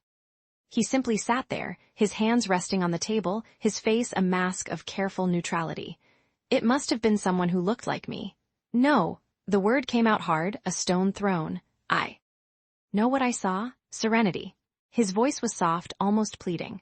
"I was at work all day. You know where I work. The data center on 7th. I can show you my time card if you want." "Then show me." The silence stretched between them, thick and suffocating. He opened his mouth, closed it, opened it again. No words came. His eyes were those of a cornered animal, fear and calculation and something else, something that looked almost like grief. "I can't explain," he said finally. "Not yet, but please trust me." Trust me. The words he had said 100 times in 100 small ways. Trust me when I say the bills are fine. Trust me when I say I don't need anything. Trust me when I say I'm just an ordinary man. She wanted to scream. She wanted to throw the soup at the wall, to watch the red liquid run down the paint like blood. She wanted to grab him by the shoulders and shake the truth out of him, whatever it was, whatever it cost. Instead, she picked up her spoon and took another bite. The silence became a third presence at the table. It sat between them, heavy and breathing, as they finished the meal in the dark. The single bulb above them flickered once, twice, and then held steady, casting their shadows long and distorted against the walls. She washed the dishes while he sat on the couch, pretending to read a book. She could feel his eyes on her back, watching her hands move through the soapy water, watching her every gesture as if he were memorizing her for a future he was not sure he would have. When she finished, she dried her hands on the dish towel and walked past him to hang his jacket in the closet. It was an automatic gesture, the kind of domestic chore she had learned to do without thinking. But tonight her hand brushed against the pocket, and she felt something hard and cold. A key. She pulled it out and held it up to the dim light. It was small. Unremarkable, the kind of key that opened a safety deposit box. The number engraved on it was 1313. Her heart hammered against her ribs. She stood there, the key in her palm, the metal slick from her wet hands, and she did not ask. She did not turn around. She did not say a word. She slipped the key into her own pocket. It was a talisman now, a piece of the truth she was not ready to face. She would carry it with her, a weight against her thigh, a secret she kept from the man who kept so many from her. She walked back into the living room. He looked up from his book, his eyes searching her face. "Good night," she said. "Good night, Serenity." She went to the bedroom and closed the door. She did not lock it, she never locked it, but she lay awake for hours, staring at the ceiling, feeling the key in her pocket like a burning coal. Outside, the city glittered with a million lights, each one a lie someone was telling. Chapter 15. The architecture of deceit. The lie began not with a word, but with a coffee maker. Serenity had been staring at it for 3 mornings now, a sleek, matte black machine that cost more than her monthly rent. Zachary had claimed it was a gift from a coworker who'd won it in a raffle. She had nodded, smiled, and poured herself a cup that tasted like suspicion brewed with dark roast. It was the small things that built the evidence. The way his suits, though modest, were tailored in a cut that whispered of Savile Row. The calluses on his palms that belonged to a man who had never lifted anything heavier than a fountain pen.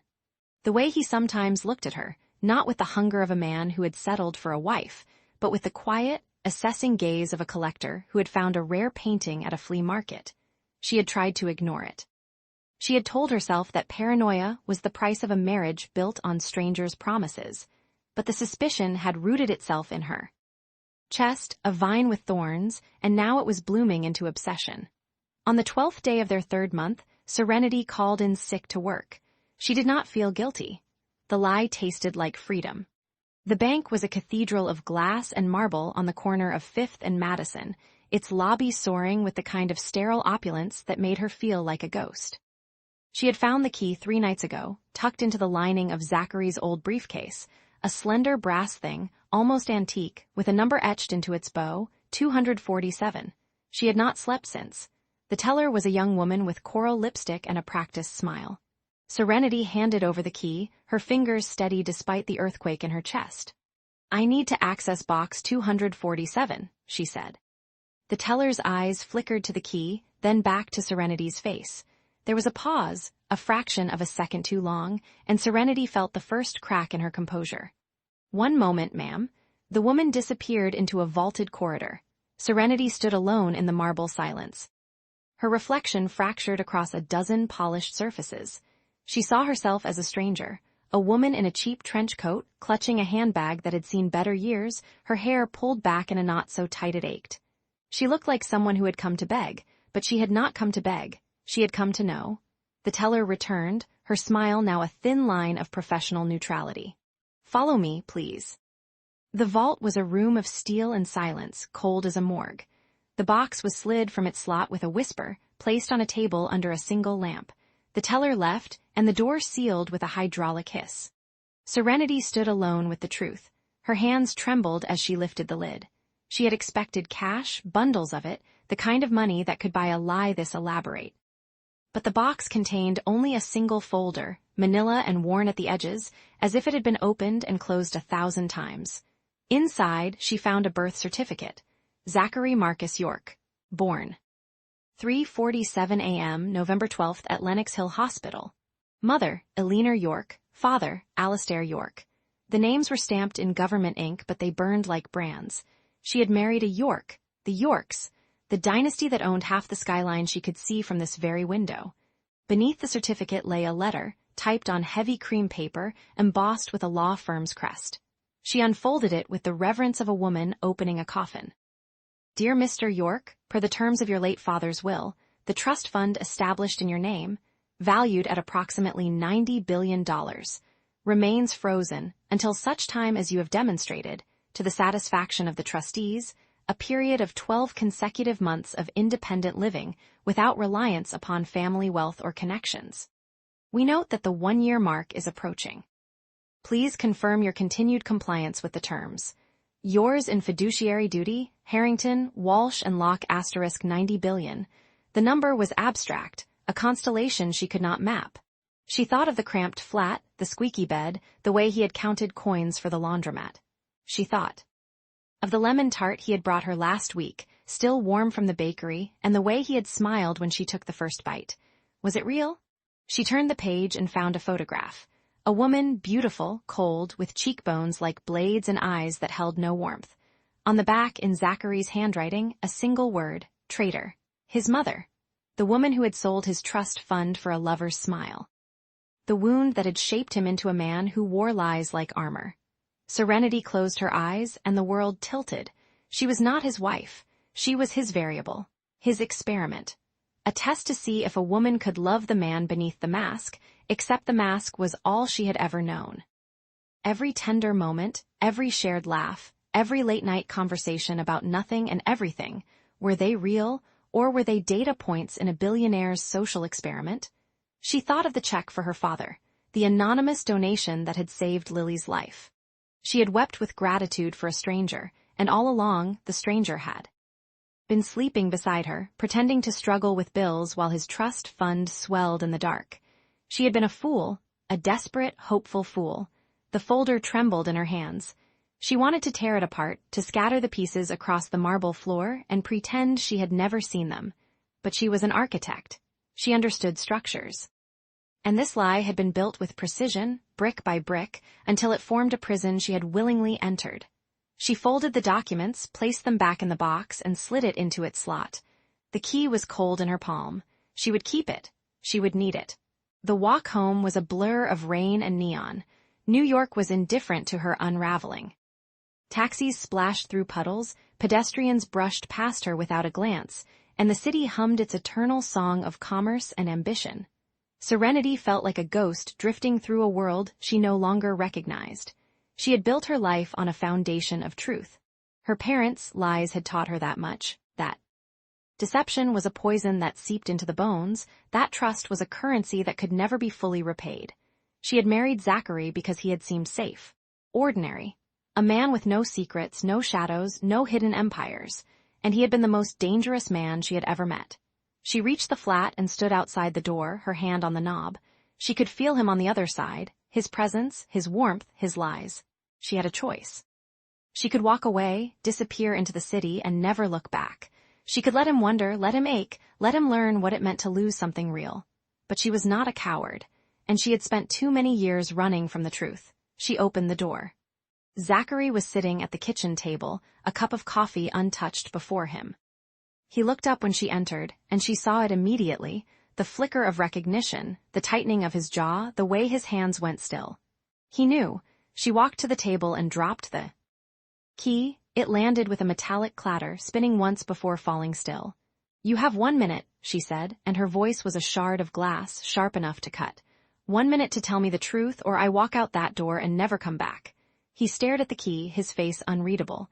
Then he raised his eyes to hers, and she saw something she had never seen before, fear. Serenity? 50 seconds. He stood slowly, as if the weight of his lies had aged him a century. His hands were open at his sides, palms forward, a gesture of surrender, of vulnerability. But she had learned that gestures could be lies too.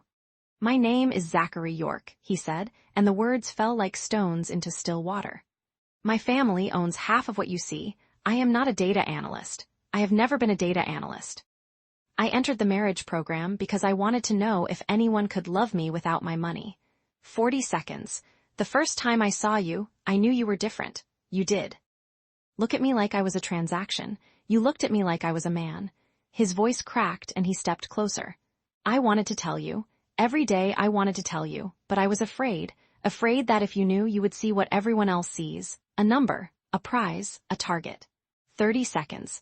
The treatment for Lily, I paid for it. Not because I wanted to buy your gratitude, but because I couldn't stand to see you suffer. I would have given you everything, Serenity. I would have given you the world, but I didn't know how to give you the truth. 20 seconds. I love you. He said it simply, without drama, without ornament. I love you, and I have been a coward. I have been a liar, and I will spend the rest of my life earning your forgiveness if you let me. 10 seconds. She looked at him, really looked, past the mask, past the lies, past the $90 billion and the frozen trust fund and the photograph of a woman marked *traitor. She saw a man who had been wounded so deeply that he had built a fortress around his heart, and she saw the cracks in that fortress, the places where her love had begun to seep through. She opened her mouth to speak, and the doorbell rang. A sharp, insistent sound, like a surgeon's scalpel cutting through the silence. They both froze. Zachary's eyes widened, and she saw a new fear flicker there, not the fear of losing her, but something older, something darker. The voice came through the door, crisp and cold, a blade wrapped in silk. Zachary, I know you're in there. Your mother is dying, and Damon has the board. Serenity's breath caught. She looked at him, and the world held its breath. The clock on the wall ticked. Zachary's mask crumbled, and beneath it she saw not a billionaire, not a liar, not a test, but a man who was about to lose everything. And she realized, with a clarity that cut through the chaos, that she had not yet decided if she wanted to be the one who caught him when he fell. Chapter 16. The platinum glimmer, the Sunday morning light, fell through the cheap Venetian blinds in stripes of gray and silver, painting the small apartment in the colors of a half-remembered dream. Serenity had been awake since dawn, her body still adjusting to the rhythm of this borrowed life. The unfamiliar creak of the floorboards, the way the pipes groaned when the neighbor upstairs showered, the particular quality of silence that hung in the air when two strangers shared a space without yet knowing how to fill it. She sat cross-legged on the worn carpet, surrounded by scattered papers and architectural sketches that had migrated from her bag to the floor in the weeks since she'd moved in. Somewhere among them was the preliminary draft for the Morrison project, a community library she'd been designing in her spare hours, the first thing she'd created that felt truly hers since the marriage contract had been signed. Her fingers traced the edge of a pencil rendering, chasing a line that didn't quite work, when she remembered the photograph she'd tucked into her sketchbook, a reference image of a ceiling vault she'd seen in an old cathedral, its ribs like the bones of some ancient, sleeping creature. She'd slid it between the pages for safekeeping, but now, as she flipped through the book, it wasn't there. Perhaps it had fallen beneath the sofa. She dropped to her knees, pressing her cheek against the carpet's rough weave, her hand sweeping into the dark territory beneath the cushions. Her fingers encountered dust, a forgotten pen, a paperclip that bit her skin. And then leather. Warm, supple, expensive leather that did not belong in this apartment of IKEA furniture and thrift store lamps. She pulled it out. It was a wallet. Zachary's wallet, she realized, recognizing the worn edges from the times she'd seen him count bills at the grocery store, his brow furrowed in concentration as he calculated whether they could afford the good olive oil or the store brand. It must have fallen from his jacket when he'd hung it by the door last night. Serenity held it for a moment, feeling the weight of it in her palm. The leather was buttery soft, aged to a deep cognac that spoke of quality she couldn't afford to recognize. She meant to return it to its place, untouched, a testament to her respect for the boundaries they'd carefully constructed. But the corner of the card caught the light. It was peeking from a hidden compartment, the kind designed for cards you didn't want seen. Platinum, with an almost imperceptible shimmer, the surface so clean it seemed to absorb the gray morning rather than reflect it. And there, in the lower right corner, an embossed emblem, a stylized phoenix rising from concentric circles, that she recognized from a magazine she'd skimmed in a sterile waiting room 6 months ago, while her mother had wept about their dwindling accounts. The Phoenix Club. Membership by invitation only. Minimum liquid assets, $50 million. Her breath caught in her throat like a swallowed stone. She slid the card back into its compartment with trembling fingers, returned the wallet to its place beneath the sofa, and sat back on her heels. The apartment was suddenly too quiet, too small, the walls pressing in around her. She could hear the hum of the refrigerator, the distant drone of traffic on the avenue, the thud of her own heart against her ribs. There must be an explanation. She spent the afternoon in a fog, moving through the motions of domestic life while her mind raced in circles. She washed the dishes from yesterday's dinner, her hands moving automatically while she measured his words against this new evidence. Corporate pizza parties, he'd said when she'd asked about work perks. The occasional gift card if we hit our quarterly targets. She'd laughed at his self-deprecating humor, the way he'd rolled his eyes at the absurdity of corporate life. The performance had been flawless, but she was an architect. She understood structure, load-bearing walls, the hidden frameworks that held facades upright. She knew that every beautiful surface concealed something beneath it, sometimes steel and concrete, sometimes rot. When Zachary returned at 4, his arms full of grocery bags, she was sitting at the small kitchen table, a cup of tea gone cold before her. He smiled at her, that easy, unremarkable smile that had made her feel so safe in the beginning, and began unpacking the bags, counting coins from his pocket for the receipt. "Got the last of the avocados," he said, holding one up triumphantly. "And they were on sale. Can you believe it? 2 for 1. She watched him, this man who could not possibly be who he claimed to be, and felt the world tilt slightly beneath her. "Does your company give good benefits?" she asked, her voice carefully light. He glanced at her, a flicker of something, surprise, wariness, passing through his eyes before he masked it. "Standard stuff. Health insurance, dental, a 401k that barely keeps up with inflation. Why?" "Just curious." She picked up her cold tea, took a sip, grimaced. "I was thinking about applying for some corporate architecture firms, wondering what the perks are like these days." He laughed, shaking his head as he arranged cans in the cupboard. "Corporate pizza parties mostly. The occasional gift card if we hit our quarterly targets." She laughed too, because that was what she was supposed to do, but her eyes were sharp, cutting through the performance like a blade through silk. That night, she lay on the pull-out couch she'd claimed as her bed, staring at the ceiling where a water stain bloomed like a dark flower. She could hear Zachary's breathing from the bedroom, steady and even, the rhythm of a man at peace with his lies. Or perhaps a man who believes his lies are kindness. She closed her eyes, and sleep came in fragments, broken and strange. She dreamed of drowning in a sea of platinum coins, each one bearing his face, his smile shimmering and distorting as she sank deeper. She reached for him, but his hands were made of metal, cold and unyielding, and when she looked into his eyes, they were not eyes at all but cameras recording her desperation for some unseen audience. She woke at 2 a.m., her skin damp with sweat, the dream still clinging to her like cobwebs. The apartment was silent. The bedroom door was closed. Through the thin walls, she could hear the faint, regular rhythm of his breathing. She rose from the couch, her bare feet silent on the cold floor. She did not think about what she was doing. She moved on instinct, the way an animal moves toward water, driven by a thirst she could not name. The wallet was still beneath the sofa. She retrieved it, her hands steady now, and carried it to the kitchen where a single light burned above the stove. She opened it, bypassing the bills and the receipts, going straight for the hidden compartment. The card was there, waiting for her, its platinum surface gleaming under the harsh kitchen light. She slid it out and held it up, reading the name embossed in elegant script. Z.A. York. Not Zachary York, Z.A. York. The initial stood for something she didn't know, a name he had never given her.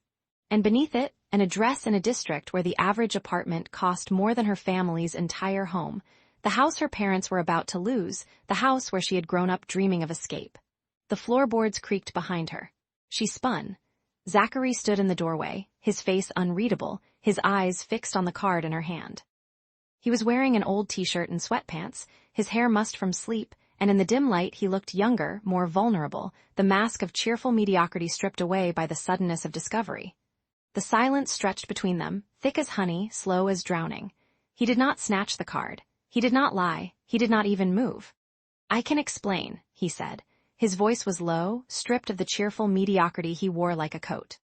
It was the voice of a man who had been caught, not by circumstance, but by his own design, a man who had known, perhaps from the very beginning, that this moment would come. Serenity's throat tightened. She wanted to scream, to throw the card at his feet, to demand answers that would shatter the fragile peace they had built. But instead, she placed the card on the table between them, a cold, flat monument to his deception. "Then explain," she whispered. She sat down, her arms crossed over her chest, her heart a war drum in the hollow of her ribs. She watched him, this stranger who had become her husband, and waited for the truth that she both craved and feared. He opened his mouth. And then his phone buzzed, a single, urgent vibration that cut through the silence like a blade. He glanced at the screen, and his face, already pale, drained of all color. The blood fled his cheeks, leaving him ghostly, hollow-eyed, a man staring into an abyss only he could see. "I have to take this," he said, his voice barely a whisper. He retreated to the bathroom, locking the door behind him. Through the wood, she heard his voice, muffled, frantic, a torrent of words she could not quite make out. He was speaking to someone, pleading with someone, and the tone of his voice made her blood run cold. She was left alone with the platinum card, the cold tea, and the sound of his desperation bleeding through the walls. She picked up the card again, turning it over in her hands. On the back, in fine print, she found a phone number and a name, *D. York Executive Relations *, and beneath it, a single line of text that made her stomach drop. "In case of emergency, notify immediately." She set the card down, her hands trembling, and stared at the bathroom door. "Who are you, Zachary?" The question hung in the air, unanswered, while his muffled voice continued its frantic rhythm through the wood, and the platinum card glimmered under the kitchen light, cold and patient, a key to a door she was not sure she was ready to open. Chapter 17. The whispered war. The rain began at dusk, a soft percussion against the thin windows of the apartment, each droplet a tiny hammer on glass. Serenity sat at the worn kitchen table, her blueprint spread before her like the skeleton of a dream she could not quite bring to life. The lines blurred. She had been staring at the same corner elevation for 47 minutes, and still she could not see it. Zachary had been quiet all evening, quieter than usual. He moved through the small space with a particular tension she had learned to read, the set of his shoulders, the way his fingers touched things without holding them. He had made tea twice and not drunk either cup. He had opened the refrigerator, closed it, opened it again. A man searching for something he could not name. She watched him from the corner of her eye, the way one watches a storm gather on the horizon. There was a rhythm to their days now, a delicate choreography of avoidance and accidental intimacy. He left his coffee mug in the sink. She washed it. She forgot her keys. He found them. They had built a language of small courtesies, and she had begun to mistake it for understanding. But understanding, she was learning, was a luxury she could not afford. The phone rang. At 9:17. Zachary's head snapped up from the novel he had been pretending to read, a dog-eared paperback with a cracked spine, something about a man who loses his memory. Serenity had bought it for him at a second-hand shop, a small offering, and he had carried it around for 3 days like a talisman. Now he set it down with exaggerated care, his eyes fixed on the device buzzing against the coffee table. "I'll get it," he said, already rising. "It's your phone." "Yes." He scooped it up, glanced at the screen, and something shifted in his face, a door closing behind his eyes. His jaw tightened. "I need to take this." He disappeared into the bathroom, the only room with a lock, and the door clicked shut with a sound like a period at the end of a sentence. Serenity did not move. She counted her breaths. 1, 2, 3. The rain pressed harder against the glass. The walls of this apartment were thin, made of plaster and wishful thinking. She had learned its secrets in the weeks since she moved in. The way the pipes sang when the upstairs neighbor showered, the creak of the third floorboard from the bedroom door, the particular acoustics of the bathroom where sound gathered and pooled like water. She did not want to listen. She told herself she did not want to listen, but her body had already risen, had already crossed the worn carpet, had already pressed itself against the wall beside the bathroom door. She stood in the narrow hallway where the light from the kitchen cast her shadow long and distorted, and she listened. His voice came through the wood, muffled but distinct, a low current of barely contained fury. "Not now. I told you I would handle it." A pause. The other voice, tinny through the receiver, was too quiet to parse. But she caught the tone, the silk and steel of a man who was used to being obeyed. Zachary's breath came hard. She heard him shift, heard the creak of the sink as he leaned against it. She cannot know. Do you understand me? If you touch this... Another pause. Longer this time. When he spoke again, his voice had dropped to something she had never heard before, a whisper like a blade being drawn. I will burn your entire operation to the ground, cousin. Do not test me. Cousin. The word lodged in her chest like a splinter. He had never mentioned a cousin. He had never mentioned anyone. His family was a blank space on the map of his life, a territory she had assumed was empty. She pressed her ear closer, her palm flat against the wood. She could feel the vibration of his voice through the door, a low thrum that matched the beating of her heart. I don't care about the board, I don't care about Mother, I care about... He stopped. The silence stretched, filled only by the rain and the distant hum of the refrigerator. When he spoke again, his voice was different, softer, almost broken. You don't understand. She is not like the others. The words hit her like a physical blow. She stepped back, her hand flying to her mouth. She is not like the others. The others. There had been others. Of course there had been others. What had she expected? That he had been waiting in this cramped apartment his whole life, untouched and untouchable, until she arrived like some heroine in a novel? She was a fool. A brilliant, desperate fool. She retreated to the sofa, her legs unsteady. She picked up her book, the one she had been reading for weeks and could not finish, and opened it to a random page. The words swam before her eyes. She did not see them. The bathroom door opened. Zachary emerged, his face pale, his hair disheveled as if he had run his hands through it 100 times. He saw her on the sofa, book in hand, and something flickered across his features, relief, perhaps, or suspicion. Everything. Okay, she asked, her voice carefully flat. Fine, work stuff. He smiled, but it did not reach his eyes. Nothing important. Nothing important, she nodded. She turned a page she had not read. He sat down beside her, close enough that she could smell the soap on his skin, the faint trace of rain from where he had opened the window. He did not touch her. He just sat there, his hands clasped between his knees, staring at the wall. I'm sorry, he said, so quietly she almost missed it. For what? He did not answer. He only shook his head, a small, defeated motion, and reached for his book. They sat like that for an hour, two strangers sharing a silence that was no longer comfortable. The rain continued its steady assault. The clock on the wall ticked forward, indifferent to the weight pressing down on the small apartment.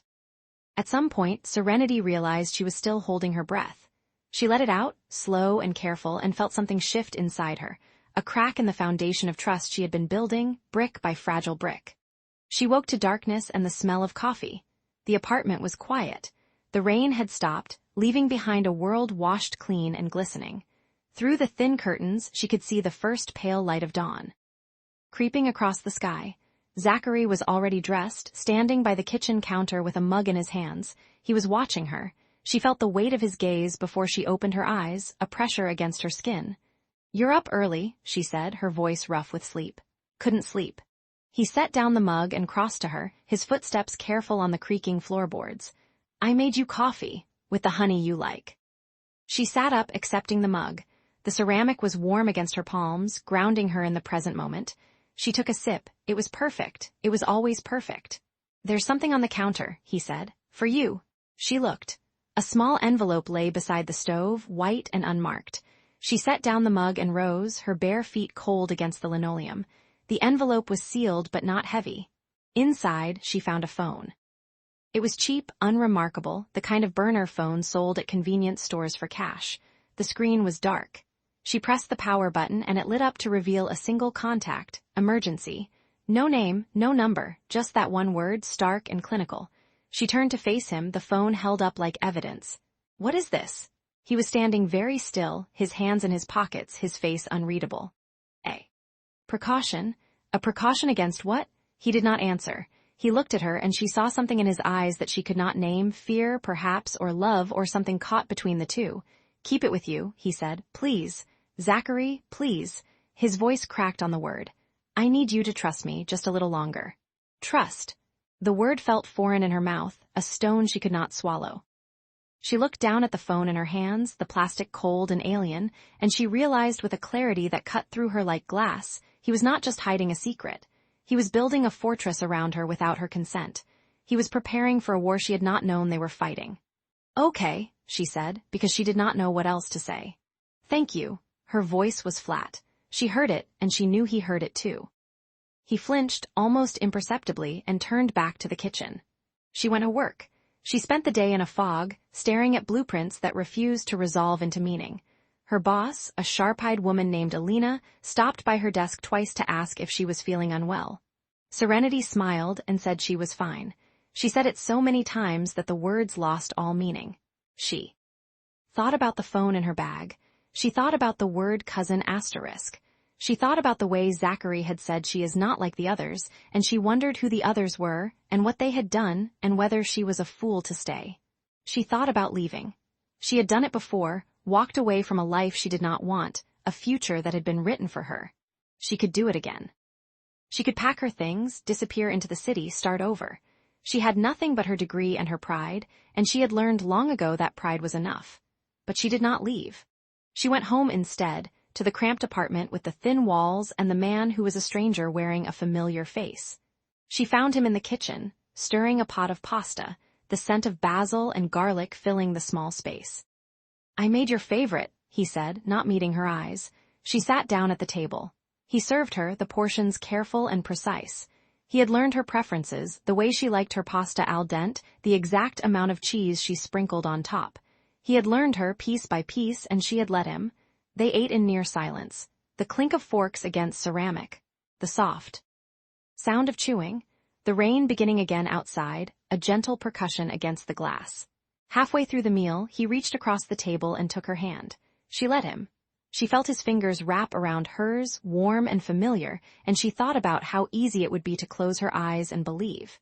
To pretend that this was enough. To let herself be loved by a man she did not know. But she did not close her eyes. She looked at his hand on hers, and she noticed that his knuckles were white, that his grip was too tight, that he was holding on like a man afraid of being swept away. She did not squeeze back. He noticed. She saw it in the way his face fell, just a fraction, before he smoothed it into something neutral. He pulled his hand away and picked up his fork, and they finished their meal in the heavy silence of two people who have run out of things to say. That night, she lay awake in the darkness, listening to his breathing. He had fallen asleep quickly, as he always did, his body curled toward her like a question she could not answer. She stared at the ceiling and counted the cracks in the plaster. She thought about the phone in her bag, the single contact, the word asterisk emergency burning in her mind like a brand. She thought about the man beside her, his face peaceful in sleep, his hand reaching for her even in unconsciousness. She thought about the lies he had told, the truths he had hidden, the fortress he was building around her heart. She did not know if she was being protected or imprisoned. She did not know if there was a difference. Sleep came for her slowly, reluctantly, pulling her down into dreams she would not remember. She was just drifting under when her phone buzzed. Not her phone, the other one. She sat up, her heart hammering, and grabbed it from the nightstand. The screen glowed in the darkness, a single message illuminating her face. "He is not who you think. Meet me at the Blue Orchid Cafe tomorrow noon. Come alone." A friend? She read it 3 times. The words did not change. She looked at Zachary, still sleeping, his chest rising and falling in a steady rhythm. She looked at the phone in her hands, the screen already dimming. Outside, the rain had stopped. The world was silent, waiting. She did not sleep again that night. She sat in the darkness, the phone clutched in her hands, and she waited for the dawn to bring answers she was no longer sure she wanted. Chapter 18. The orchid's thorns. The morning light fell across the kitchen table like a blade, severing the ordinary from the extraordinary. Serenity watched Zachary butter his toast with the precision of a man who had never known hunger, and the observation lodged in her chest like a splinter she could not extract. He looked up, caught her gaze, and smiled, that small, crooked thing that had become the architecture of her days. "You're staring. You're symmetrical," she replied, and the lie tasted like copper. 3 days had passed since the credit card. 3 days since she had held the platinum edge of his deception between her fingers, feeling its weight, its impossible gravity. He had explained it away with a story about a corporate expense account, a perk of his consulting work that he had never mentioned. She had nodded, had made eggs, had kissed his cheek before leaving for her drafting table. But the splinter had burrowed deeper. Now, as he rinsed his plate and kissed her forehead, a gesture so tender it made her throat ache, she felt the shape of a decision forming in her ribs. Trust the man who shares your bed, or trust the stranger who offers you pieces of a puzzle you did not know existed. Late meeting tonight, she said, her voice steady as a surgeon's hand. The Whitmore project, they want revisions by Friday. He paused, dish rag suspended. I'll leave dinner in the fridge. Don't wait up. The words hung between them, weighted with something neither acknowledged. He studied her for a moment too long, his dark eyes searching the corners of her face as if reading a language she had forgotten how to speak. Then he nodded, and she felt the door close softly behind her as she stepped into the gray morning. The Blue Orchid Café existed in that liminal space between discretion and decadence. Its walls were the color of aged parchment, its tables draped in linen so white they seemed to absorb the light. The air smelled of jasmine and ambition, of secrets whispered over espresso.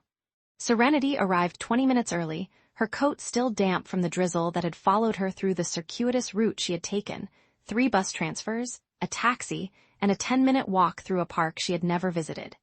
If Zachary was watching, she wanted him to see a woman merely navigating her day, not a woman walking toward the edge of a revelation. She chose a table near the window, her back to the door, and ordered a tea she did not drink. Her fingers traced the rim of the cup, counting the seconds until the truth arrived. At exactly 10 o'clock, a woman in a severe black dress appeared at the corner table, as if she had materialized from the cafe's own shadow. Vivian Sterling was everything her reputation promised. Sharp angles, sharper eyes, a mouth that seemed designed for extracting confessions. She did not smile, did not offer pleasantries. She simply slid a photograph across the table, and Serenity's world tilted on its axis. The image was crystalline, high definition, the kind of photograph that belonged in a museum of lost illusions. Zachary stood in a ballroom that dripped with chandeliers, his tuxedo cut to perfection, his posture that of a man who owned every molecule of oxygen in the room. Women in silk and diamonds clung to his arms, men in bespoke suits leaned toward him with the deference of supplicants. He was smiling, not the careful, self-deprecating smile she knew, but a smile of pure, unguarded power. "That is your husband," Vivian said, her voice a low. "Velvet Blade, heir to the York fortune, a recluse who has been playing pauper." Serenity's hands trembled, but she did not look away from the photograph. She traced the line of his jaw, the set of his shoulders, the way his hand rested on the shoulder of a woman who was not her. The image was 3 years old, dated in the corner, but the truth it contained felt ancient. "Why should I believe you?" Serenity asked, and her voice surprised her, steady, almost cold. Vivian's smile was thin, predatory, the expression of a woman who had watched empires crumble and found it mildly entertaining. "Because I have no reason to lie, and because he has every reason to." She slid a folder across the table, its manila surface unremarkable, its contents anything but. Serenity opened it with the care of a bomb disposal expert. Bank statements, each one a testament to wealth that defied comprehension. Property deeds, a penthouse in Manhattan, a villa in Tuscany, an estate in the Hamptons she had never heard him mention. Articles of incorporation for shell companies with names like Asterisk Aurelia Holdings Asterisk and Veridian Trust Asterisk. And at the bottom, a single sheet of paper, a profile from the state's blind marriage program, filled out in Zachary's handwriting, listing his occupation as data analyst and his annual income as $47,000. The numbers blurred. She blinked and they sharpened again. "He entered the program on a whim," Vivian continued, her voice a quiet drumbeat. "A test, he called it, to his cousin Damon, to see if any woman could love him without the gold. You were the experiment, Ms. Hunt.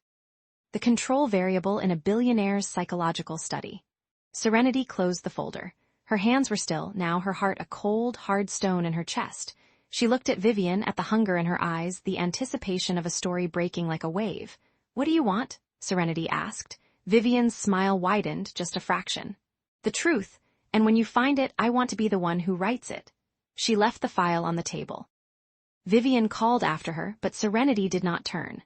She walked out into the rain, into the gray, weeping afternoon, and let the water soak through her coat, her dress, her skin.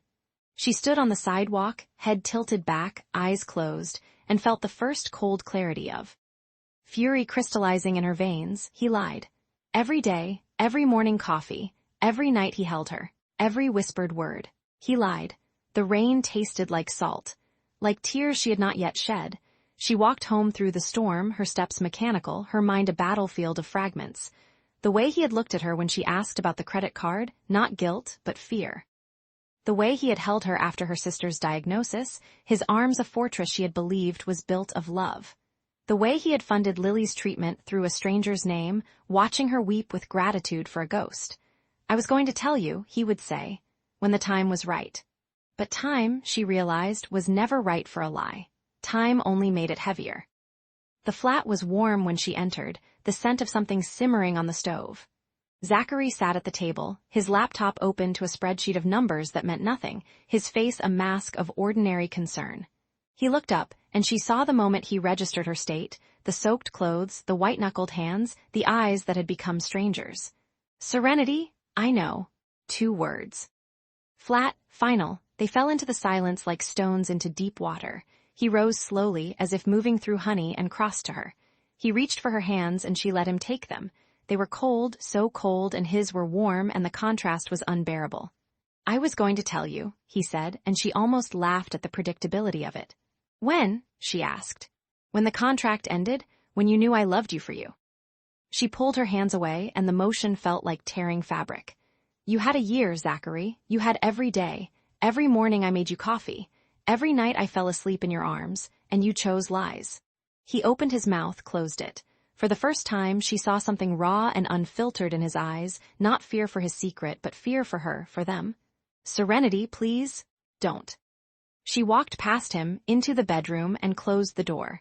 The lock clicked, a sound like a period at the end of a sentence.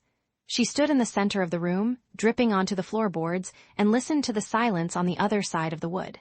She heard him press his forehead against it, heard the whisper of his apologies, words she could not make out and did not want to understand. Then she sat on the edge of the bed, and she cried. It was not the crying of a woman betrayed, though she was. It was not the crying of a woman heartbroken, though she was that too. It was the crying of a woman who had built a house of cards and watched it collapse in a single breath, who had believed in something so fiercely that she had forgotten to look for the cracks. She cried until her throat was raw, until the rain outside had stopped, until the silence in the flat became a living thing. Hours later, she emerged. Her eyes were red, her face swollen, but her voice was steady. She found him still standing in the kitchen, his hands braced against the counter, his back to her. He had not moved, had not changed, had not even turned on a light. I am not leaving, she said. He turned, and the hope that flickered across his face was almost cruel. But I am not staying as your wife. She crossed. Her arms, a shield against the warmth she still felt, against the love that had not yet learned to hate. I am staying as an investigator. I will find out everything, Zachary. Every lie, every omission, every moment you chose to hide instead of trust. Serenity? And then, she continued, her voice hardening into something he had never heard before, I will decide. She walked to the table, picked up his laptop, and opened it. The screen glowed, a rectangle of light in the darkness of the flat. She did not look at him. Start with the shell companies, she said. Aurelia Holdings, Viridian Trust. Tell me what they own. He stared at her, and she saw the war in his eyes, the battle between the man who had built walls around his heart and the man who wanted to tear them down for her. Or I can find out on my own, she added, her fingers hovering over the keyboard. He exhaled, a sound of surrender. Aurelia Holdings owns the building where you work. Viridian Trust funded the scholarship that paid for your sister's treatment. She looked up, and the truth hit her like a wave. He had been there, woven into the fabric of her life long before she knew his name. Why? She asked, and the word came out broken. Because I loved you, he said, and I didn't know how to say it without losing you. She closed the laptop, the screen going dark. Then learn, she said, because I am not a mystery to be solved, Zachary. I am a woman who deserves the truth, and you have until I find it to prove you are worthy of giving it. She walked past him into the bathroom and locked the door. She turned on the shower, the water scalding, and stood beneath it until her skin turned pink, until the steam filled the room, until she could no longer tell where the rain ended and the tears began. Outside, she heard him moving, heard the soft clatter of dishes, the hiss of the stove. He was making dinner, she realized. Still making dinner, as if the world had not ended between them. She pressed her forehead against the cold tile and laughed, a sound without humor, without warmth. The truth, asterisk she thought, is not where you start, but where you choose to end. And she had only just begun to search. Chapter 19. The architecture of truth, the morning light fell across the kitchen table like a guilty confession, pale and apologetic. Serenity sat with her coffee growing cold between her palms, watching Zachary move through the small flat with the practiced invisibility of a man who had spent years learning to be overlooked. He hummed something tuneless as he rinsed his mug, his shoulders curved inward, his cheap shirt hanging loose on a frame that she was beginning to suspect was far more formidable than he allowed it to appear. She had begun the investigation 3 days ago, though she refused to call it that. It was asterisk observation. It was asterisk attention asterisk. It was the same rigorous eye she brought to every architectural survey, every structural analysis, every load-bearing wall she had ever assessed for weakness. The flat was her first piece of evidence. She had mapped it in her mind during the sleepless hours of the second week, every square foot of cramped domesticity that was supposed to convince her of his ordinariness. The chipped linoleum in the kitchen. The water stain in the bathroom ceiling that he claimed he couldn't afford to fix. The second-hand sofa with its faded floral pattern, bought, he had told her with a self-deprecating smile, from a widow who was downsizing. It was a masterpiece of misdirection. She could see it now with the clarity of a building whose foundations had been deliberately obscured. The sofa was Italian leather beneath its slipcover. The water stain was a deliberate imperfection, painted on with the same technique used in film sets. The chipped linoleum was a single sheet laid over heated floors that she had felt warm against her bare feet on the coldest morning. He was an architect of deceit, and she was only now learning to read his blueprints. "Your coffee's cold," he said, not looking at her. "I like it cold." "You don't. You take it hot with a splash of oat milk, no sugar. You've complained about cold coffee 3 times since you moved in." She set the mug down with a click that echoed in the small kitchen. "Then you know me well enough to understand what I'm about to do." Zachary turned, drying his hands on a dish towel that was threadbare in a way that felt curated. His eyes, those dark, unreadable eyes that she had once thought were simply tired, met hers with something that looked almost like relief. "I know," he said quietly. "I've been waiting." The wardrobe came first. She pulled out each of his 5 suits, laying them across the bed with the clinical precision of a coroner arranging evidence. The labels were impeccable, department store brands, off the rack, nothing that would raise suspicion. But she had spent 4 years studying under a professor who had designed costumes for the Metropolitan Opera, and she knew the difference between a cheap lining and a bespoke finish. She turned the jacket of his navy suit inside out and found it. A single thread of gold silk, hand-stitched, the hallmark of a Savile Row tailor who had dressed 3 generations of British royalty. "You sew the labels in yourself," she said, not a question. Zachary stood in the doorway, arms crossed, his face unreadable. "Yes. How long does it take?" "About an hour per suit. I've gotten faster." She moved to the nightstand, pulling open the drawer where he kept his wallet. The leather was worn, the stitching loose, another prop. Inside, a single credit card with a modest limit, receipts for groceries and gas, a library card, everything a man of modest means would carry. But she had seen him at the market last Tuesday, when a woman had dropped her purse and he had bent to help her. The watch that had slipped from beneath his cuff was a Patek Philippe, its face turned inward so only he could see it. "The watch," she said, holding out her hand. He unclasped it without hesitation, placing it in her palm. The weight was wrong, too heavy for the cheap replica she had assumed it was. She turned it over and found the engraving on the back. "To my son on the day he became a man, use it wisely. Your father, my grandfather." His voice was hollow. "He was the only one who understood why I had to leave." She set the watch on the nightstand and moved to the bookshelf. The paperbacks were there, the thrillers he claimed to read, their spines cracked, their pages dog-eared. But behind them, pushed against the wall, were the first editions. Keynes, Hayek, Smith. A signed copy of The Wealth of Nations that would fetch 6 figures at auction. "You don't read thrillers," she said. "I read them to understand how lies work." He stepped into the room, his shadow falling across her.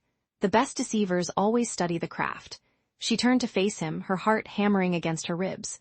"Why, Zachary? Why any of this? You could have had anyone. You could have had—" "I could have had nothing that was real." His voice cracked just slightly like a hairline fracture in a foundation. Do you know what it's like to never know if someone loves you for who you are? To wonder if every smile, every touch, every whispered promise is just another transaction? I know what it's like to be lied to, she said, and the words came out sharper than she intended. He flinched as if she had struck him.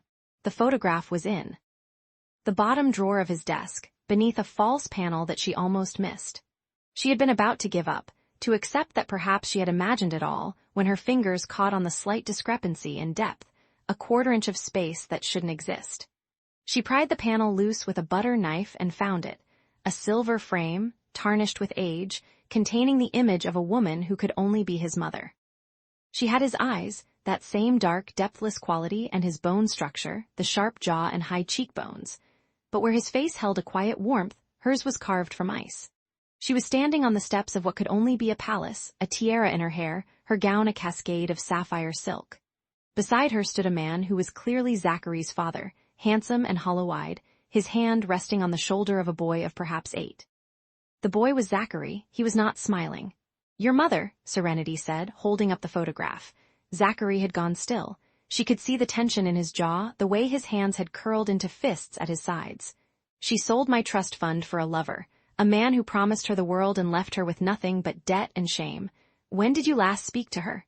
10 years ago, she called. "To ask if I would Cossain a loan, I said no." He paused, and something flickered in his eyes, pain or perhaps regret.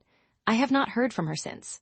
Serenity set the photograph down, her anger warring with something that felt dangerously like compassion. "Why should I believe this is true?" He crossed the room in 3 strides, stopping just short of touching her. His hand hovered near her face, then dropped. "Because I am tired of lying." His voice was barely a whisper.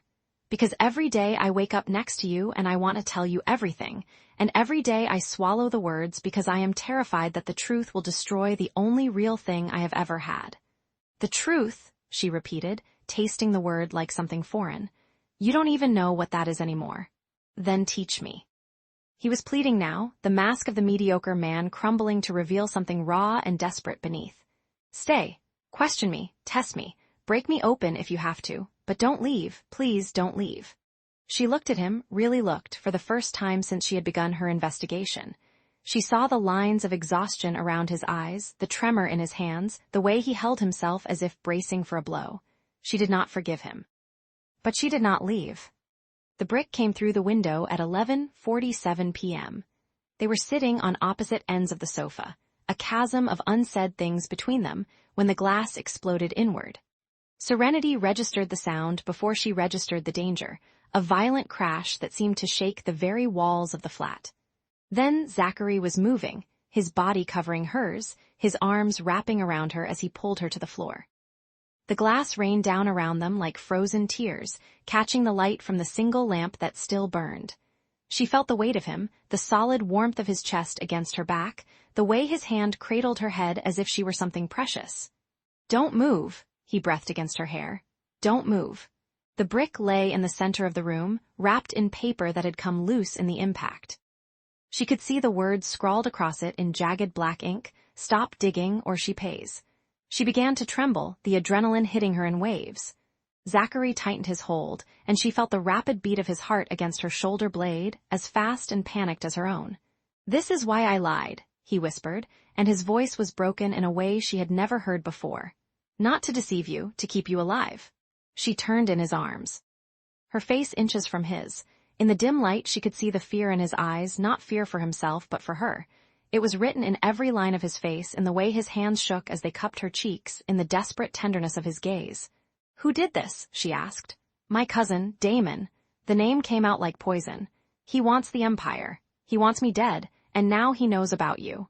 "Then we go to the police?" "He owns the police." Zachary's laugh was hollow. "He owns half the city. The only way to protect you is to make him believe I don't care." "Does he believe that?" Zachary looked at her, and in his eyes she saw the answer. No, he did not believe it, because he could not hide what she had already begun to see, that she was the first real thing in his life, and he would burn the world down before he let her go. The police came and went, filing reports with the weary efficiency of men who had seen too many bricks through too many windows. Zachary spoke to them in a voice that was calm and measured, playing the role of the bewildered everyman whose quiet life had been shattered by random violence. Serenity watched him from the doorway of the bedroom, her arms wrapped around herself, and marveled at the performance. He was good. He was so good that she almost believed it herself. But when the police left and the flat fell silent, he dropped the mask. He crossed to her and took her face in his hands, his thumbs brushing the tears she had not realized she was crying. "I'm sorry," he said. "I'm so sorry." She did not answer. She could not. Instead, she let him lead her to the bed, let him pull the covers over her, let him lie down beside her and wrap his arms around her as if she were the only thing in the world worth protecting. She did not forgive him, but she did not leave. And when she woke in the morning, still in his arms, his hand still pressed against her heart as if to keep it beating, she found that she did not want to. The knock came at 8:47 a.m. Zachary was in the kitchen sweeping glass into a dustpan when the sound echoed through the flat. He froze, his eyes meeting Serenity's across the room. The fear was back, sharp and immediate. "Don't answer it," he said, but she was already moving, her bare feet silent on the cold floor. She pulled open the door to find a man in an impeccable suit, his face expressionless, a sealed envelope in his gloved hand. "Ms. Hunt," he said, his voice smooth as oil. "I was instructed to deliver this to you personally." She took the envelope, her fingers trembling. The man nodded once and disappeared down the stairs without another word. She opened it in the kitchen, with Zachary standing beside her, his hand on her shoulder. Inside, she found a deed to a penthouse in her name. A letter on cream-colored stationery, embossed with a crest she did not recognize, and a single rose, its petals the color of dried blood. She unfolded the letter and read the words aloud, her voice barely above a whisper. "Welcome to the family, sister-in-law. I look forward to meeting you properly." The rose fell from her fingers, landing on the floor amidst the shattered glass. Zachary pulled her close, and she let him. She let him hold her as the morning light grew stronger, as the city woke around them, as the truth of what she had walked into settled over her like a shroud. She did not forgive him, but she did not leave. And somewhere in the depths of her chest, beneath the fear and the anger and the betrayal, a small, stubborn flame of something else began to kindle. She did not know yet if it was love, but it was something. And in a world of lies, something was enough. Chapter 20. The rose and the rift. The rose sat on the kitchen counter like a wound that had not yet bled. Serenity had found it an hour ago, nestled between the morning mail and a half-empty mug of cold coffee. No note, no sender. Just the flower, its petals the color of dried blood, wrapped in brown paper and tied with a string that felt like silk. She had touched it once, then twice, and now she could not stop staring, as if the bloom might open its throat and speak. She knew, with the certainty of a woman who had learned to read silences, that it was not from Zachary. He brought her coffee. He left her sticky notes with little drawings of birds. He did not leave her roses that smelled of expensive perfume and something darker, something that clung to the air like a whisper in a crowded room. The letter had been tucked beneath the stem. She had not opened it yet. She was waiting, she told herself, for him to come home. But the truth was simpler and more terrible. She was afraid of what the paper might say, afraid that once she read it, she could not unread it, and the fragile world they had built, this careful, quiet world of shared bills and borrowed blankets, and the way he looked at her when he thought she was sleeping, would splinter into something she could not recognize. The front door clicked open. Zachary stepped. Inside, his shoulders curved with the weight of a day he had not described. He was still wearing that mask, the one of the tired office worker, the man who squinted at spreadsheets and complained about his boss. But his eyes found the rose before his body had fully crossed the threshold, and something in him went still. "Where did you get that?" His voice was flat, careful. It was on the doorstep. Serenity turned from the counter, her arms crossed. "Along with this." She held up the letter, still sealed. He crossed the room in 3 strides, his hand closing around the envelope before she could pull it away. His fingers tore at the paper with a violence that made her step back. He read it in silence, his jaw tightening, his breath coming slow and measured, as if he were counting to 10 in a language she did not speak. Then he looked up and she saw it. The mask had slipped. His eyes were not the eyes of a data analyst. They were cold, aristocratic, the color of winter storms. There was a ruthlessness in them that she had glimpsed before, in fragments, when he had stood up to her father, when he had negotiated with the landlord, when he had held her after a nightmare and whispered promises in a voice that did not sound like his own. But now it was fully present, fully formed, and she understood, with a clarity that made her stomach clench, that she had been living with a stranger. "You will not meet him," he said. It was not a request. Serenity felt her spine stiffen, a reflex born from years of being told what to do by men who thought they owned her. "You do not get to decide for me. Damon is not a man you reason with." He crumpled the letter in his fist, the paper crackling like bones. "He is not a man you face. He is a predator, Serenity. The kind that smiles while he takes everything you love just to watch you beg. Then tell me who he is." She stepped closer, her voice rising. "Tell me why he sent me a rose. Tell me why he knows my name. Tell me the truth, Zachary, for once in your life instead of hiding behind, because I am not who I said I was." The words fell between them like a stone dropped into still water. The silence that followed was vast and ringing. Serenity felt the world tilt, then settle into a new, unfamiliar shape. She had known, of course. Some part of her had always known. The way he moved through rooms as if he owned them. The way he spoke to waiters, to cab drivers, to the men in suits who sometimes called and left voicemails she was never meant to hear. The credit card with the platinum limit. The business trips that never added up. But knowing and hearing were different things. "Who are you?" she asked, and her voice was smaller than she wanted it to be. He closed his eyes. When he opened them, the coldness had cracked, and beneath it was something raw, something almost frightened. "My name is Zachary York. The Yorks own half the city. The other half they are working on." He paused, his throat working. "I am the heir they do not speak of, the one who walked away. The one who wanted to be loved for something other than the zeros in his bank account." The words hung in the air, heavy and strange. Serenity thought of the cramped apartment, the second-hand furniture, the way he had pretended to struggle with the electric bill, frowning at the envelope as if the numbers were a mystery he could not solve. She thought of the nights she had held him, comforting him for a poverty that did not exist, and she felt a hot, sharp anger rise in her chest. "You lied to me," she said. "Every day, every single day. Yes. Every time I told you about my fears, about my family, about the way I felt like a fraud in a world that was never meant for me, you were lying." Yes. She wanted to hit him. She wanted to scream. She wanted to walk out the door and never look back, to disappear into the streets of this city that had swallowed her whole, to become someone else, someone who had never met. A man named Zachary who was not the man she thought he was. But the rose was still on the counter, and the letter was still crumpled in his hand, and somewhere a man named Damon was watching, waiting, smiling. "Why now?" she asked.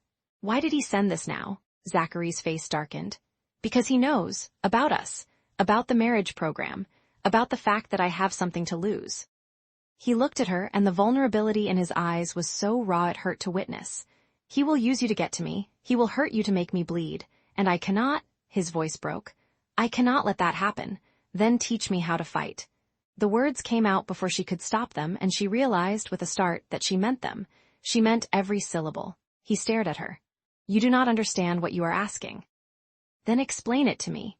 She stepped closer, close enough to see the flecks of gold in his irises, close enough to smell the coffee on his breath. "I am not a child, Zachary. I am not a woman who needs to be protected from the truth. I have spent my whole life being told what I cannot handle, what I cannot bear, what I cannot survive. And I am still standing. I am still here. You do not know what he is capable of. Then show me." The standoff stretched between them. Taut as a wire. She could see him warring with himself, the instinct to shield her battling against the desperate need to be known, to be seen, to be loved for who he truly was. His phone rang. He ignored it. It rang again. And then her phone rang and she saw the name on the screen and the world stopped turning. Lily. She answered on the first ring, her heart already pounding. "Hello?" The voice on the other end was not her sister's. It was a nurse, professional and calm, delivering words that did not make sense, that could not be true, that rearranged the universe into something unrecognizable. "Your sister has taken a turn. We need you to come immediately. The doctors are doing everything they can." Serenity's hand dropped to her side. The phone clattered to the floor. Zachary caught her before she fell, his arms wrapping around her, steadying her, holding her upright in a world that had suddenly become liquid and strange. "What is it?" "Serenity, talk to me."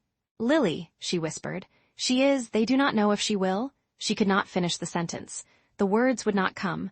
They were stuck in her throat, barbed and bleeding. Zachary's face changed. The coldness returned, but it was different now, not a wall, but a weapon. He was calculating, she realized. He was already planning, already moving, already becoming the man he had tried to escape. "I will take you," he said. "We will." "Go now, Zachary, I will save her."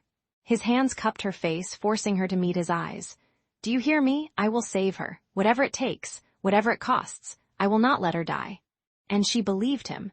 She believed him because she had no choice, because hope was a fragile thing and she was clutching it with both hands, because the alternative was too terrible to contemplate. They drove in silence.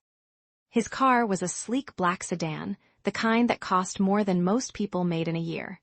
He had told her it was borrowed. She knew now that it was his, that everything he had told her was a carefully constructed fiction, that the man beside her was a stranger wearing the face of someone she had loved. But when he reached for her hand in the parking lot, she let him take it. The hospital was a blur of white walls and fluorescent lights and the smell of antiseptic. They were led to a waiting room where the chairs were hard and the air was thin and the minutes stretched into hours that felt like years. Lily was in surgery. The doctors had been optimistic, then cautious, then quiet. The illness had spread faster than they had anticipated. The treatment they had planned was no longer sufficient. They needed more. They needed better, they needed a miracle. Zachary made a phone call. She watched him as he spoke, his voice low and commanding, the words flowing in a language she did not recognize, not literally but figuratively, the language of power and money and connections that opened doors she had never known existed. "This is Zachary York," he said, and the name hung in the air like a bell. "I need a medical transfer to St. Jude's. The best team, unlimited budget. Do it now." He hung up. The silence that followed was deafening. Serenity looked at him, really looked, and saw the man beneath the lies. Frightened, loving, flawed, he had deceived her, yes. He had built a world of illusions and invited her to live in it, but he had also left her coffee. He had fixed her broken lamp. He had stood between her and her family, a quiet shield against a world that had never been kind. And now he was saving her sister. "Tell me everything," she said, her voice barely a whisper. "From the beginning." He sat down beside her, his shoulder brushing hers, and he began to speak. He told her about the mansion where he had grown up, cold and gilded, a prison dressed in silk. He told her about his mother, who had sold his trust fund for a lover who had left her broken. He told her about the women who had smiled at him and seen only dollar signs, the friends who had stayed for the parties and vanished when the money stopped flowing. He told her about the decision to walk away, to become no one, to test if there was anyone in the world who could love him without the weight of his name. He told her about the marriage program, and the woman with the sad eyes and the fierce heart, and the way she had looked at him like he was enough. "I was going to tell you," he said, his voice cracking. 100 times, 1,000, but every time I opened my mouth I was afraid. Afraid that once you knew, you would see me the way everyone else did. Afraid that the man you loved was not real, that I had tricked you into caring for a fiction. You did trick me. Her voice was steady, though her hands were shaking. But the man I love is real. He is sitting next to me. He is holding my hand. He is saving my sister's life. He looked at her, and the hope in his eyes was so raw, so desperate, that it hurt to witness. "I do not know if I can forgive you," she said. "Not yet, maybe not ever, but I know that I am not running, I am not hiding. I am staying, and I am fighting, and I am going to learn your war." She took a breath. "Save my sister, and I will stay. I will learn your war. I will stand beside you. But if you lie to me again, even once, I will walk away and never look back." He nodded, his eyes wet. "I understand." "Good." They sat in silence, her head on his shoulder, his arm around her waist, as the hours passed and Lily fought for her life. The surgery succeeded. The doctor came out, tired and triumphant, and told them that Lily was stable, that she would recover, that the treatment had worked. Serenity wept with relief, her body shaking, her heart too full to contain. Zachary held her and she let him. Her phone buzzed. She looked down at the screen and the relief curdled into something cold and sharp. "You chose him. A mistake. Watch your back, little architect. The game has only just begun." Attached was a photograph, Serenity, taken from across the street, entering the Blue Orchid Cafe. She showed it to Zachary. His face hardened, the mask sliding back into place, but this time she saw what lay beneath it. Not a stranger, not a fiction, a man who loved her, a man who was afraid, a man who would burn the world to keep her safe. "We need to talk," she said. He nodded. "I know." And in the sterile white of the hospital waiting room, surrounded by the hum of machines and the distant beeping of monitors, they began to plan. The game had only just begun. But Serenity Hunt, no, Serenity York, though she was not ready to claim that name yet, was no longer playing by anyone else's rules. She was ready to fight. Chapter 21. The geometry of silence. The dawn came reluctantly, as if it too understood the weight of ordinary things. Serenity sat at the small kitchen table, the blueprint spread before her like the bones of a future she was building with her own hands. The light was weak, filtered through the grime of a window that faced another building's brick wall, and she had to squint to trace the lines she had drawn the night before. A junior architect's work was never finished. There were always revisions, always the quiet tyranny of senior partners who believed that sleep was a luxury, not a necessity. She heard him before she saw him. The muffled footsteps, careful and deliberate, as if he were trying not to disturb the silence.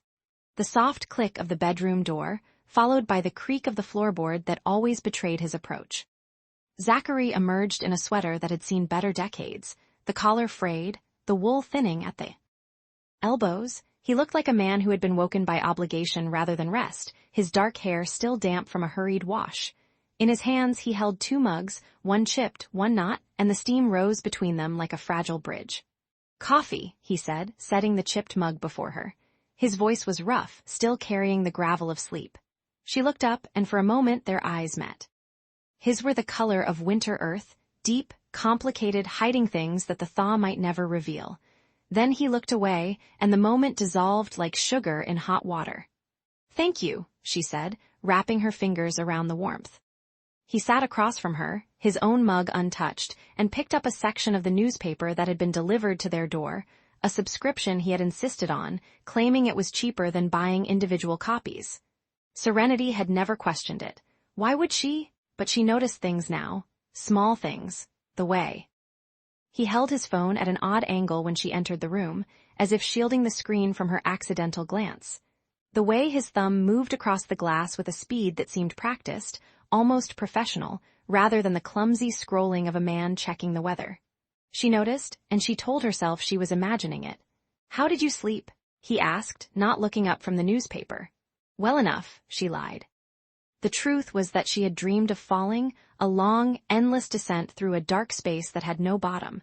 She had woken with her heart pounding and her sheets tangled around her legs, gasping for air. "You work too hard," he said, and there was something in his voice that sounded almost like concern. "You were still at the table when I went to bed. I had revisions. You always have revisions." She looked at him sharply, but his face was hidden behind the newspaper. The words hung in. The air between them, weighted with an intimacy they had never agreed to share. The receipt was in the trash. She found it by accident when she went to throw away the coffee grounds. It was wedged between a crumpled napkin and the wrapper from a packet of instant noodles, and she might have missed it entirely if not for the way the light caught the glossy paper. She pulled it out, her fingers already knowing what she would find.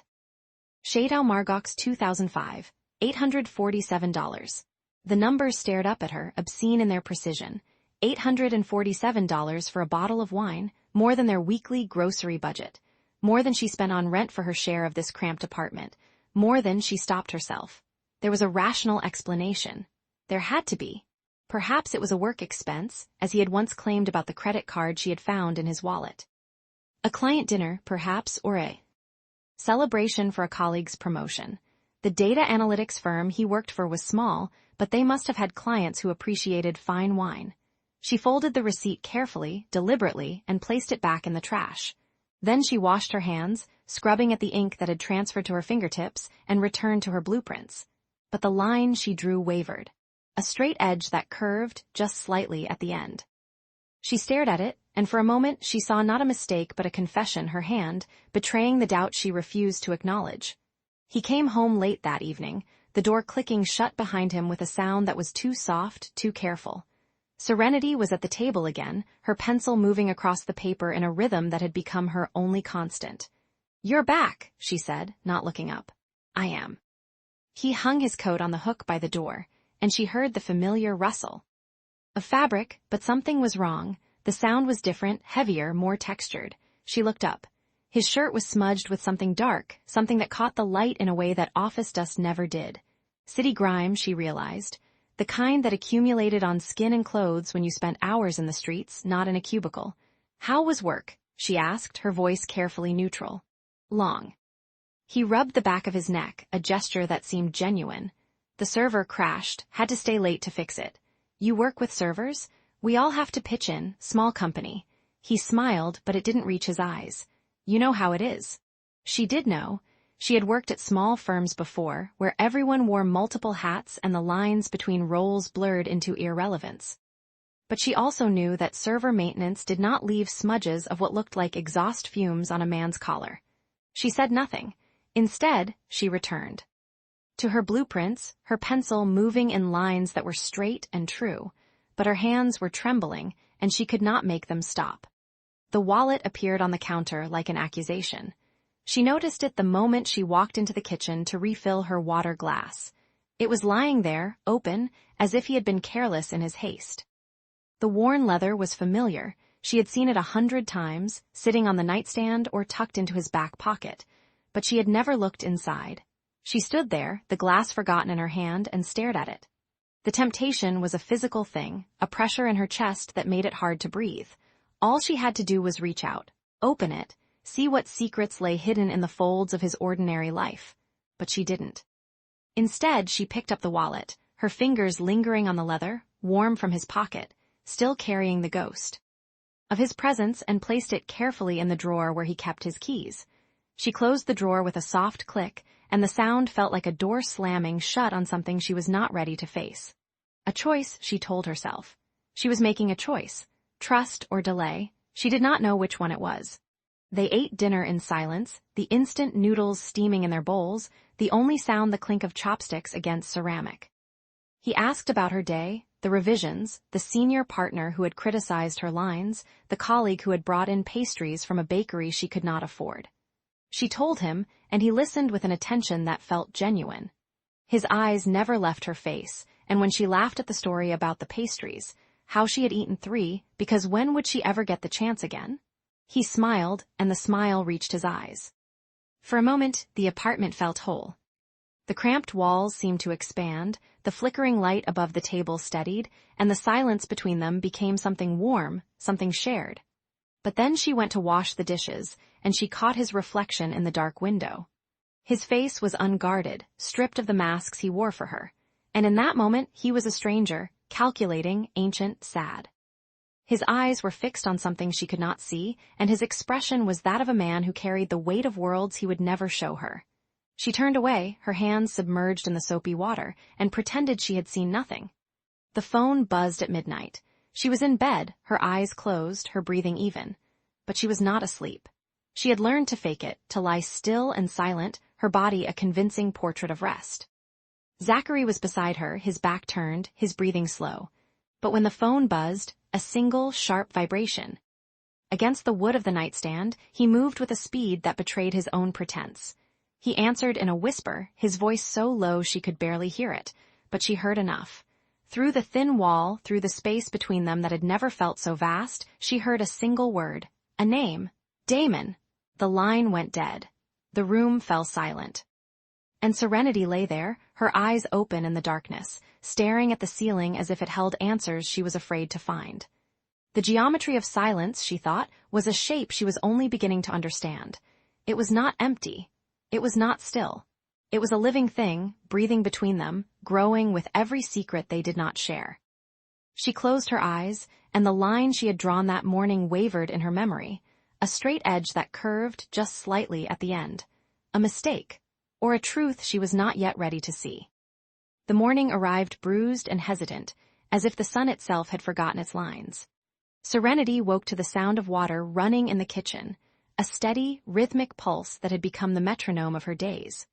She lay still for a moment, watching the pale light crawl across the ceiling like a living thing, and tried to remember when she had last slept without dreaming of fractures. She found Zachary at the stove, his back to her, humming a melody she could not place. It was something classical, perhaps, a fragment of Chopin or Debussy, but the ease with which it issued from his throat was what caught her. He did not hum like a man who listened to pop radio on his commute. He hummed like someone who had once sat in concert halls, who knew the weight of a note before it landed. "Good morning," he said, turning with a smile that was too quick, too bright. "Coffee's ready. I thought we could try that new blend from the shop on Elm." She took the cup he offered, letting the warmth seep into her palms. "You're in a good mood." "Am I not allowed to be?" He leaned against the counter, arms crossed, his posture loose and practiced. "The faucet's been dripping all week. I thought I'd fix it before work." Serenity watched him kneel beneath the sink, watched his fingers move across the pipes with a precision that bordered on reverence. His hands did not fumble. They did not hesitate. They found the source of the leak, a worn washer, he explained, and replaced it with the economy of a man who had dismantled 1,000 such things. The tools he used were not from a cheap hardware store set. They were weighted, oiled, their handles worn to the exact shape of his grip. "Where did you learn to do that?" she asked, her voice careful, neutral. "YouTube," he said, not looking up. "You'd be surprised what you can learn in an hour." She wanted to believe him. She wanted to file this moment under asterisk coincidence and lock the drawer. But she had spent her life reading people, their silences, their tells, the small betrayals of the body, and his hands spoke a language his mouth refused. At the office, her desk became a cage of unfinished thoughts. The blueprints spread before her were for a community library, her first independent project, but the lines refused to obey. They veered into jagged edges, sudden angles that served no structural purpose. She erased and redrew, until the paper grew thin and gray with the ghost of her frustration. Oliver Chen appeared at her shoulder, his presence announced by the smell of cheap cologne and older regret.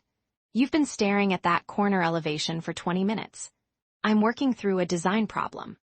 "You're working through something," he said, and his voice was not unkind. "Take a walk, clear your head. I need you sharp for the zoning meeting next week."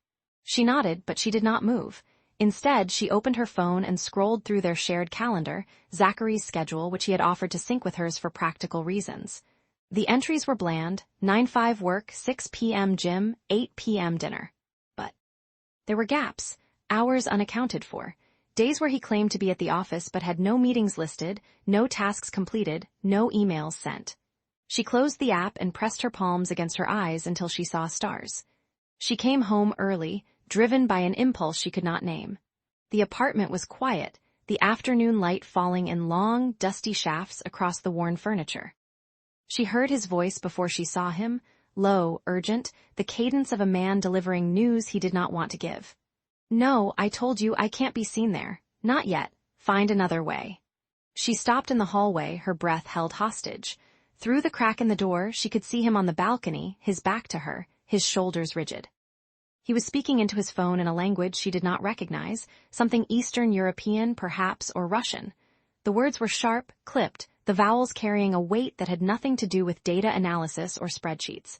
He ended the call and turned. His smile when he saw her was a door slamming shut. "Hey," he said, stepping inside. "You're early. I finished my sketches." She set her bag down, her movements deliberate, slow. "Who was that?" "Work stuff. The server migration is a nightmare." He laughed, but the sound was hollow, a coin dropped into an empty well. "You'd think they'd hire someone who actually knows what they're doing." She nodded. She smiled. She walked past him into the kitchen and poured a glass of water she did not drink. Later, while he showered, she found the cufflink. It was wedged between the sofa cushions, half hidden by a throw pillow she had knitted last winter. She picked it up and felt its weight, real weight, the kind that came from precious metal and careful craftsmanship. Onyx and platinum, the stone cut into a perfect hexagon, the metal engraved with a crest she did not recognize. A lion, perhaps, or a griffin, its wings folded in repose. She held it in her palm like a shard of glass, sharp enough to draw blood. That evening, they sat on the sofa to watch a film, something romantic, a comedy she had seen before and could not name. He reached for her hand during a tender scene, his fingers brushing hers with a gentleness that made her chest ache. But she pulled away, the motion automatic, a reflex born of something deeper than thought. He looked at her, wounded, and the silence between them grew teeth. "Who are you, Zachary?" The words escaped before she could stop them, raw and naked, stripped of all pretense. He opened his mouth. She saw the struggle behind his eyes, the war between truth and survival, between love and the cage of his own making. For a moment, she thought he would tell her. She thought the walls would finally crumble, and then a car horn blared outside, sharp and insistent, breaking the spell like a stone through glass. He closed his mouth. He swallowed. "I'm just a man trying to deserve you." It was the most beautiful lie she had ever heard. She locked her door that night for the first time since moving in. The click of the bolt was a declaration of war, a treaty unsigned. She sat on the edge of the bed, the cufflink in her palm, turning it over and over until the edges grew warm against her skin. Her reflection stared back at her from the polished onyx, a stranger's face, hollow-eyed and hungry for a truth she was not sure she could survive. She did not sleep. At 3 a.m. The front door opened and closed with a whisper she had trained herself to hear. She rose, moved to the window, and parted the blinds with 2 fingers. A black sedan idled at the curb, its engine a low, patient hum. The streetlight caught the figure of a woman stepping out, tall, elegant, her hair silver in the sodium glow. She wore a coat that fell to her ankles, the fabric dark and expensive, and she moved with the authority of someone who had never needed to ask for anything. Zachary met her on the sidewalk. They spoke for less than a minute.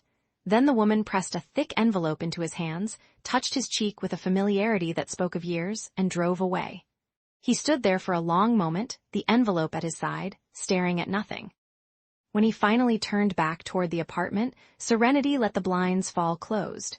She pressed her back against the wall, the cufflink still in her hand, and felt the floor shift beneath her feet.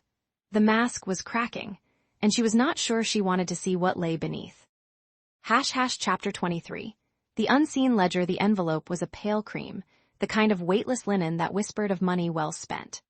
Serenity had retrieved it from the kitchen trash, where the woman, a spectral figure in a dove-gray coat, had discarded it with the casual cruelty of someone accustomed to discarding things. The woman had come at noon, her heels clicking against the linoleum like a metronome counting down to something inevitable. She had asked for Zachary. She had left without leaving a name. And she had dropped this, like a breadcrumb, into the refuse of their ordinary afternoon. Now, Serenity sat at the small dining table, the envelope trembling in her fingers.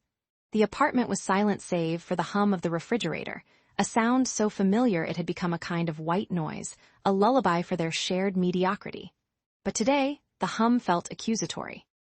It knew what she was about to do. She slid her thumb under the seal. The flap released with a soft, reluctant sigh. Inside was a single sheet of paper.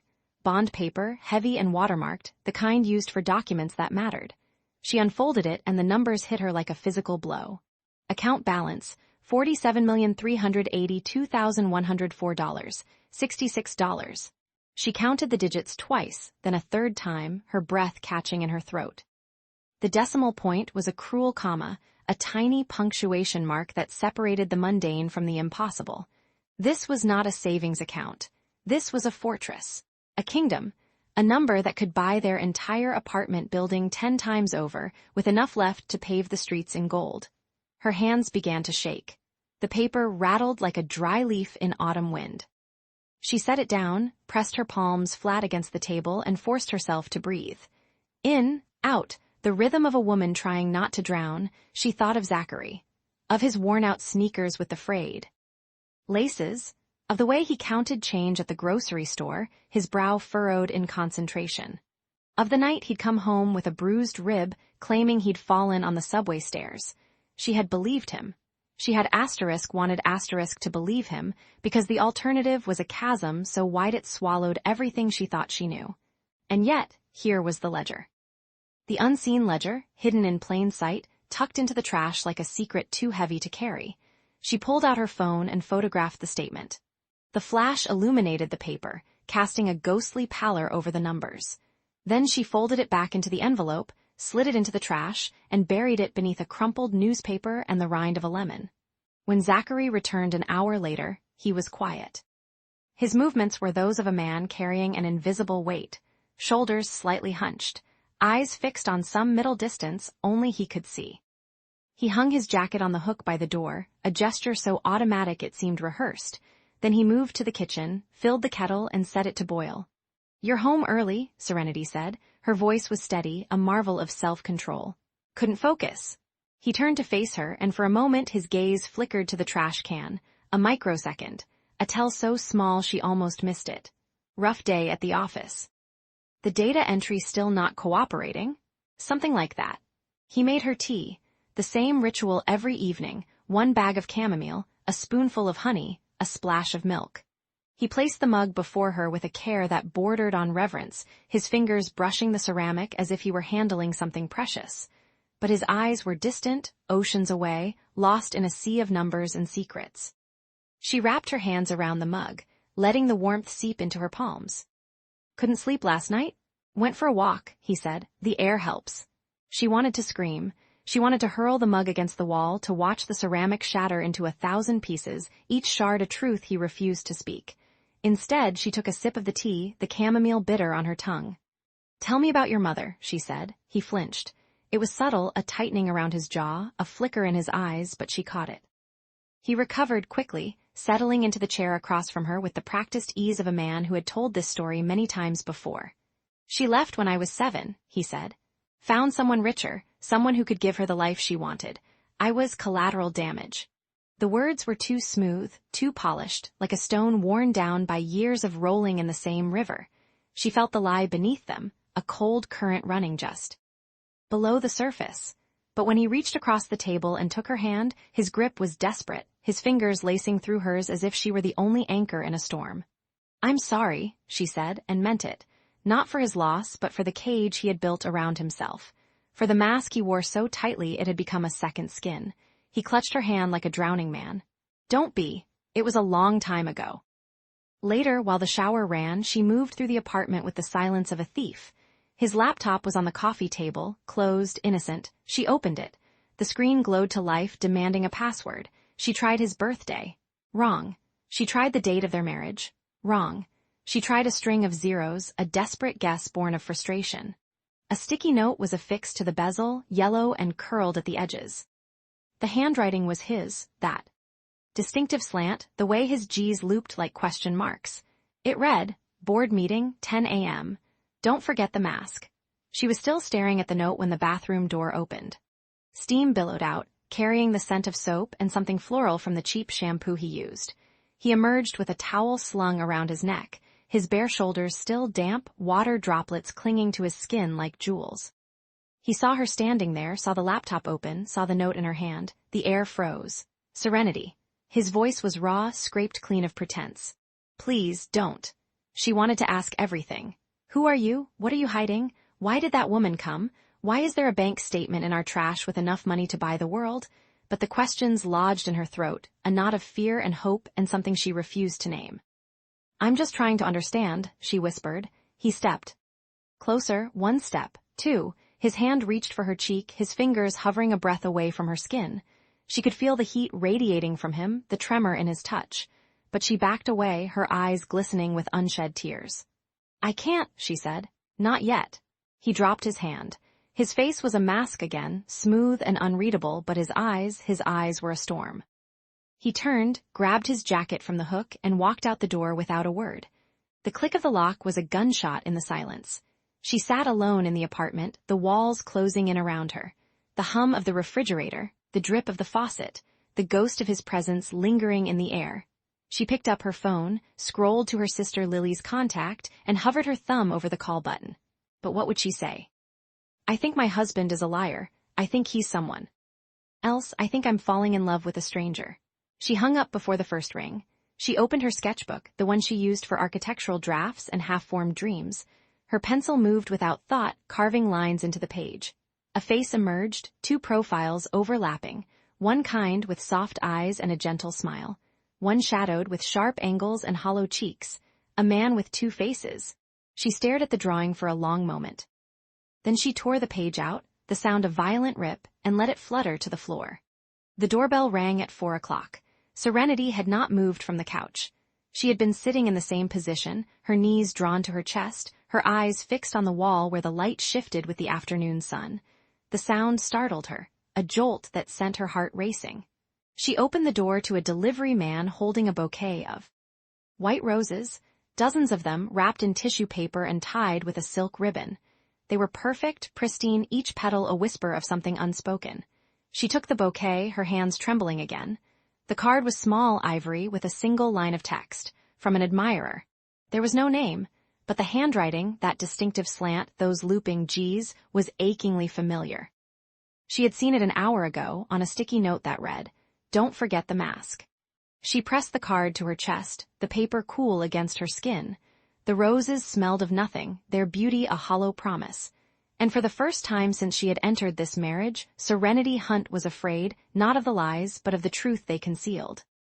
She closed the door, locked it, and stood in the silence of the apartment, surrounded by white petals and unanswered questions. The mask, she realized, was not his alone. She had been wearing one, too. Chapter 24.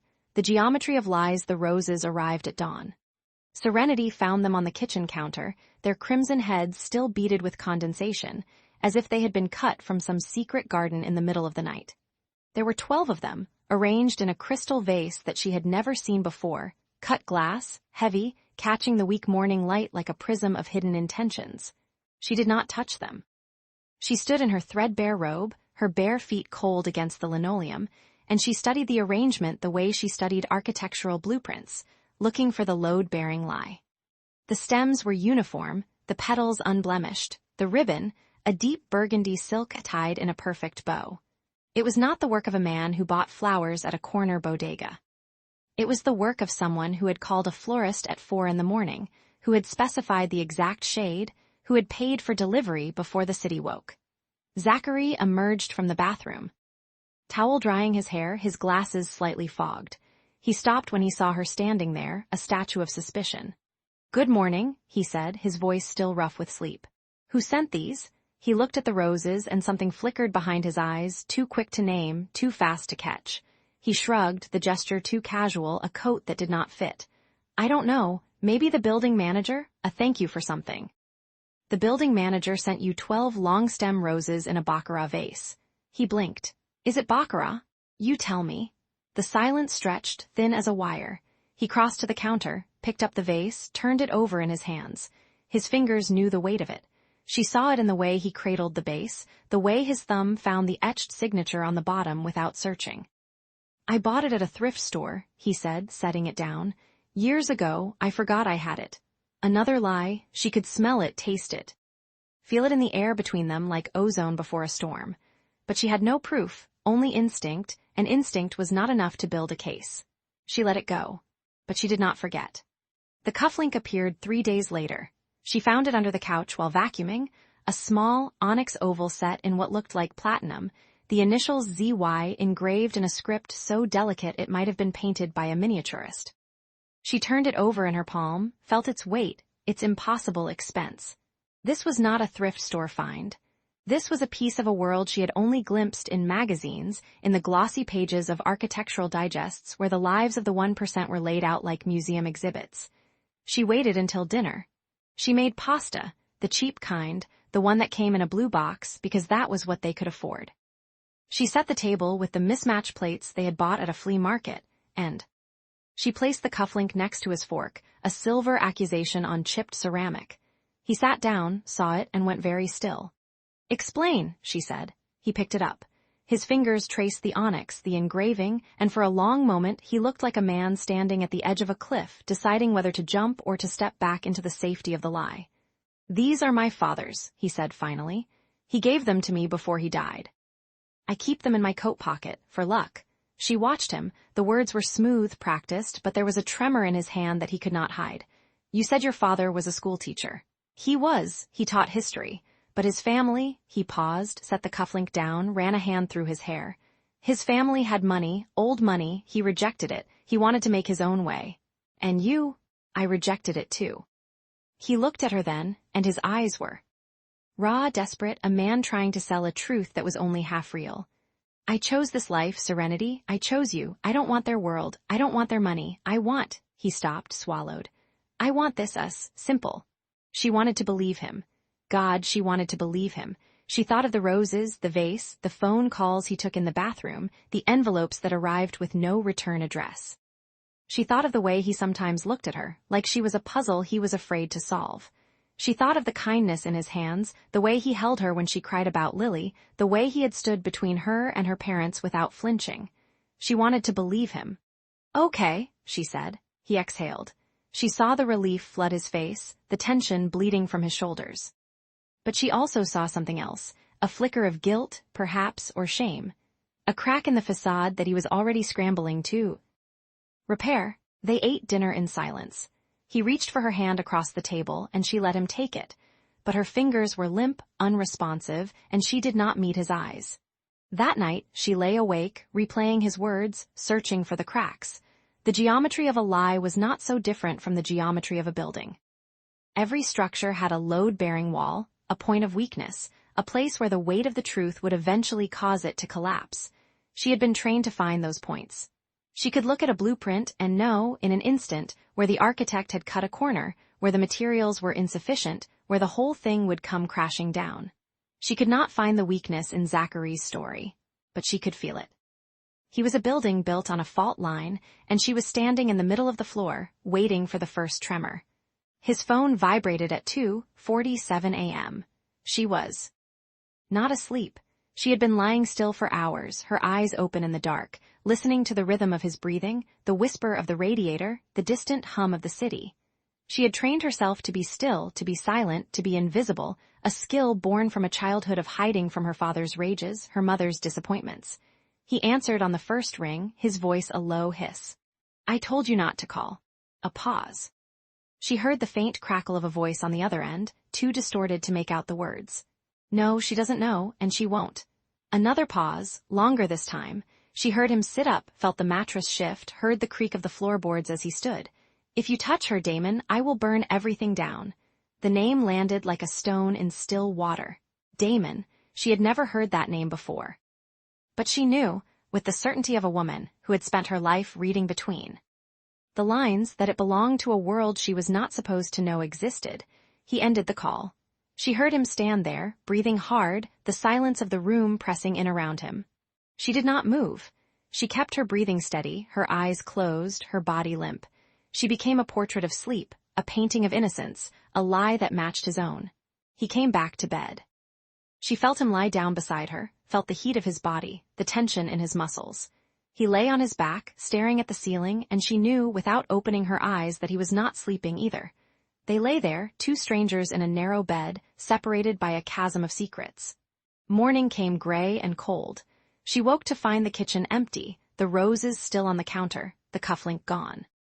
He had left a note, weighted by a salt shaker, gone to work early, "I'll pick up dinner." She read it. 3 times, searching for subtext, for hidden meaning, for the truth that he was not telling her. She found nothing. But on the counter next to the note there was a key. It was small, brass, unremarkable, the kind of key that opened a lockbox, a door to a room she had never seen. Beneath it, a slip of paper, folded once, for a safety deposit box. 217 Westmoreland Ave, I trust you. It was signed with a single initial, Z. She picked up the key. It was warm from the morning sun, warm as if he had been holding it for hours before he left, trying to decide whether to give it to her. She turned it over in her palm. The truth was a labyrinth, and she was only at the entrance. But she had the key, and for now that was enough. She did not go to Westmoreland Avenue that day. She went to work. She sat through meetings. She drew lines on blueprints, calculated loads, measured distances. She did her job, and she did it well because that was what she had always done, survive by staying busy, by keeping her hands occupied, by refusing to let the chaos inside her spill out into the world. But at night, when she came home to an empty apartment, she stood in the kitchen and looked at the roses. They had not wilted. They were still perfect, still crimson, still impossible. She picked up the vase, turned it over, found the etched signature on the bottom. Baccarat, France, 1927. She set it down carefully as if it were made of glass, because it was. And so was the life she was living, fragile, transparent, ready to shatter at the slightest pressure. She went to bed alone. She did not sleep. She lay in the dark, listening for his footsteps, for the sound of his key in the lock, for the whisper of his voice. But the apartment remained silent, and the key to Westmoreland Avenue sat on the nightstand, waiting. Chapter 25. The house of cards, the key was a cold sliver against her thigh, tucked into the pocket of her tailored trousers, and it might as well have been a burning brand. Serenity had not slept. She had lain awake in the narrow bed, listening to the whisper of the city through the thin walls, the key clutched in her palm until her fingers cramped. She had imagined the box 100 times, a safety deposit box at the Westmoreland Avenue branch, a vault of secrets. Documents, perhaps, a deed, a photograph of a woman who was not her. Money, stacks of it, clean and untraceable, the kind of money that spoke of crimes or escapes. She rose before dawn, dressed in the gray light, and slipped the key into her pocket. Zachary was still asleep, his breathing even, one arm flung across the empty space where she had lain. She watched him for a moment, the way his lashes fanned against his cheeks, the slight furrow between his brows even in rest. He looked young, vulnerable, a man who could be hurt. She left without waking him. The morning commute was a blur of bodies and noise, the subway car packed with the anonymous living. Serenity stood with her hand pressed against her pocket, the key a secret pulse against her palm. She thought of the address on the envelope, Westmoreland Avenue, box 734. She had memorized it in the dark, the letters etched into her mind like a scar. She could go, she should go. The truth was a right, not a privilege. She had signed a contract, moved her life into his cramped apartment, cooked his meals, worried over his bills. She had earned the truth. But the truth, she suspected, was a door that could not be closed. At the office, she sat at her drafting table and stared at the blueprints for a municipal library. Clean lines, sustainable materials, a design meant to bring light into a gray corner of the city. Her pencil hovered, unmoving. The senior architect, a man named Ellis with a mustache that seemed to have its own personality, stopped by her desk. Serenity. The east elevation is off by 3 degrees. Did you even look at the structural report? She blinked. I'll fix it. He squinted at her. You look like you haven't slept. Everything all right? Fine, she said too quickly. Just a long night. He nodded, unconvinced, and walked away. She returned to her work, but the lines blurred and the key burned in her pocket. She pulled out her phone and called Lily, her sister answered on the second ring, her voice bright and slightly breathless. Serenity, I was just thinking about you. Guess what? The physical therapy is going so well, they said I might be able to walk without crutches by next month. Can you believe it? Serenity closed her eyes. The sound of Lily's joy was a small, fragile thing, and she wanted to hold it close. That's amazing, Lil. I'm so proud of you. What's wrong? You sound weird. Nothing, work stuff, just tired. A pause. Is it Zachary? Did he do something? No, he's been good, kind. The word felt inadequate, a child's drawing of a cathedral. He's been kind. Then what is it? Serenity opened her mouth. The words I found a key to a safety deposit box were right there, a confession waiting to be spoken. But she saw Lily's face in her mind, the hope, the relief that her sister had found a steady man, a quiet life. She could not shatter that, not yet. It's nothing, she said. I'll call you tonight. Rest, okay? She hung up before Lily could press further. The day crawled. She fixed the elevation, attended a meeting about material costs, pretended to care about the placement of a window. At lunch, she walked to a deli and bought a sandwich she did not eat, the key still a weight in her pocket. She thought about the bank. She imagined herself walking through the revolving doors, presenting the key to a teller, opening the box. What would she find? A deed to a house she had never seen, a marriage certificate to another woman, a stack of cash that explained how he could afford to be so careless with his salary, or worse, nothing. A box that revealed nothing, leaving her with only the suspicion, the poison of not knowing. At 5 o'clock, she left the office and walked. The city was a river of lights and faces, and she moved through it like a ghost. Her feet carried her west, toward Westmoreland Avenue. She did not make a conscious decision. Her body simply knew the direction, as if the key had its own magnetic north. The bank was a stately building of limestone and brass, its windows glowing with the warm light of a world that did not belong to her. She stopped across the street, her hand on the handle of her bag. The door was right there. She could cross, walk in, and know. It would take 10 minutes. 10 minutes, and the uncertainty would end. She thought of Zachary's face when he had given her the key, the tremor in his hand. The way he had looked at her, not with guilt, but with something else, a raw, naked hope, as if he were handing her a piece of his soul and praying she would not drop it. I am not ready to lose you, he had said. She turned away from the bank. The walk home was longer. She took the streets she knew, the ones lined with bodegas and laundromats and the kind of ordinary life she had chosen. She passed the corner where she and Zachary had bought ice cream last week, his hand brushing hers as they walked. She passed the park where they had sat on a bench, watching a dog chase a frisbee, and he had laughed, a real laugh, surprised out of him, and she had thought, I want to hear that sound forever. How could he be a lie? How could a man who laughed like that, who left her coffee every morning, who fixed her broken lamp without being asked, how could he be anything but real? But the key was real too. The address was real. And the woman at the gala, the one who had called him by a name she did not recognize, she was real. The apartment building rose before her, its brick facade tired and familiar. She climbed the stairs, her legs heavy, and unlocked the door. The apartment was empty. Zachary's jacket was draped over the chair, his laptop closed on the table. Everything was in its place, as if no secret had ever disturbed this space.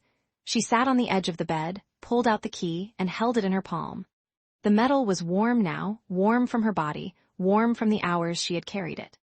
She thought about throwing it away. She thought about hiding it. She thought about confronting him, demanding the truth, and watching his face crumble. Instead, she waited. The sun set. The apartment grew dim. She did not turn on the lights. She sat in the gray twilight, the key in her hand, and listened to the sounds of the building. A baby crying, a television murmuring, footsteps on the stairs. Ordinary sounds. The sounds of a life she had wanted. The door opened. Zachary stepped inside, and the light from the hallway caught his face. He looked tired. More than tired, he looked hollowed out, as if he had been carrying a weight all day and had only just realized it. He saw her sitting in the dark, and his eyes went to her hand, to the key. He did not speak. He walked past her to the window and slid it open. The fire escape groaned under his weight as he stepped out. She heard the click of a lighter and then the smell of smoke, acrid, unfamiliar. He had never smoked before. She rose and followed him. The fire escape was cold, the metal biting through her trousers. He sat on the step, a cigarette burning between his fingers, an awkward gesture, as if he were not used to it. He did not look at her. Did you go? He asked. His voice was low, rough, and it cracked on the last word. She sat beside him. No. He exhaled a shaky breath. The smoke curled into the night, vanishing against the stars. Why? She thought about the question. Why had she turned back? Because she was a coward. Because she was afraid. Because she loved him, and love was a gamble she had never learned to play. Because I'm not ready to lose you, she said, even if you're a lie. He stubbed out the cigarette on the railing, the motion sharp, almost violent. Then he turned to her and his hands came up to cup her face, his palms rough, his fingers trembling. The city lights painted his eyes in amber and gold, and she saw something break in them, something he had held together for too long. I am not a lie, he said, and his voice was a whisper, a prayer. I am a man who has been hurt, and I am trying every day, every moment to be worthy of you, but I am not who you think I am. His thumb traced her cheekbone, a gesture so tender it ached. And I am terrified that when you know the truth, you will leave. She looked into his eyes. Deep, ancient eyes, eyes that had seen too much, hidden too much. And beneath the fear, beneath the weight of whatever secret he carried, she saw him, the boy he must have been, hiding in a corner of a too-big house, hoping someone would find him, hoping someone would love him for who he was, not for what he owned. She leaned forward and kissed him. It was not a kiss of passion, not the frantic, hungry kisses they had shared in the dark. It was slow, deliberate, a kiss of surrender, of choosing. She pressed her lips to his, and she felt the tension drain from his body, felt him exhale against her mouth as if he had been holding his breath for years. When she pulled back, his forehead rested against hers. Tell me a story, she said, a true one. He was quiet for a long moment, then he began to speak. There was a boy, he said, his voice distant, as if he were reading from a book. He was born into a world of gold and glass. His family owned everything, buildings, companies, countries, but they did not own love. His mother sold his trust fund for a man who left her. His father was a ghost, a name on a document. The boy learned early that people only wanted what he could give them, so he built a castle of lies, of ordinary things, of a life so small and quiet that no one would look twice. He locked the gates. He threw away the key. His hand found hers, their fingers intertwining. But then a woman came. She did not know about the castle. She saw only the small, quiet man, and she chose him anyway. She cooked his meals. She fixed his lamp. She looked at him like he was enough. His voice broke. And now the boy does not know how to let her in. He is afraid that if she sees the castle, she will see the monster inside. Serenity leaned her head against his shoulder. The city hummed below them, indifferent and vast. She did not ask for names. She did not ask for details. She did not ask about the key or the gala or the woman who had called him Zach. For this one night, she chose to believe in the man beside her, even as the foundation of their world trembled. They sat in silence, watching the lights blur until the sky began to pale. Dawn crept over the rooftops, soft and gray. She felt his arm tighten around her, and she closed her eyes. Then his phone buzzed. It was a sharp, insistent sound, cutting through the quiet. He reached for it, frowning, and the screen lit up. She read the headline over his shoulder, the words searing into her vision. York Industries CEO announces emergency board meeting, rumors of a hidden heir. She blinked. The name *York hung in the air, a word she had heard 1,000 times, a name that belonged to billionaires and boardrooms, to a world so distant it might as well be a fairy tale. She looked at Zachary. His face was pale, his jaw tight. "Zach," she said slowly, "your last name is York." He did not answer. He did not need to. The key in her pocket felt heavier than ever. Chapter 26. The geometry of absence. The apartment held its breath at dawn. Serenity woke to the particular quality of light that exists only in the spaces between night and day, a pale, watery gold that slipped through the cheap blinds like a confession. She lay still for a moment, cataloging the familiar sounds. The hum of the refrigerator, the distant groan of plumbing in the walls, the absence of another heartbeat in the bed beside her. She had stopped expecting him to be there when she woke. This was not resentment. It was arithmetic. She had begun counting the mornings, the evenings, the hours between his arrivals and departures, as if the numbers might form a pattern she could understand. 3 days this week he had come home after midnight. Twice he had left before she woke. Once, she had found his pillow still warm at 5 a.m. The indent of his head like a fossil pressed into linen. She rose without ceremony, her bare feet cold against the linoleum. The flat was small enough that she could stand in the center of the living room and see every room at once. The kitchenette with its chipped counters, the bedroom where the sheets were tangled on only one side, the bathroom door left ajar. It was a space designed for one person, and yet she had filled it with her presence. A sketchbook on the coffee table, a mug in the sink, a scarf draped over the chair where she sat to read. And still, it felt like a stage set, a diorama of domesticity. The props were convincing, but the lighting was wrong. She moved to the small bookcase near the window, Zachary's bookcase, though he had never said as much. Her fingers found the spine of a volume he had left open, face down, as if he had been interrupted mid-sentence. She lifted it carefully. Principles of Economics * by Alfred Marshall. First edition, 1890. The binding was cracked leather, the pages foxed with age. She opened it to the marked page and found marginalia in pencil, notations in a hand that was not Zachary's, but that had the same precision, the same economy of motion.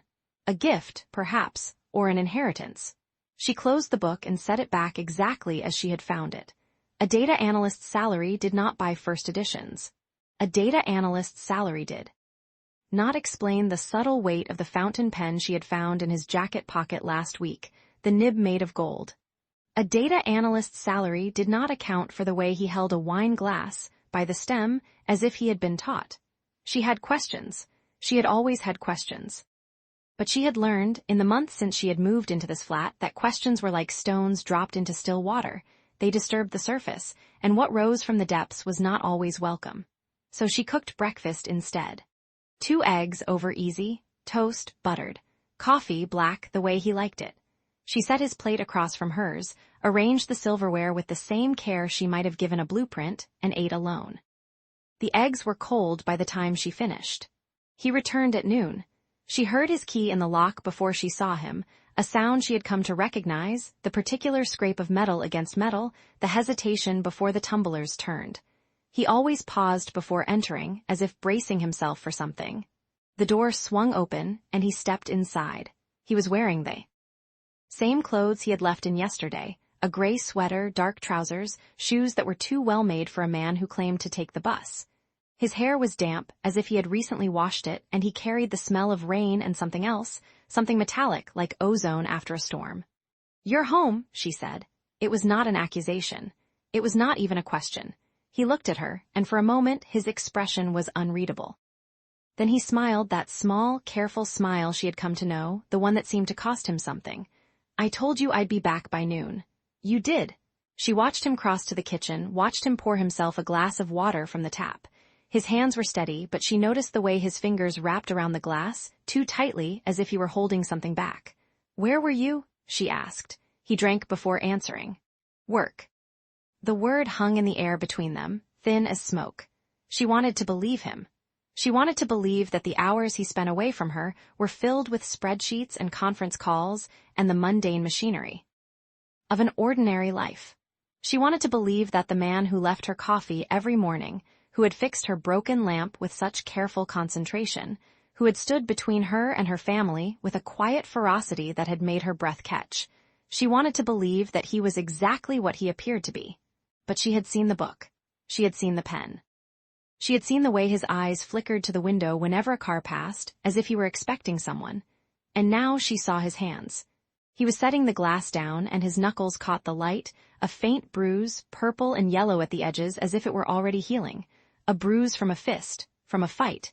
He saw her looking and tucked his hand into his pocket, casual, unhurried. "Cut myself at work," he said. "Paper cut." She said nothing.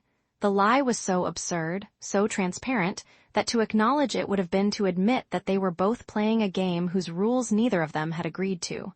Instead, she turned back to the sink and began washing the dishes.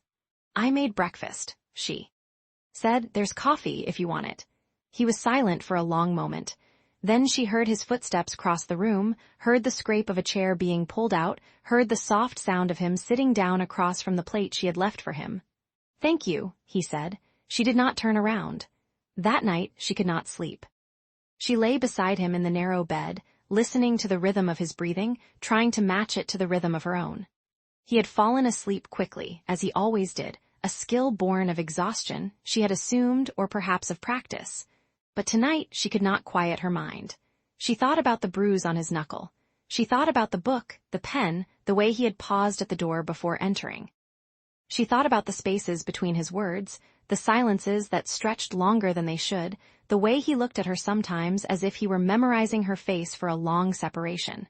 She slipped out of bed, careful not to wake him. The flat was dark, but she knew its geography by heart. She moved through it like a blind woman, her fingers brushing against walls, furniture, the edges of door frames. She found her sketchbook on the coffee table, picked up a pencil from the floor, and sat down at the kitchen table. She began to draw, not a portrait, not a landscape, a floor plan. The flat, rendered in precise lines, every corner and angle measured by memory. She drew the bed where she slept, the chair where he sat, the door he walked through when he left.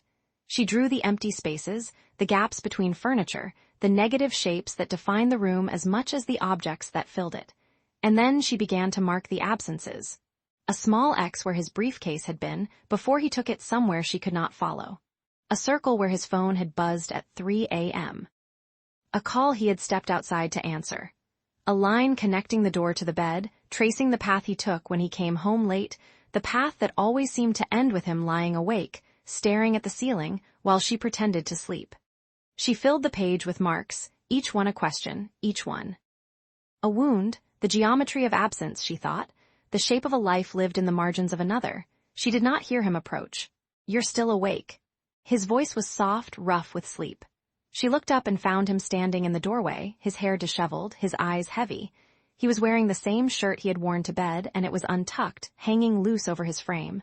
She did not answer. She could not. Her throat was tight, her chest full of something she could not name.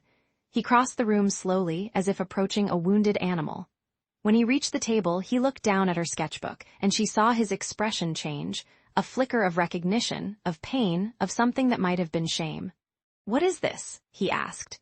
She looked up at him. Her eyes were raw, her voice barely a whisper. "I'm trying to draw a map of where you go when you leave me." The words hung between them, fragile as glass. He flinched. She saw it clearly, the way his shoulders tightened, the way his jaw clenched, the way he looked away as if he could not bear to meet her eyes. For a long moment, neither of them spoke. Then he pulled out the chair across from her and sat down. He did not look at the sketchbook. He looked at her. "Serenity," he said. She waited. He opened his mouth, closed it, opened it again. She watched him struggle, watched him search for words that would not come. She had never seen him like this, uncertain, unguarded, stripped of whatever armor he wore when he walked out the door. Finally, he reached across the table and took her hand. His palm was warm, his fingers rough against her skin. He turned her hand over, palm up, and placed it over his chest, over his heart. "I am here," he said. "I promise you I am always here." She felt the steady beat beneath her palm, strong and sure. She felt the rise and fall of his breath, the warmth of his body, the weight of his hand over hers. And for a moment, it was enough. She let him lead her back to bed. She let him pull the covers over them both, let him wrap his arms around her, let him press his lips to her hair. She closed her eyes and felt the shape of him against her, the solid reality of his presence. They fell asleep fully clothed, tangled together like survivors of a shipwreck, clinging to each other in the dark. In the darkness, as her breathing evened into sleep, Zachary's eyes snapped open. He stared at the ceiling, counting the cracks in the plaster, measuring the distance between himself and the woman in his arms. She was warm, soft, trusting, and he was lying to her. Every word, every gesture, every moment of tenderness was built on a foundation of sand. His hand moved to his pocket, where a burner phone buzzed silently against his thigh. The screen glowed with a single name, Damon Asterisk. He did not answer. He could not. But he knew, with a certainty that settled in his bones like cold water, that the silence would not last. Tomorrow, or the day after, or the day after that, the truth would come for them both. And when it did, he did not know if she would still be here, tangled in his arms, believing in the steady beat of his heart. He closed his eyes and waited for dawn. Chapter 27. The weight of a single rose the hour before dawn had always been Serenity's sanctuary, that liminal space where the world held its breath, and her mind could trace the clean lines of a blueprint without interruption. But tonight, the sanctuary had failed her. She had not slept. The drafting table in her cramped corner of the flat bore the evidence of her restlessness. 3 cups of cold coffee, a sketch of a cantilevered balcony that she had erased and redrawn 7 times, and the ghost of a headache pressing against her temples like a slow accusation. She was thinking about his hands. Last night, after dinner, a simple affair of rice and stir-fried vegetables that he had insisted on cooking, claiming she worked too hard, he had reached across the table to brush a strand of hair from her face. The gesture had been so natural, so tender, that she had almost forgotten the dissonance that had been growing in her chest like a splinter she could not locate. His fingers had lingered a moment too long, and she had seen something flicker in his eyes, not guilt, but a kind of desperate hope, as if he were willing her to see something he could not bring himself to say. She had looked away. Now, at 7:15, the flat was quiet.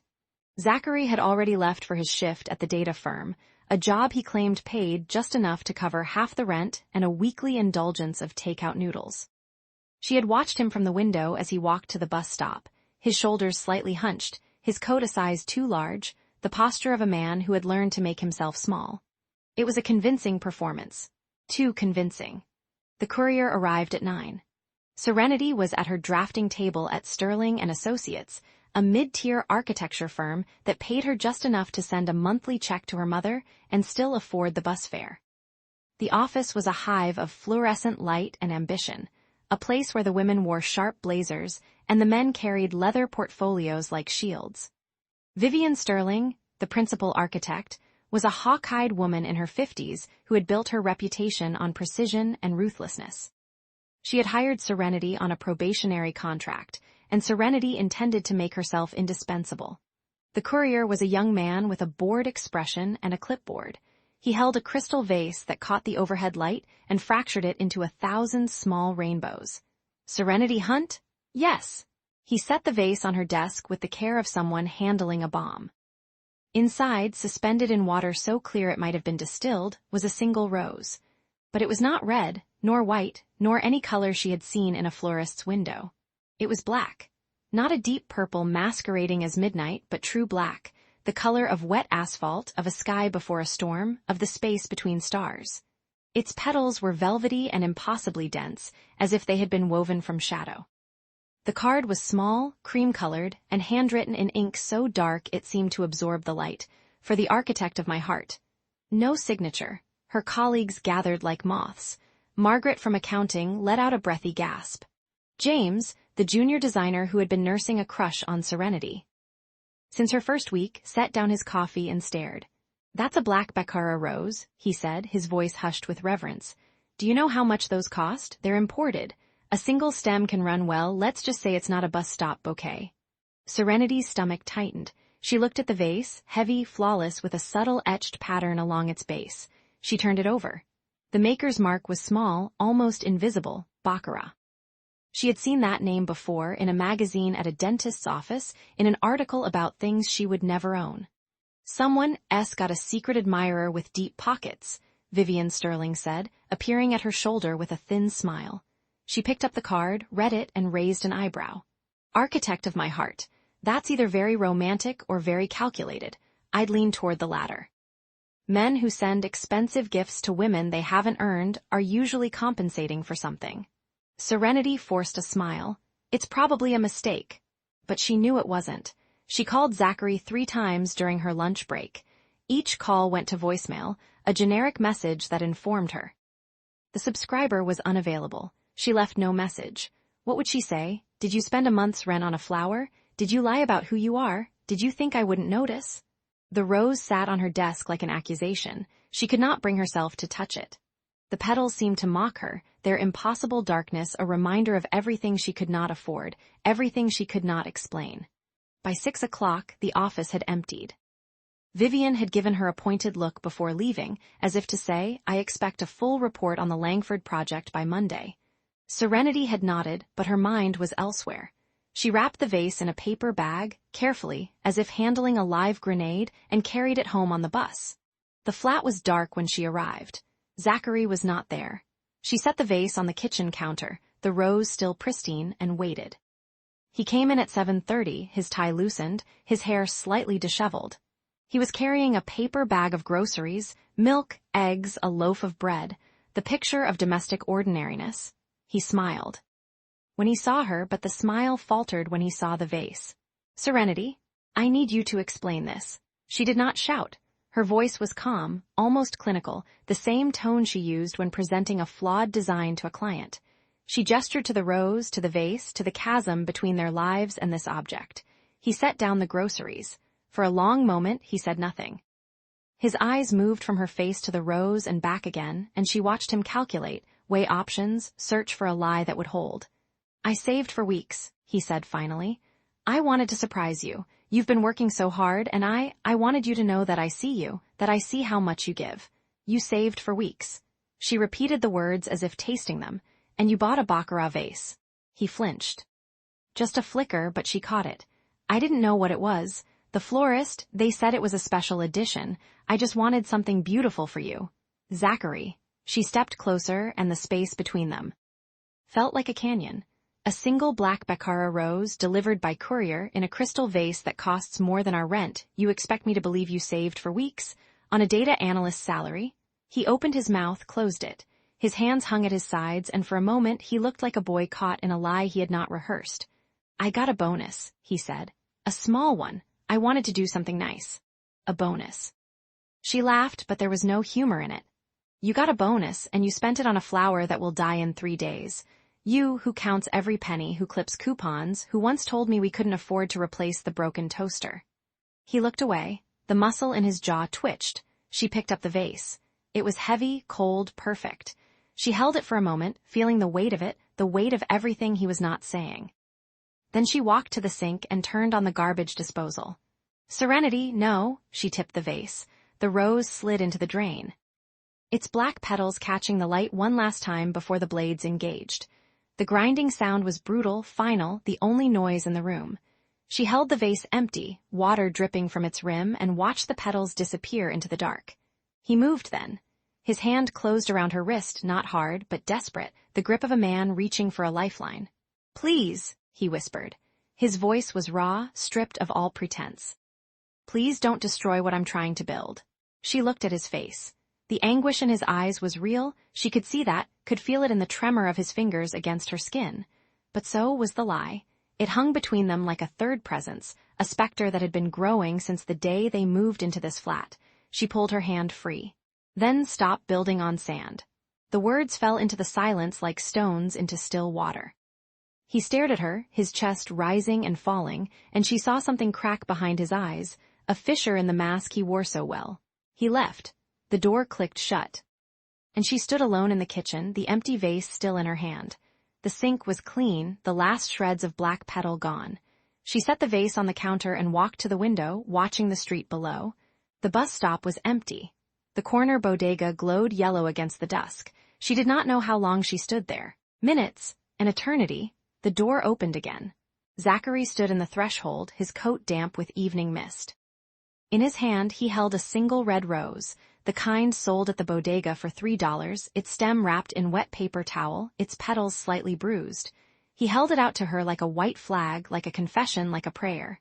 She took it. They stood in the kitchen, the cheap rose between them, its fragrance faint and ordinary. Neither spoke. The clock on the wall ticked. The refrigerator hummed. The world continued its indifferent rotation. She looked at the rose in her hand, imperfect, fragile, real. Then she looked at him. His eyes were wet, but he did not blink. He was waiting, she realized. Waiting for her to decide whether this was enough. She did not know the answer. Later, after he had fallen asleep on the couch he had offered, and she had not refused, she sat at the kitchen table, the red rose in a glass of water. The empty baccarat vase sat beside it, a monument to a truth she could not name. She picked up his wallet from the counter. It was worn, brown leather, the kind sold at discount stores. She opened it to put away a receipt she had found on the floor. The card fell out. It was black, not a credit card in the usual sense, no bank logo, no hologram, no expiration date. Just a smooth, matte black surface with his name embossed in silver, Zachary York. Her breath caught. Her hands trembled. She stared at it for a long, suspended moment, a moment that felt like the hinge of a door swinging open onto an abyss. Then, with deliberate care, she slid it back into the wallet and placed the wallet on the counter.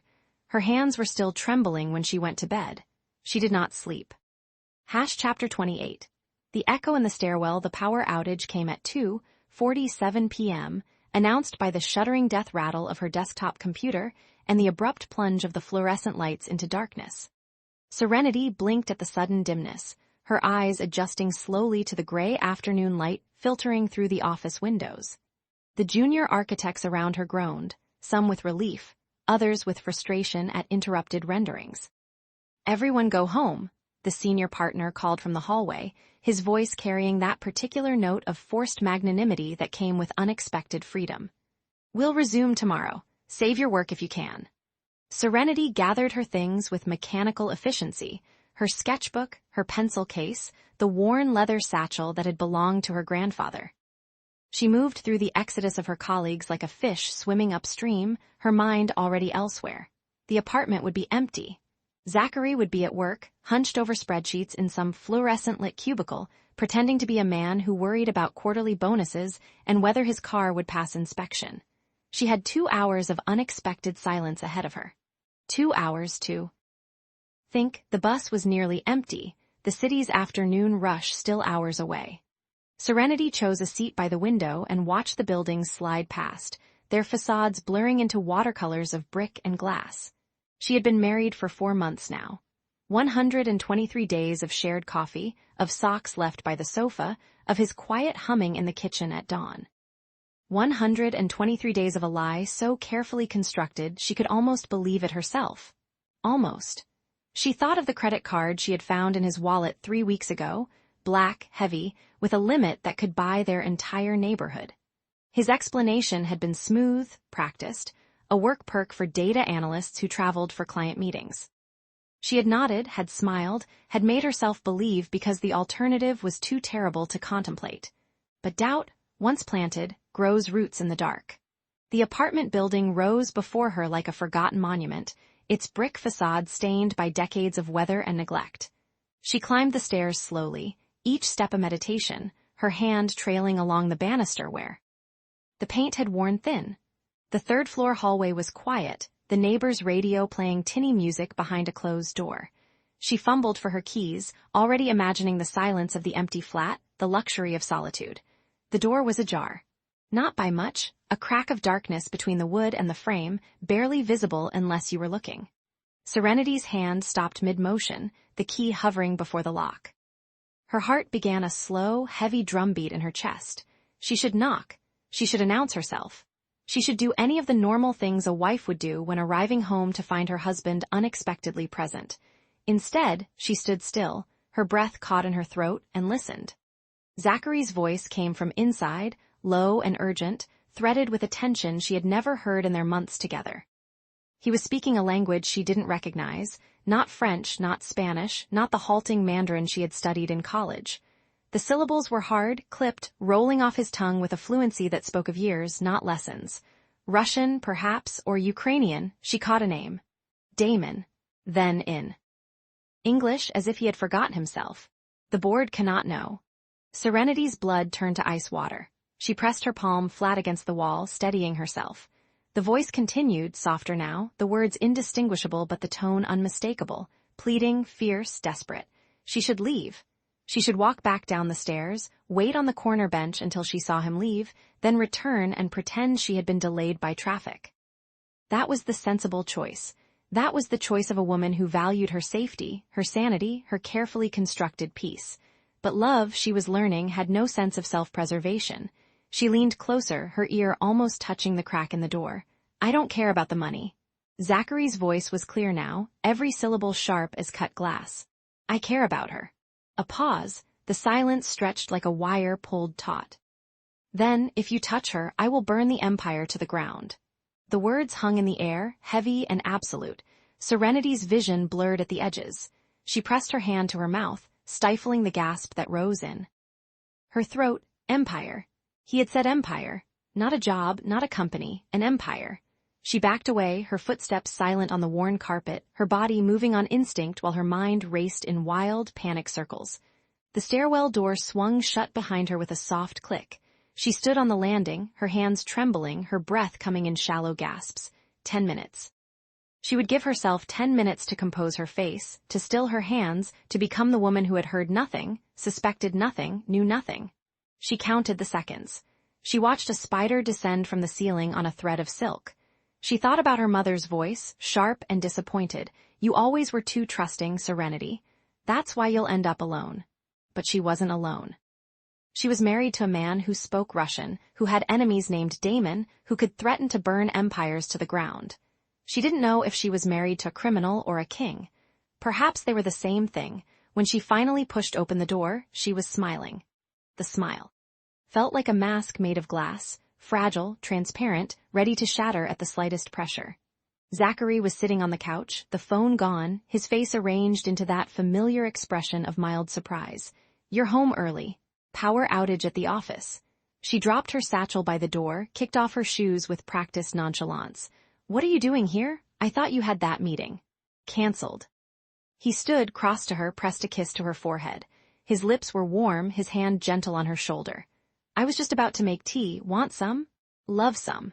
She smiled up at him, and the lie tasted like copper on her tongue. Chamomile? Chamomile. He returned her smile, and she wondered how she had ever thought his face was ordinary. There was something in his eyes now, a depth, a weight, a history she had never seen before. Or perhaps it had always been there, and she had simply refused to look. That night, they watched a movie. It was something forgettable, a thriller with too many twists, a plot that required the suspension of too many disbeliefs.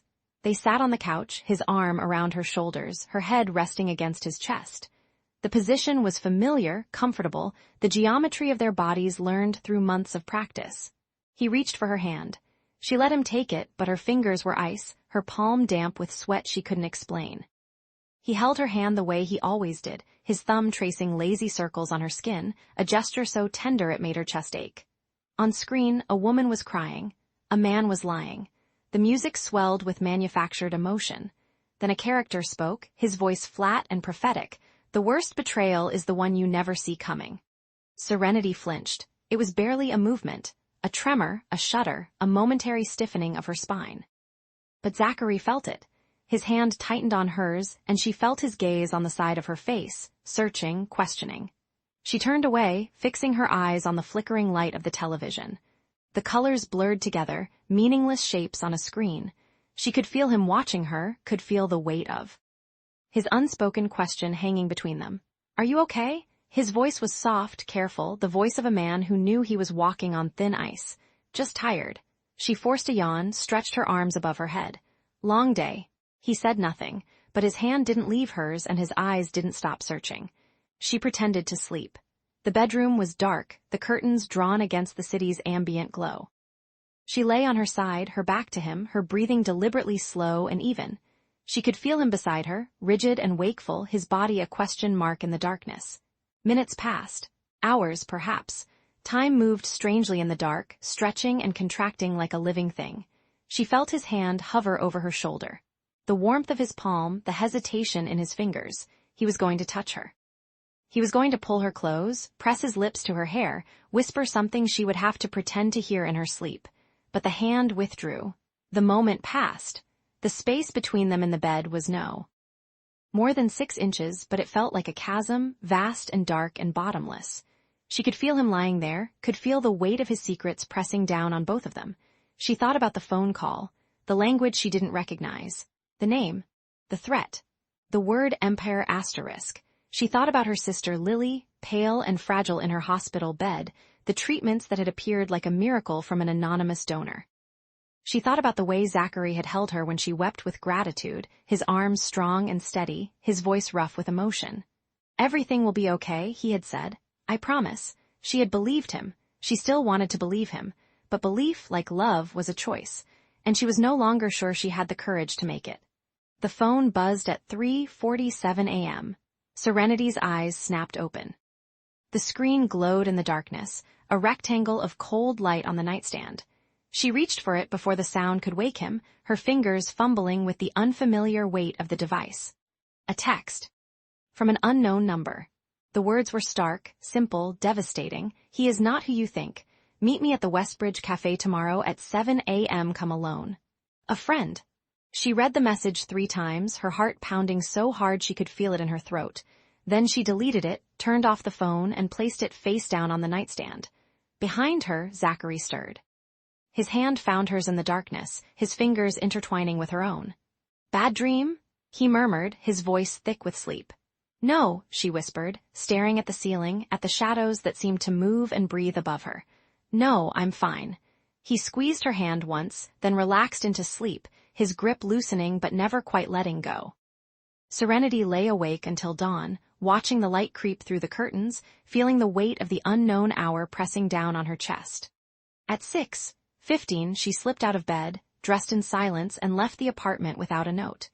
The Westbridge Cafe awaited, and somewhere in the city, a friend or an enemy was waiting to tell her the truth.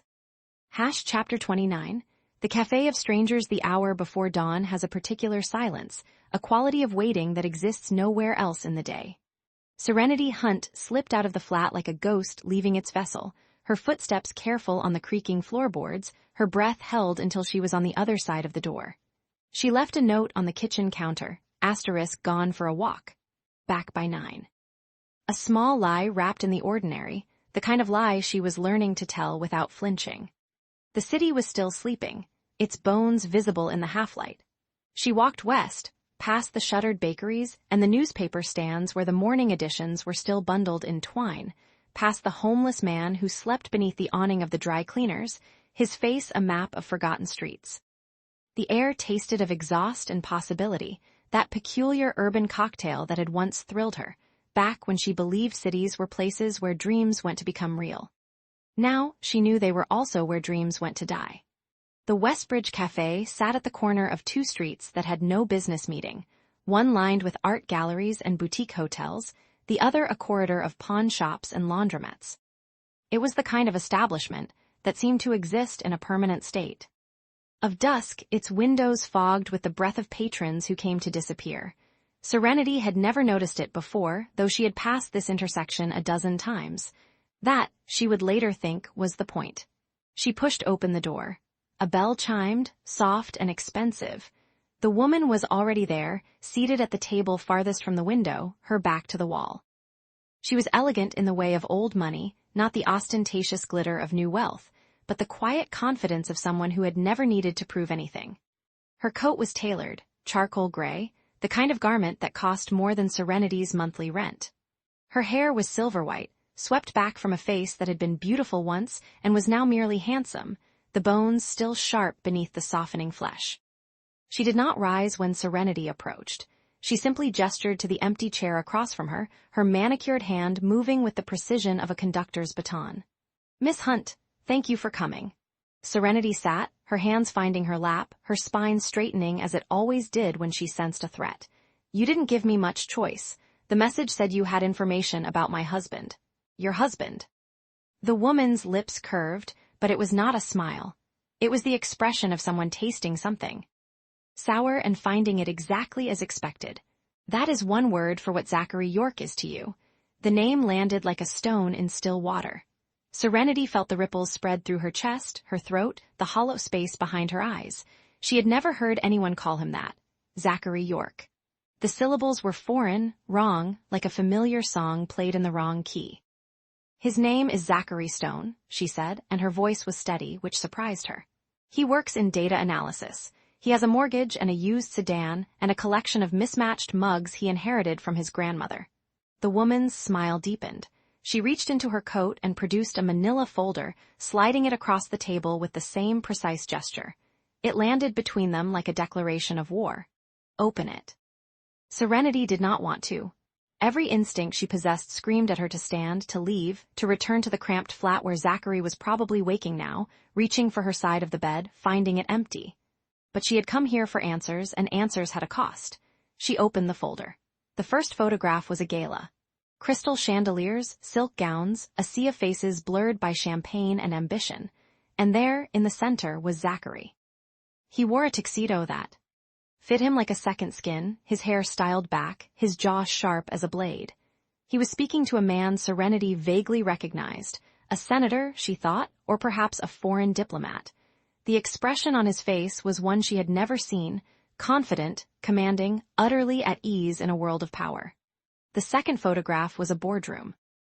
Zachary at the head of a table long enough to host a banquet, surrounded by men in suits whose faces were tight with deference or fear. He was not smiling. He was giving orders. The third photograph was a tarmac. A private jet, sleek and white as a seabird. Zachary ascending the steps, his hand resting on the railing, a briefcase in his other hand. He was looking back over his shoulder, directly at the camera, as if he knew he was being watched and did not care. Serenity's hands were shaking. She pressed them flat against the table, willing them to stillness. "These could be anyone. These could be—" "Look at the dates." The woman's voice was patient, almost kind, which made it worse. "The gala was 3 weeks ago. The boardroom meeting was last Tuesday. The jet was photographed yesterday afternoon." Yesterday, Zachary had come home at 7, complaining about a slow day at the office. He had brought takeout, and they had eaten. On the couch, watching a documentary about deep-sea creatures. He had held her hand during the parts about the anglerfish, its bioluminescent lure glowing in the abyssal dark. "I am here," he had said. "I am not going anywhere." "Who are you?" Serenity heard herself ask. Her voice sounded very far away. "I am Clara York." The woman leaned back, her hands folding on the table. "I am Zachary's aunt, his father's sister. And I am here to tell you the truth that my nephew has been hiding behind his little costume of mediocrity." The name settled into Serenity's consciousness like a key turning in a lock. York. The Yorks. The family whose name appeared on hospital wings and university buildings, whose fortune was estimated in the trillions, whose influence stretched across continents like a web of invisible threads. She had read about them in business magazines, seen their faces in society columns. She had never imagined they could touch her life. "Zachary York," Clara continued, "is the sole heir to the York Empire. His father, my brother, left him controlling interest in the conglomerate when he died. His mother, well, his mother is a cautionary tale, but that is a story for another day. The point, Miss Hunt, is that your husband is not a data analyst. He is not a struggling office worker. He is one of the wealthiest men in the world, and he has been lying to you since the moment you met." Serenity's mind was a storm of fragments. The platinum credit card he had claimed was a work perk. The whispered phone calls she had overheard, words like asterisk acquisition and asterisk hostile takeover, and Damon is moving. The black rose he had left on her pillow one night, a gesture so tender and strange she had never asked about it, afraid of what the answer might reveal. The way he sometimes looked at her, as if he were memorizing her, as if he were afraid she might disappear. "I am here," he had said, but he had not told her who he was. "Why are you telling me this?" Serenity asked. Her voice was steadier now, which surprised her. Perhaps there was a part of her that had always known, a part that had been waiting for someone to speak the words aloud. What do you gain? Clara's smile sharpened. I gain nothing. I lose nothing. I am simply a woman who believes in honesty, and I find my nephew's deception distasteful. He is playing a game with you, my dear. He has plucked you from your life and placed you in his little experiment to see if you can love him without his money. And when he tires of it, when he has proven his point to himself, he will discard you like he has everyone else. He loves me. The words came out before Serenity could stop them, and they sounded pathetic even to her own ears. A child's defense against a monster under the bed. Clara's laugh was soft, almost sad. Does he? Or does he love the idea of being loved for who he pretends to be? There is a difference, Miss Hunt. A chasm. And you are standing on the edge of it. She slid a business card across the table. It was white, unadorned, bearing only a phone number and a name. If you need proof, call me. If you need help, call me. But do not let him convince you that this was anything other than what it was, a test you did not know you were taking. Serenity took the card. Her fingers were numb. She placed it in her pocket, next to the key to the flat she had thought was theirs. One more thing, Clara said, rising. She was tall, regal, her presence filling the small cafe like smoke. Damon York, Zachary's cousin, knows about you. He has been watching. He will use you to destroy Zachary if you let him. Be careful who you trust, Miss Hunt. In the world my nephew belongs to, trust is a currency that devalues by the hour. She left without another word, her heels clicking against the tile floor, the bell chiming her departure. Serenity sat alone in the cafe, the photographs spread before her like evidence of a crime. She looked at them for a long time, tracing the lines of Zachary's face in each one, searching for the man she knew. He was there, she thought. Beneath the tuxedo and the boardroom authority and the private jet, he was there. The same jaw, the same hands. The same eyes that had looked at her across a breakfast table just yesterday, soft with something that might have been love. But what did she know of love? She had married a stranger. She had built a life on a foundation of shared bills and awkward silences and small, tender gestures that she had believed were real. And now she was being told that the entire structure was a lie. She gathered the photographs and placed them back in the folder. She paid for her coffee, though she had not touched it. She walked out into the morning, which had arrived without her noticing, the sun climbing over the rooftops, the city waking to its ordinary rhythms. The flat was quiet when she entered. Zachary was in the kitchen, his back to her, pouring coffee into 2 mugs. He wore a faded t-shirt and sleep-rumpled hair, and he looked so completely, achingly ordinary that her heart cracked open. He turned, and his face lit with a smile that reached his eyes. "You're back. I was starting to worry." He held out a mug. She took it, the warmth seeping into her cold hands. "Is there anything you want to tell me?" she asked. The pause was infinitesimal. A fraction of a second, barely perceptible, but she saw it. She felt it, the moment of calculation behind his eyes. Then he said, "I love you." The words were a knife and a balm. They cut her open even as they tried to heal her. She did not know if they were true. She did not know if anything he had ever said was true. She drank the coffee. It was bitter, grounding, a tether to the present moment. "I love you too," she said. It was not a lie, but it was not the whole truth either.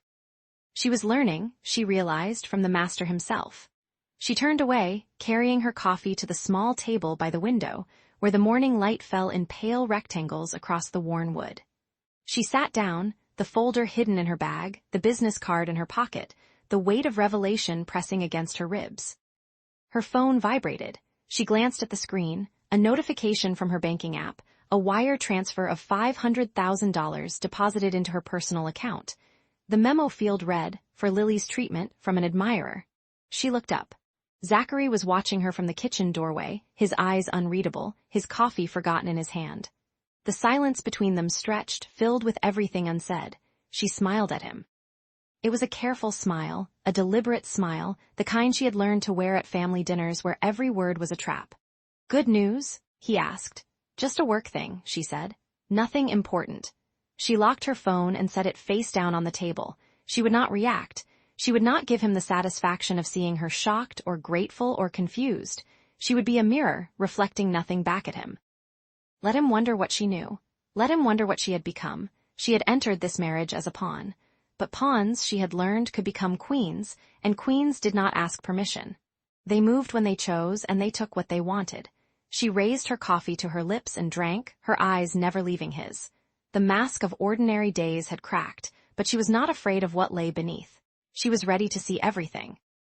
Chapter 30. The cracks in the foundation, the morning light came through the kitchen window like an accusation. It fell in hard, unforgiving bars across the worn linoleum, catching the dust motes that hung suspended in the still air, illuminating every crack in the cheap laminate countertops, every stain on the aging cabinets. The flat had never looked so small, so shabby, so undeniably ordinary, and Serenity had never been more grateful for its ordinariness. Because the ordinary she understood. The ordinary she could navigate. What she held in her hand was anything but ordinary.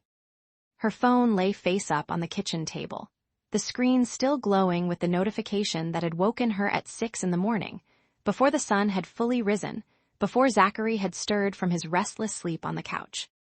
She had padded out to make coffee, still half dreaming of blueprints and load-bearing walls, and there it was. A bank alert, stark and clinical, announcing a deposit of $200,000 into her personal account. Not their joint account. Her personal account. The sender was listed as York Holdings, LLC, a name she had never heard, a company she had never dealt with, a sum of money that could pay for Lily's treatment 3 times over. She had stood there for a long moment, the coffee forgotten, her bare feet cold against the floor. And then she had sat down at the table, placed the phone where the light would catch it, and waited. She did not have to wait long. Zachary emerged from the living room at 7:15, his hair disheveled, his t-shirt wrinkled, his eyes still heavy with the sleep that had eluded him. He stopped in the doorway when he saw her, something flickering across his face, wariness perhaps, or the first stirrings of dread. "You're up early," he said, his voice rough. "I couldn't sleep." He moved toward the coffee maker, his movements careful, measured, as if he were navigating a room full of glass. "Everything okay?" She waited until he had poured his coffee, until he had turned to face her, until there was nowhere for him to hide. Then she picked up the phone and held it out, the screen facing him. "Explain." The color drained from his face. She watched it happen, watched the blood retreat from his cheeks like tide pulling back from shore, leaving behind something pale and exposed. He did not reach for the phone. He did not pretend to misunderstand. "It must be a mistake," he said, but the words came out wrong, too fast, too practiced. "A fraud, maybe. Someone using my information. Don't." The word cut through his rambling like a blade. She set the phone down, her fingers steady despite the trembling in her chest, and she looked at him with eyes that had seen too much, hoped too much, and now refused to look away. "Don't lie to me anymore." The silence that followed was the loudest thing she had ever heard. Zachary stood frozen, his coffee growing cold in his hands, his face a mask of conflicting impulses, the desire to speak warring with the habit of concealment. She watched him wrestle with himself, watched the lies form and dissolve behind his eyes, and she felt something inside her crack just slightly, like a hairline fracture in a foundation that had seemed solid. "I have money," he said at last, and the words came out like stones, heavy and reluctant. "More than I told you. I come from a family with resources, but I wanted," he stopped, swallowed, started again. "I wanted to be loved for who I am, not for what I have." She laughed. It was not a happy sound. It was bitter and broken, and it scraped against her throat like broken glass. She pressed her hand to her mouth, trying to contain it, but it escaped anyway, spilling out into the cramped kitchen like something she could not take back. "You wanted to be loved." She repeated the words as if tasting them, finding them sour. "You wanted to be loved, so you gave me a shadow and called it a man. You wanted to be loved, so you watched me cry over hospital bills, watched me beg my parents for help, watched me sell my grandmother's jewelry to pay for Lily's first round of tests, and you said nothing. Serenity, you wanted to be loved, so you let me fall in love with a fiction." The words hung in the air between them, dangerous and alive. She had not meant to say it, had not meant to admit it, even to herself. But there it was, undeniable now, a truth that had been growing in the dark places of her heart, fed by every cup of coffee he left for her in the morning, every broken lamp he fixed without being asked, every moment of unexpected tenderness that had made her think maybe, just maybe, this could work. He reached for her then, his hand extended across the space between them, and she stepped back. The kitchen was too small for this kind of distance, but she found it anyway, pressing herself against the counter until the edge dug into her hip. "I didn't ask for this money," she said. "I don't want it, I want the truth." He lowered his hand. His face, already pale, seemed to crumple, the lines around his eyes deepening, the set of his jaw softening into something almost vulnerable. "I am estranged from my family," he said slowly, each word measured, careful, as if he were testing the ground before committing his weight. "I chose this life to escape them. The money comes with strings, obligations, expectations, people who would use it to control me. I never meant to hurt you. I only wanted a fresh start, a clean slate, a chance to be someone who could be loved for nothing more than who he is." "And who is that?" she asked, and her voice was quiet now, almost gentle, which made it worse. "Who are you, Zachary? Because I've been married to you for 6 months and I don't know. I don't know your favorite color, or what you wanted to be when you grew up, or why you flinch every time someone mentions family. I know the way you take your coffee. I know you sleep on your left side. I know you hum in your sleep something classical, something sad, but I don't know *you. He looked at her for a long moment, and she saw something in his eyes that she had never seen before, a crack in the mask, a glimpse of the man beneath. He was afraid. Not of her anger, not of her questions, but of what would happen if he let her see him fully, truly, without the armor of ordinariness he had wrapped around himself. "My mother sold my trust fund to run away with a man she met at a charity gala," he said, and his voice was flat, clinical, as if he were reading from a report. "I was 12. I came home from school and found her gone, a note on the kitchen counter, half the furniture missing. My father never forgave her. He never forgave me either. I looked too much like her. He remarried, had other children, and I became invisible, a ghost in my own house. The only time anyone paid attention to me was when they wanted something: money, connections, access." He paused, and when he spoke again, his voice had dropped to something barely above a whisper. "I have been loved for my name. I have been loved for my money. I have been loved for what I could provide, what I could protect, what I could buy. But I have never been loved for myself. Not once. Not by anyone." Serenity felt something twist in her chest, a pain that was not entirely her own. She wanted to reach for him. She wanted to hold him. She wanted to tell him that she understood, that she had spent her whole life being valued for her family's name, for her beauty, for her potential as a wife, a daughter, a bargaining chip. But she could not. Not yet. Because understanding was not the same as forgiveness, and empathy was not the same as trust. "You should have told me," she said, and her voice cracked on the last word. "Before the wedding. Before we signed the contract." "Before I started to," she stopped herself, swallowed the words before they could escape. "Before you what?" he asked, and there was something desperate in his voice, something that reached for her across the space between them. "Before I started to believe that this could be real." She picked up the phone. Her fingers moved across the screen, navigating to the transfer function, and she did not hesitate as she typed in the account number she had memorized from the notification. $200,000, enough to save her sister's life, enough to change everything. She pressed confirm. "Serenity, no. I don't want your charity," she said, cutting him off. "I want a partner, not a savior, not a liar. I want someone who trusts me enough to let me see him, all of him, even the parts he's ashamed of." She set the phone down. The transaction was complete. The money was gone, returned to the anonymous account it had come from, and with it, the easy solution to all her problems. He stared at her, his face a ruin of regret. "Can you ever forgive me?" She looked at him then, really. Looked, and she saw the man she had married, the one who left her coffee, who fixed her lamp, who hummed sad classical music in his sleep. She saw the cracks in his armor, the fear behind his eyes, the desperate, lonely hope that had driven him to this absurd charade. And she saw the stranger he had kept hidden, the one with secrets and money, and a past she could not begin to understand. "I don't know," she said, and the words felt like stones dropping into deep water, disappearing into darkness. "I don't know if I even know you." The day passed in silence. They moved around each other like planets in a dying solar system, pulled by gravity but unable to touch. He made lunch, sandwiches, simple, the kind of meal that required no thought, and left hers on the counter. She did not eat it. She sat at the table and stared at the wall, her coffee growing cold beside her. He retreated to the living room. She heard him pacing, heard the creak of the floorboards beneath his weight, heard the occasional pause when he stopped to look at something, a photograph, perhaps, or the bookshelf they had assembled together on their second weekend as husband and wife. The flat grew dark around them.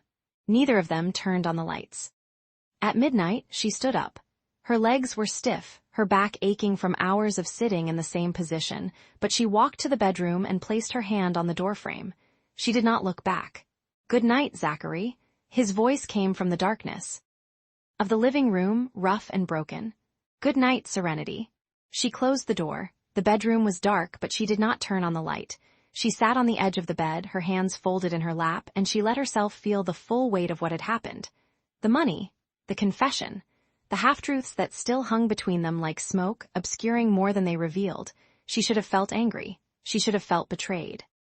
And she did. Somewhere beneath the numbness, there was a simmering rage, a sense of violation that would surface eventually when she was ready to face it. But what she felt most, in this quiet moment, was grief. Grief for the marriage she had thought she was building. Grief for the man she had thought she was falling in love with.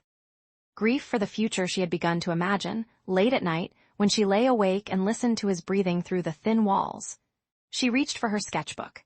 It was worn now, the pages soft with use, the spine cracked from being opened and closed 100 times. She flipped through it, past the buildings she had designed, the bridges she had imagined, the cityscapes she had dreamed of creating. Page after page of lines and angles, precision and structure, the things she could control. She found a blank page, and she began to draw, not a building, not a bridge, not a city, a face, his face. She drew the curve of his jaw, the way it softened when he smiled. She drew his eyes, the color she had memorized, gray, like storm clouds, like the sea before a tempest. She drew the lines around his mouth, the ones that appeared when he was thinking, when he was worried, when he was about to say something he wasn't sure he should say. She drew the man she had married, the one she had never seen, the one she was trying to remember, or perhaps trying to say goodbye to. She did not know which, and the not knowing was the worst part. Somewhere in the city, a phone rang. Zachary's voice, low and tense, answered it. She could not make out the words, but she heard the shift in his tone, the hardness that crept in when he was speaking to someone he did not trust. She kept drawing. Her hand moved across the page, capturing shadows and light, the architecture of a face she was only beginning to understand. She did not know if she was trying to hold on to him or let him go. But she knew, with a certainty that settled into her bones like cold water, that nothing would ever be the same. The cracks in the foundation had become visible, and she was not sure if the structure could survive. In the living room, Zachary stood at the window, his phone pressed to his ear, his eyes fixed on the closed bedroom door. "Say that again," he said, his voice flat, controlled. Damon's laugh crackled through the speaker. "I said, welcome to the game, cousin. Did you really think you could hide forever? Did you really think she wouldn't find out? I don't know what you're talking about. Of course you don't, but you will very soon." The line went dead. Zachary lowered the phone. He looked at the bedroom door, at the thin strip of light beneath it, at the shadow of movement that told him Serenity was still awake, still there, still asterisk his in some small, fragile way. He wanted to go to her. He wanted to tell her everything, the truth about the York Empire, about Damon, about the war that was coming. He wanted to lay his secrets at her feet and beg her to stay. But he could not, because the truth would put her in danger. The truth would make her a target, and he would rather lose her than see her hurt. He sank onto the couch, the weight of his deception pressing down like a stone, and he stared at the ceiling until the darkness swallowed him whole. Somewhere in the bedroom, Serenity finished her drawing. She looked at the face on the page, the face of a man she had married, a man she was beginning to love, a man she did not truly know.